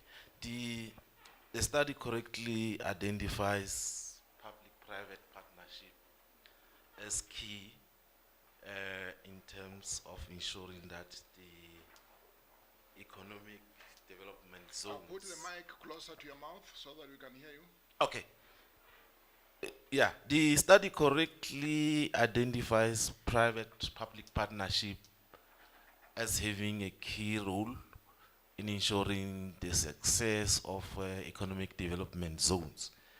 And my concern is that these public-private partnerships, while they bring in investments, they also involve companies who might disrespect some of our laws, especially environmental laws, in the existing economic zone in Makado. So secondly, to what extent, whether the study, will be able to explore the extent to which this public-private partnership will, benefit the people in the area. Thank you. Okay. 2 minutes. I think there's only. Thank you for the comments, right, from my lecturers. To the comment about the impact to the public, right? So the chosen area in Limpopo specifically, those areas are farms. So those are currently privately owned. Majority of the land, I haven't done like a full comprehensive study, obviously, but from my understanding, those are privately held farms. So they wouldn't necessarily impact any, any community in the surrounding area. But ideally, especially with the impact of private-public partnerships, I know in Messina Makado, there was a report released about the coal and the impact that it's going to have. So they changed from the coal to solar. So obviously, with engagement with government and existing current organizations, we can obviously develop a very comprehensive approach. This is an overview, and I would like to develop this thing to be like much further. Hopefully, UL accepts me for my honors, so I can take this thing to the next level. But yeah, so thank you so much for the comments. I really, really appreciate it. Thanks. Thank you. The technical assistants, we need you here. Who is the next person? Do we have that person who is absent? Mabunda?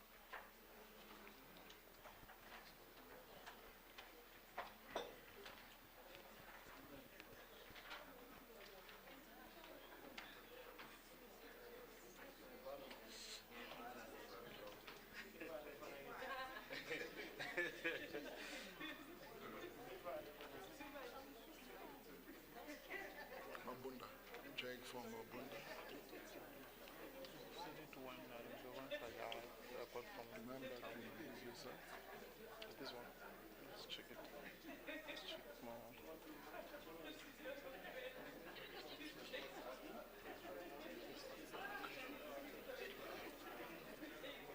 Okay, slideshow for him.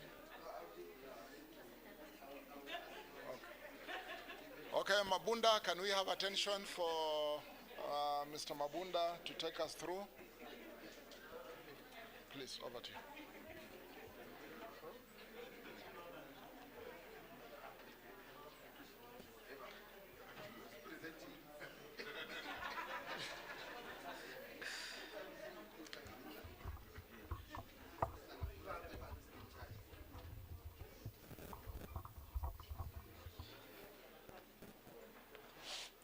Colleagues, esteemed guests, ladies and gentlemen, good afternoon.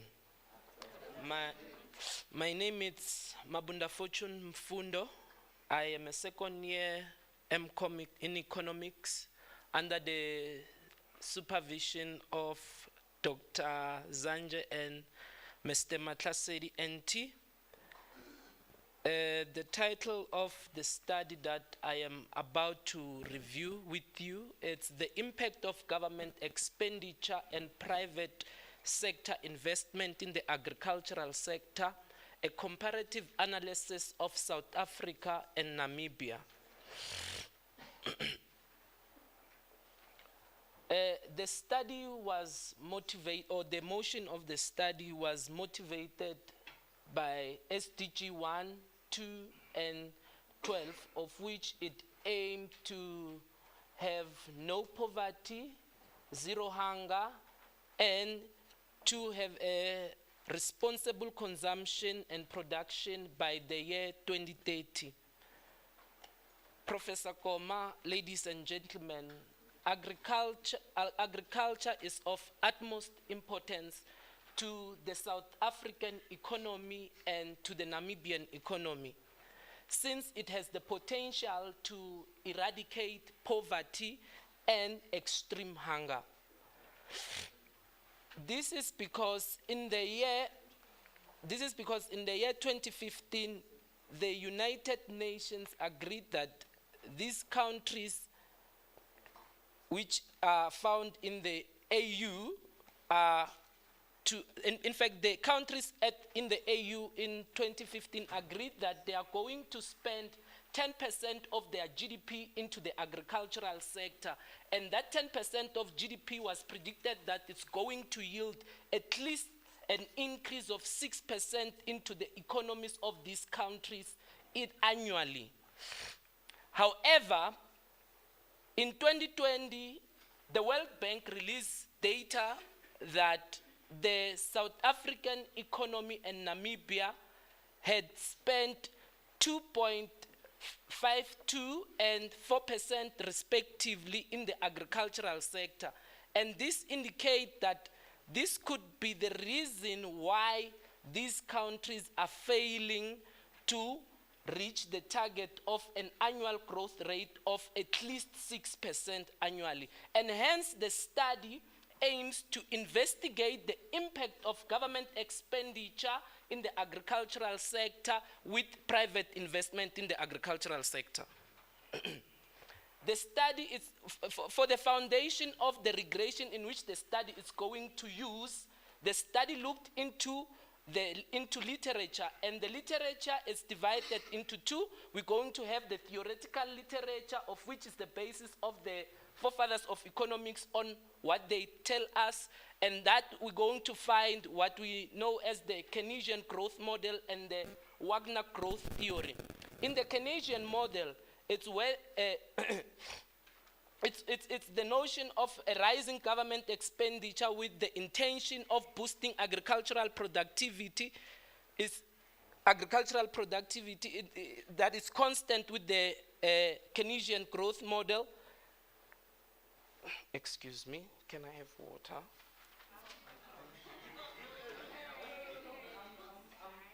fine.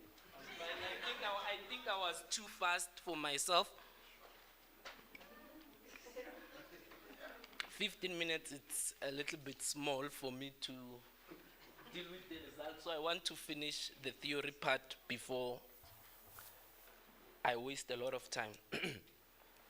So the Keynesian model says that for government to be able to have an influence on economic activities, this should happen.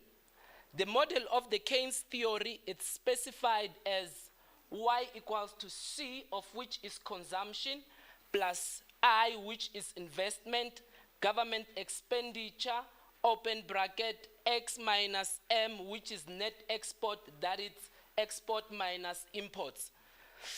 The Wagner theory, it's a theory that was introduced by a German economist who lived in the year between 1935 and 1917, with the idea of a growing public spending. The aim of this theory was that as per capita income rises, the proportional size of public sector will also rise. This is to say that each and every time when government has an income, and if government receives econometrics techniques to be, that the study is going to look into is the unit root test, which there's the null hypothesis that the series is not stationary. And the alternative hypothesis of this is stationary. The second thing that the study is going to look into is what we call it as the co-integration test. The co-integration test is said to exist when the F statistic is greater than the upper and lower bounds. And then thirdly, the study will also look into what we call the error correction form. Some also call it the speed of adjustment, or in the which means that a 1% increase in South Africa would lead to a 6.79, and a 1% increase in Namibia would lead to a 2.7%. And for employment, the same thing applies, but unfortunately in Namibia, it's not the case. The speed of adjustment, as we have alluded, colleagues, in South Africa, the speed of adjustment is estimated, the speed of adjustment is estimated to be at negative 0.69868. Colleagues, we also need to note that for us to say that this data will converge into equilibrium, we must see that negative sign, and we see the negative sign. The negative sign tells us that the data will, the regression will 1.54 rounded off, and all that is statistically significant at 1%. And then the last one, those are our diagnostic tests. Our diagnostic test tells us that the Chocobera, which is going to be was used for normality distribution, has the p-value of 0.58, and we accept it. They are above 10 if you round them. Thank you. That's where we're going, Prof. To determine how government spending and private investment affected South Africa and Namibia's industry, the time series was from 1990 was used to accomplish this goal. This required figuring out if public and private investment would rise the levels of the value of agricultural product and boost employment in the agricultural sector. This would demonstrate whether or not South Africa and Namibia would achieve the SDGs as set in 2015 by the UN. Only in South Africa was it determined that government intervention had the ability to grow and advance agricultural industry, both in the long run and short run, as we can see. I'm coming back there to that slide. The study recommends an improvement of at least 10% of the state revenue in South Africa and Namibia to be collected to agriculture and be in line with the CAADP goals. This would help to maintain and increase agricultural productivity, simultaneously ensuring a long-term supply of affordable food to the poor communities. Private investment in the agricultural sector showed a positive, significant impact of agricultural sector. The result, public spending and private investment is important to grow the economy. Colleagues, I feel that was unfair. Some were counting when I was there. I know. I was there somewhere given 25 and I was finishing. Thank you.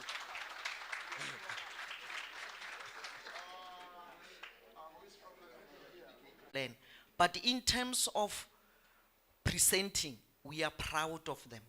It's just to ensure that when they go out of us, they compete with others on slides, preparations, and the pruning skill. Thank you. Thank you for the comments and the questions. Thank you, Prof. Unfortunately, I couldn't get the first question, but with the second one, I thought colleagues had... The first question, if I may clarify, I was saying, with regard to the presidential investment drive, and given your threshold with those statistics, where do you think we stand and especially if given the ratio of 0 to 10, as you have demonstrated? Okay, just to answer this one quick and fast. The ratio of 0 to 10, those are levels of significance to say if ever the data can be used to make policy. So it's that when you calculate, the levels of significance should be between 1 to 10.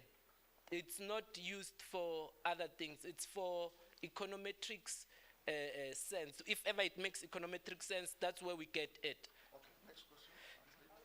How the war affected South Africa, the agricultural sector. Yes, Prof has answered it very much well because our, yes. I'm going to answer, but I also needed to make that disclaimer that it's beyond the scope of this study.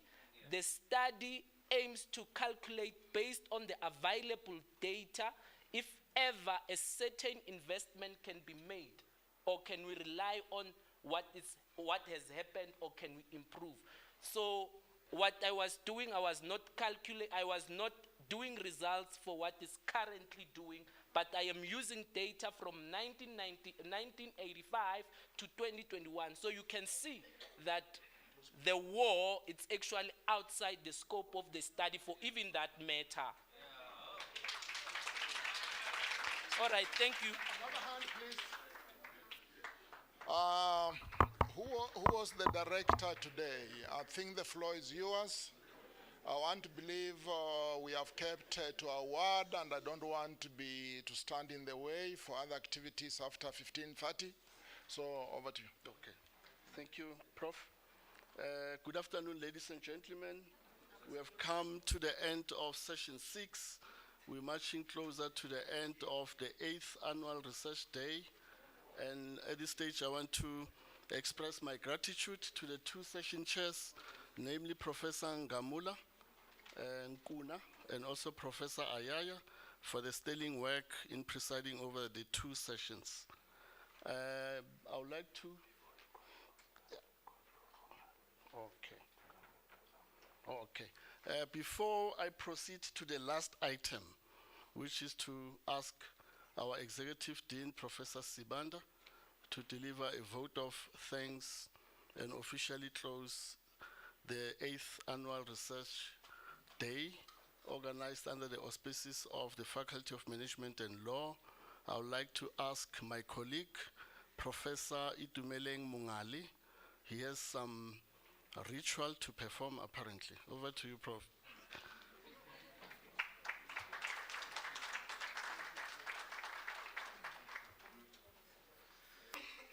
Thank you so much. I think the term ritual is too heavy, Prof. They will suspect that I'm carrying something. Okay. Yeah. Thank you so much. As we are approaching the end, I have been given a very small task by Professor Stati, so that's why I'm running, because he's my boss. Now, before I get into that, let me make a small observation. I have noted here that whilst we were busy discussing the 4th IR issues, the who is who of the tech world met with the US senators to debate plan to regulate AI yesterday. So it was a very serious coincidence. But at the same time, I could see that we are indeed on the right track. Because one of the speakers today was presenting a paper about the laws behind AI. And then that is what made me to open up my eyes to say, but yesterday the US senators met with the likes of Elon Musk to discuss how to regulate artificial intelligence. So our theme is spot on. So we are doing the right thing. Thank you. Okay, my rituals, as Prof said, is just to get a feedback from the floor. The impression about what has been going on for these past 3 days. What are we saying? So my boss, Professor Study, asked me to just get 4 comments from the floor. We are limiting it to 4 comments because we just want to share this moment. But everybody is going to get their chance to comment through Google Form. So all of you are going to get their 10. But for this moment, because we don't want to spend a lot of time, we only take a maximum of 4 speakers. So the Google form is coming because the faculty has captured all your emails, and then please respond so that the faculty can use your ideas to improve next year. I'm sure you have seen that this is gradually growing up and up to a point where we were mistaking it for a conference, only to find that this is actually a research day. It's not even a conference. But when I was sitting there, I could hear that the presentations were at the level of a conference.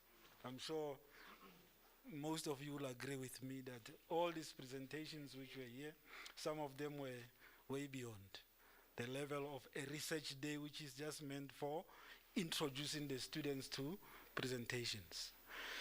Okay, without taking much of the time, I have already seen 2 hands flying over there.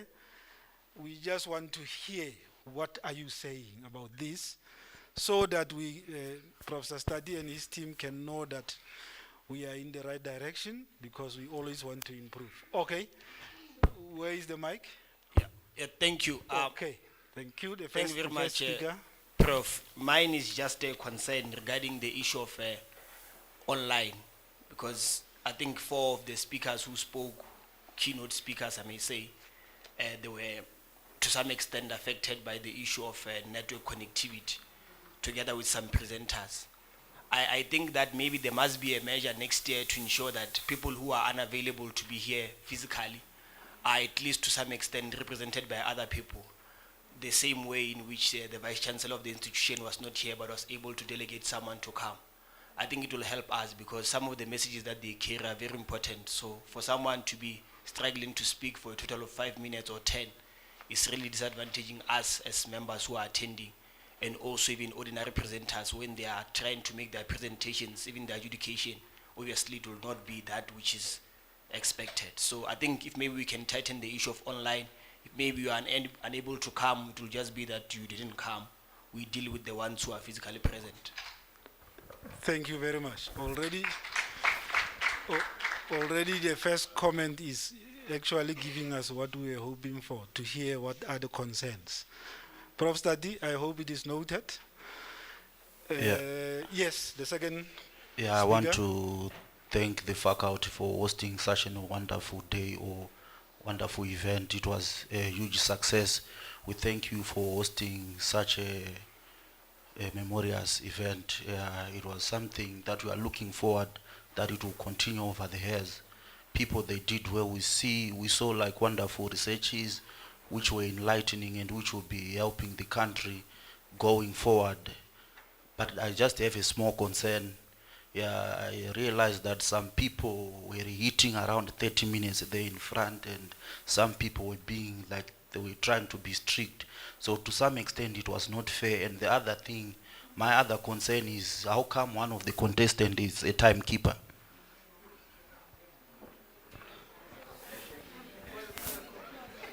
Okay, noted.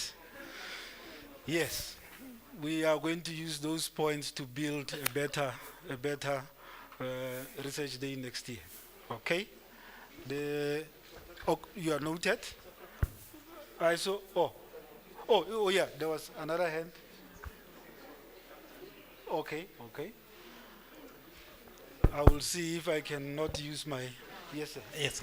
Thank you very much for the opportunity, Chair, and thank you very much for the opportunity to all the members of FML. This was wonderful, 3 days of learning. I would like to just, from the point of view of languages, to say, in terms of abstracts, let's try to assist our students in terms of pruning the abstract, as my boss just said, that the abstracts really serve in, when we adjudicate, for example, to be able to see the abstract that tells what the presenter is going to say, because the abstract summarize what the presenter is going to say. And the issue of methodology as well, colleagues, when we teach research, let's try to assist in terms of methodology, because students are mixing approaches, methodology, and the method and the designs. You find that in the methodology, they just tell you about the design, but you don't know what methodology was, what method was used. So those are the key things in research that need attention, and even when it comes to the abstracts, they must be clear on the methodology. Thank you. Thank you so much. Whilst the mic is moving to, oh, okay. Next to you. Okay. Thank you. I just want to commend the university for a successful 3 days. Some of you might not agree, but I've been in other provinces, KwaZulu-Natal, Limpopo, and I think the professors were actually very building rather than breaking. I've been in places where you're so critiqued by the time. So I want to say that you should continue with that approach, because it helps us to actually aspire for greatness. I just want to make one recommendation, and even we started the program on time. You guys are just fantastic. One recommendation, I think it also came from one of the speakers. It would be nice to consider some alignment between student topics and policy. And it would be good maybe for next year to consider inviting, even if it's our president or people from the National Planning Commission, to be here and to host sessions, even if it's breakaway sessions, where we can actually propose policy ideas to them. Thank you. Thank you so much. I was mandated to give 4, but now I'm going to digress a bit. I'm sure you will help me when my boss is beating me up. Okay? Okay. My digression is going to be only +2. So it's the gentleman here and my fellow Professor Ayaya, then we'll close. The mandate was 4, so I've gone beyond by 2. Okay, so this is coming from an undergrad. So we really appreciate the platform to engage with the school on this level, because it's not often where we can sit and really engage with our ideas with our colleagues and with students alike, despite the level of studying. And I think it's important to show that whatever level you're on, you can still take your ideas further. And I would encourage the planning committee to really encourage the undergrads as well to come and listen, because I think this inspires a lot of kids, those who have ideas, those who don't know how to express themselves, and to really encourage, if we could just advertise much earlier, especially for the call for abstracts to maybe start when school starts, and I know people might not engage, but maybe more posters on campus, more emails, or even just whatever form of advertisement, because I think this is a very important platform just to engage our minds and to grow as students and also as lecturers alike. So yeah, that's my comment. Thank you so much.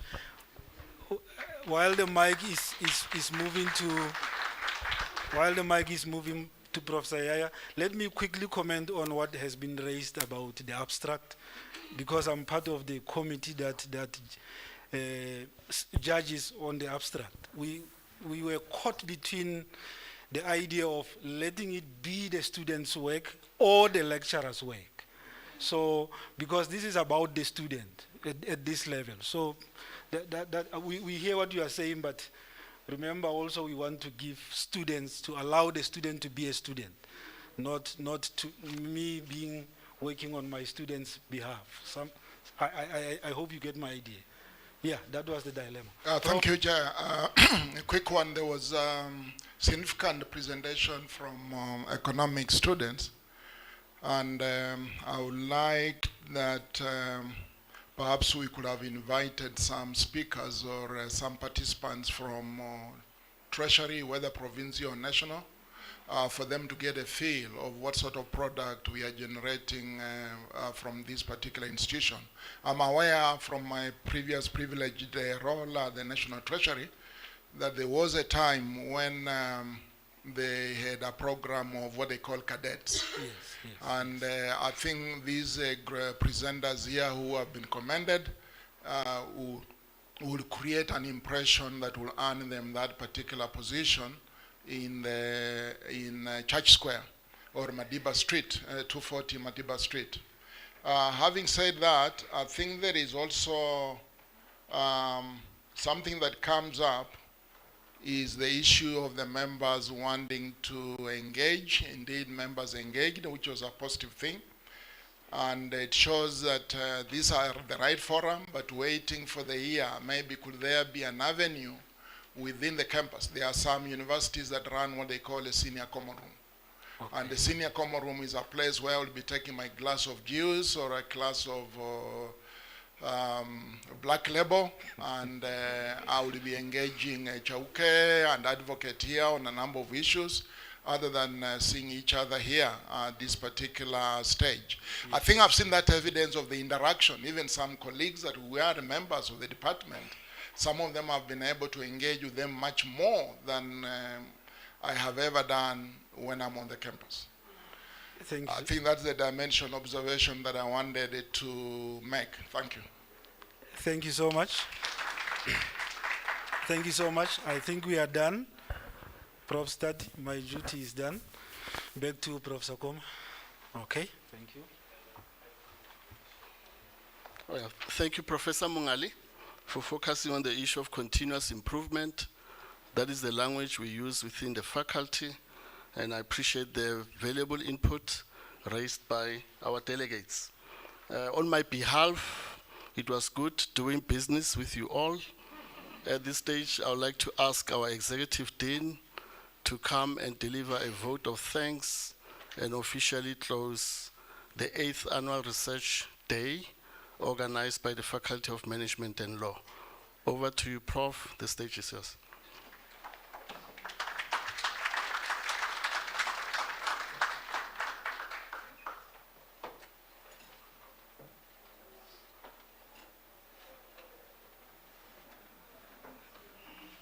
Thank you very much, Professor Goma. I know you're short. Let me just do it a little bit up. It was not meant to be. Okay, sorry about that. I think we need to have a rule, really, as when we organize these events, that whoever opens should never again come to close, because it's way too much work to open and close, and that's what we have just done to me. But with that said, let me just try it this way, as my students did their best, that as we draw the curtains on this 8th Faculty of Management and Law Research Day, I'm here just to deliver a vote of thanks and to bring this event to a close. It has been a very wonderful, engaged event that drew attention really even from beyond the faculty. But I think that is the nature of research days in the university, at the University of Limpopo, across all faculties. Because as you are sitting, students from other faculties were also looking into what you are doing. Because they would also like to support, to learn, and even to collaborate with you.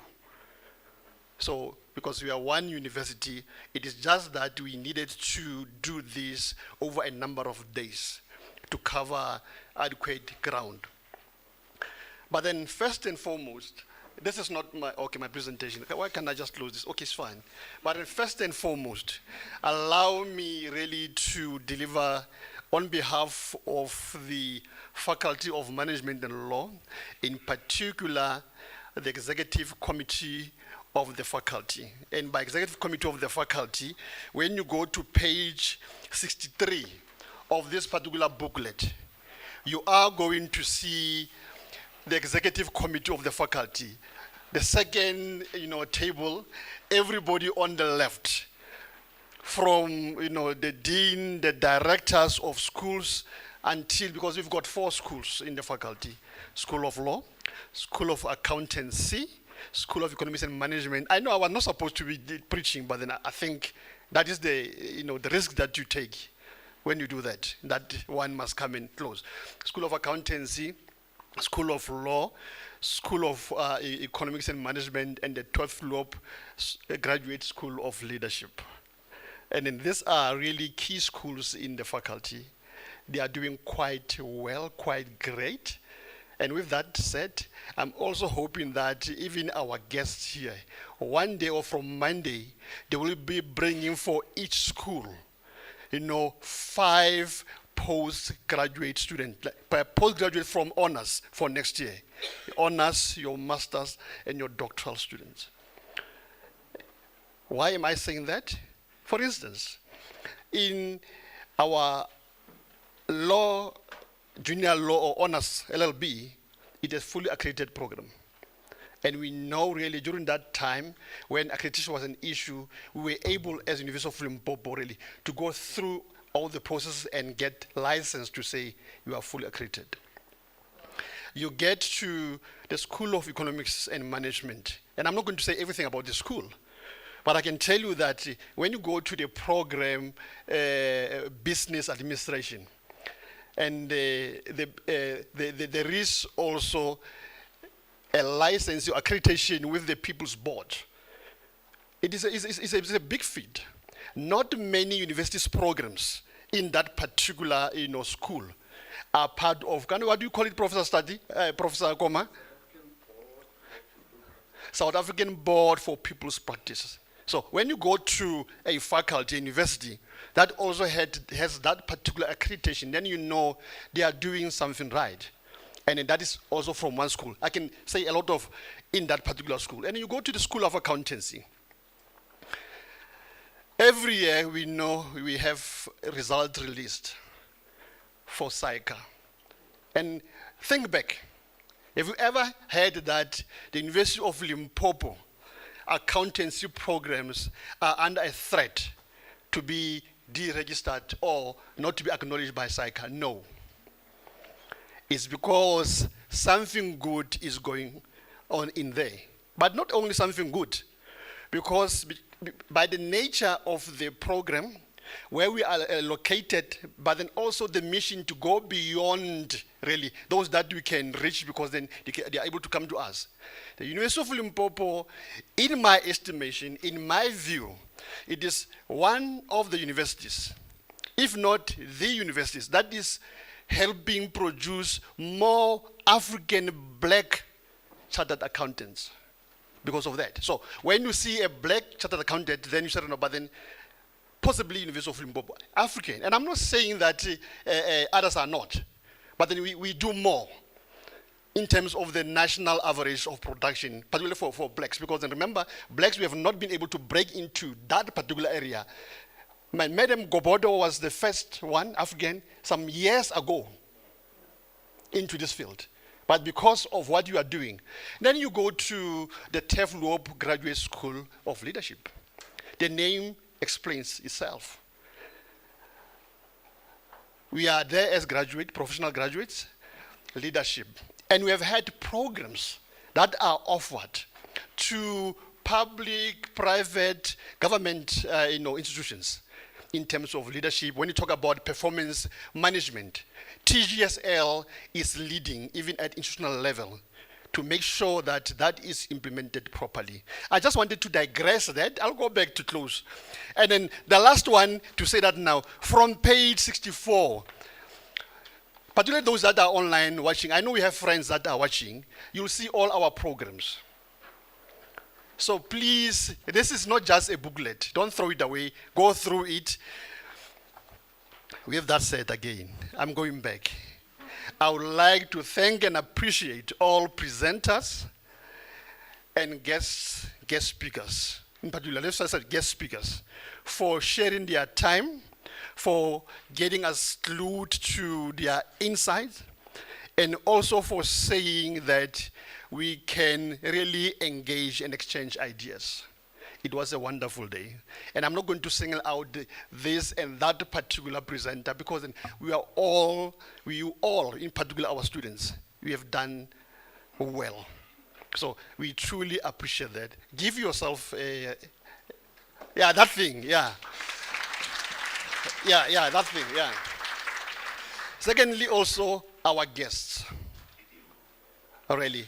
And I see there is one professor right at the back there.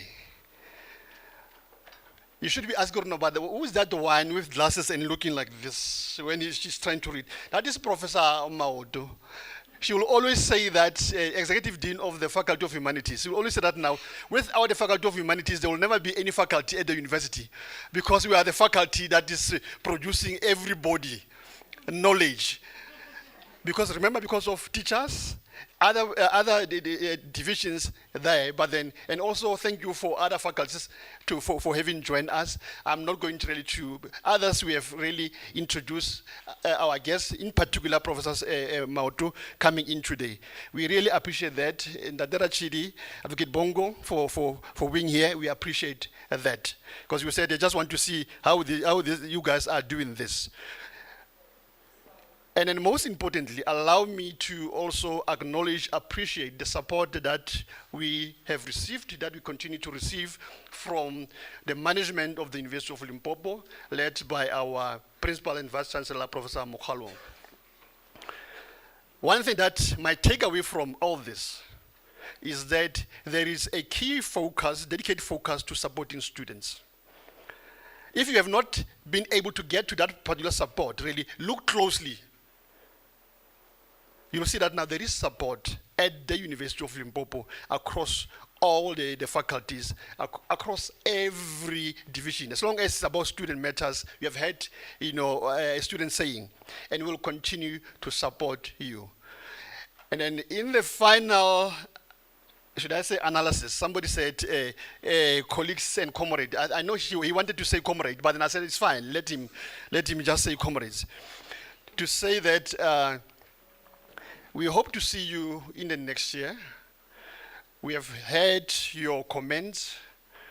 Some of the comments, even when they were not spoken during the question and answer sessions, there was something that we were taking to say, we'll come back, we'll do it going upwards.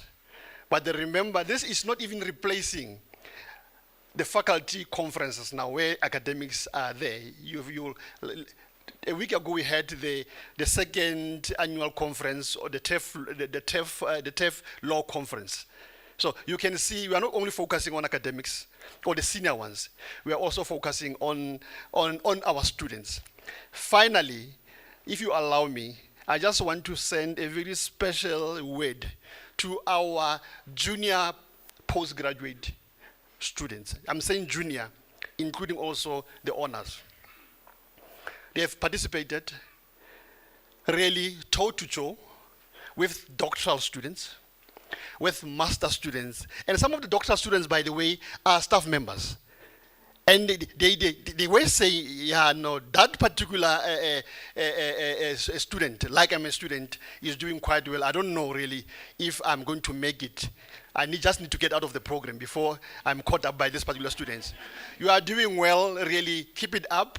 I'm told that every director of school, because they are here, they are going to make sure that those that are presenting from particularly honors and masters, because doctorate they should get out of their system. They don't want people to clog our system.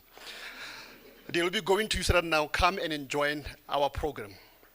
And where support will be given. With that said, please, those that are traveling, travel back home, back to work, and then back to exams for students, and then back really to another reality of our lives. I thank you very much.